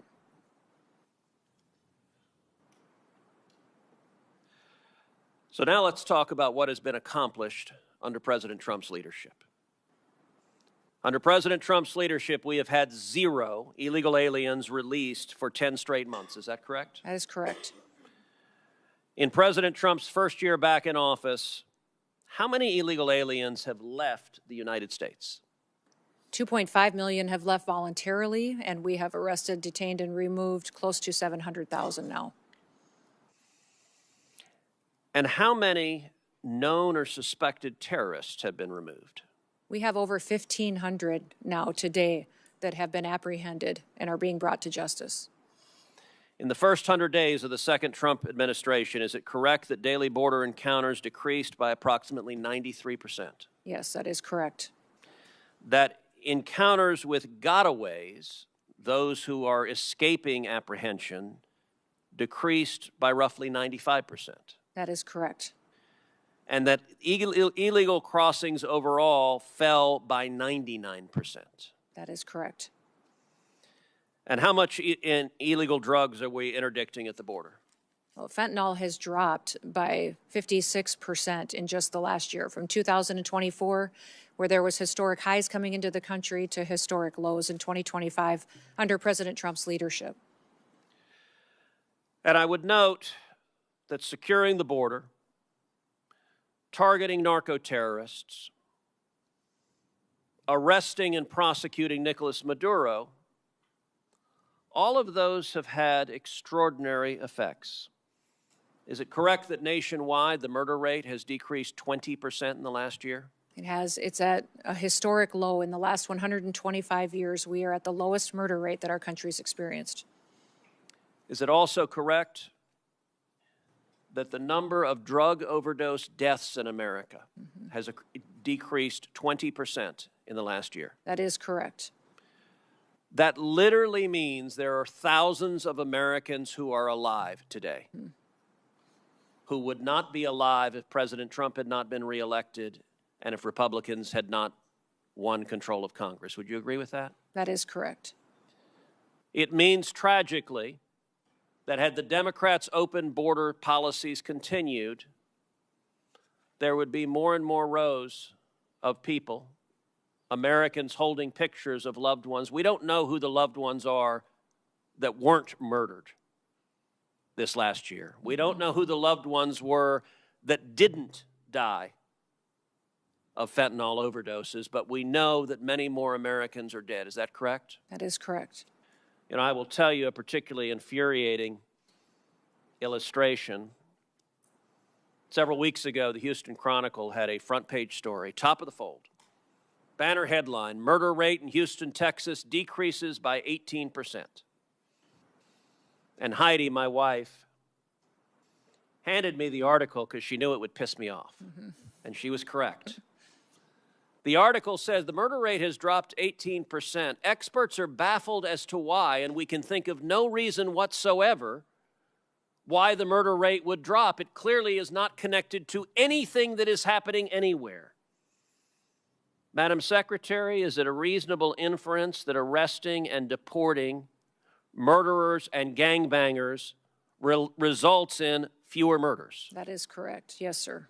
And that arresting and deporting drug traffickers and stopping narco traffickers results in fewer people dying of drug overdoses? That's correct. It is amazing that that cause and effect is so difficult to figure out. Now, where do we go from here? As we sit here today, are there Border Patrol agents right now working with zero pay? The agents and law enforcement officers are being paid. Some of the support staff and administrative staff is not able to. Is the shutdown making it harder to sustain the enforcement gains that the American people demanded? Yes, it is. Does the funding instability affect morale within the department? It does. Overwhelmingly, people at the Department of Homeland Security love their jobs and come to work recognizing how important their mission is. But they become discouraged when they can't pay their bills and can't feed their families, and especially when they have multiple shutdowns which tells them that members of this body and the Democratic Party don't think they're important enough to get paid for the work that they do. Now, we are right now engaged in military conflict with Iran. At this time, do you assess that there is a real danger and risk of terrorism in the United States? Every day there's a real danger and risk of it, but it is elevated at this time with the conflicts that we see going on overseas. Well, and tragically, this past Sunday in Austin, Texas, we saw that unfold. A mass murderer who arrived wearing a sweatshirt that said "Property of Allah," who was wearing a T-shirt with the flag of Iran, who had a Koran in his car, opened fire on a bar in Austin, Texas. Among those murdered, Ryder Harrington, age 19, Sabbath Hashan, age 21, and Jorge Peterson, age 30. Secretary Noem, is it correct that this mass murderer was born in Senegal? He was, and then he was naturalized during the Obama administration. He was naturalized in 2013.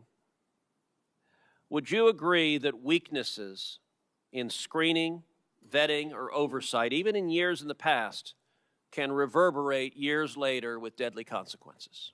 Yes, absolutely. That's why in green cards and naturalization purposes, the last several years under the Biden administration, we are re-vetting individuals from countries of concern. And despite the risk of more terrorism, of more Americans being murdered by radical Islamic terrorists,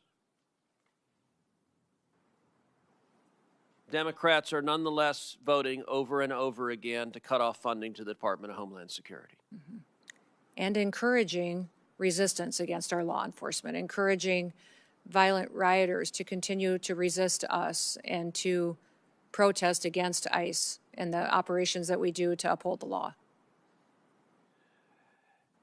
You know, it wasn't long ago that common sense prevailed, that there was bipartisan agreement, that we agreed we all support the police, we all support law enforcement, we all want to see criminals in jail, we believe murderers should be in jail, we believe rapists should be in jail, we believe child molesters should be in jail, we believe gangbangers should be in jail.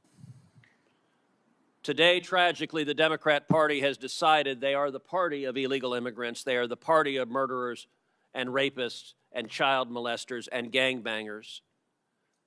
And the men and women who are on the wall, the men and women who are defending us from these violent criminals, to the Democrats, they are the enemy. And they engage in rhetoric that is shameful, attacking Border Patrol agents, attacking ICE agents, calling them Nazis, calling them Gestapo, calling them terrorists. Shameful, where I want to speak to the men and women in your department. I want to speak to those Border Patrol agents, those ICE agents, all the men and women who are on that line. I want to say thank you. We appreciate you, your service, your courage. 31 million Texans say thank you. And by the way, the violence is occurring in Democrat states where it's cheered on by Democrat politicians. It is shameful. And Secretary Noem, I want to say thank you for getting up and going in and doing your job every day. Thank you for making my family safer. Thank you for making the families of 31 million Texans safer. Thank you for the honorable work of the Department of Homeland Security, and to everyone there, God bless you, and again to the Angel families. Thank you for speaking out and having the courage to say your loved ones mattered. They are not forgotten. I want to apologize on behalf of the federal government. Your loved ones should never have lost their lives. If the federal government had done its damn job, these murderers wouldn't be here. Thank you, Secretary Noem. And with that, I don't have a gavel, but this hearing is adjourned. Thank you. Thank you, Senator.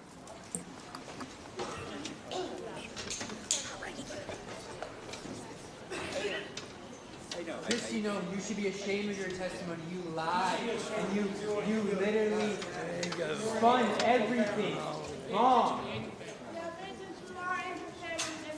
What?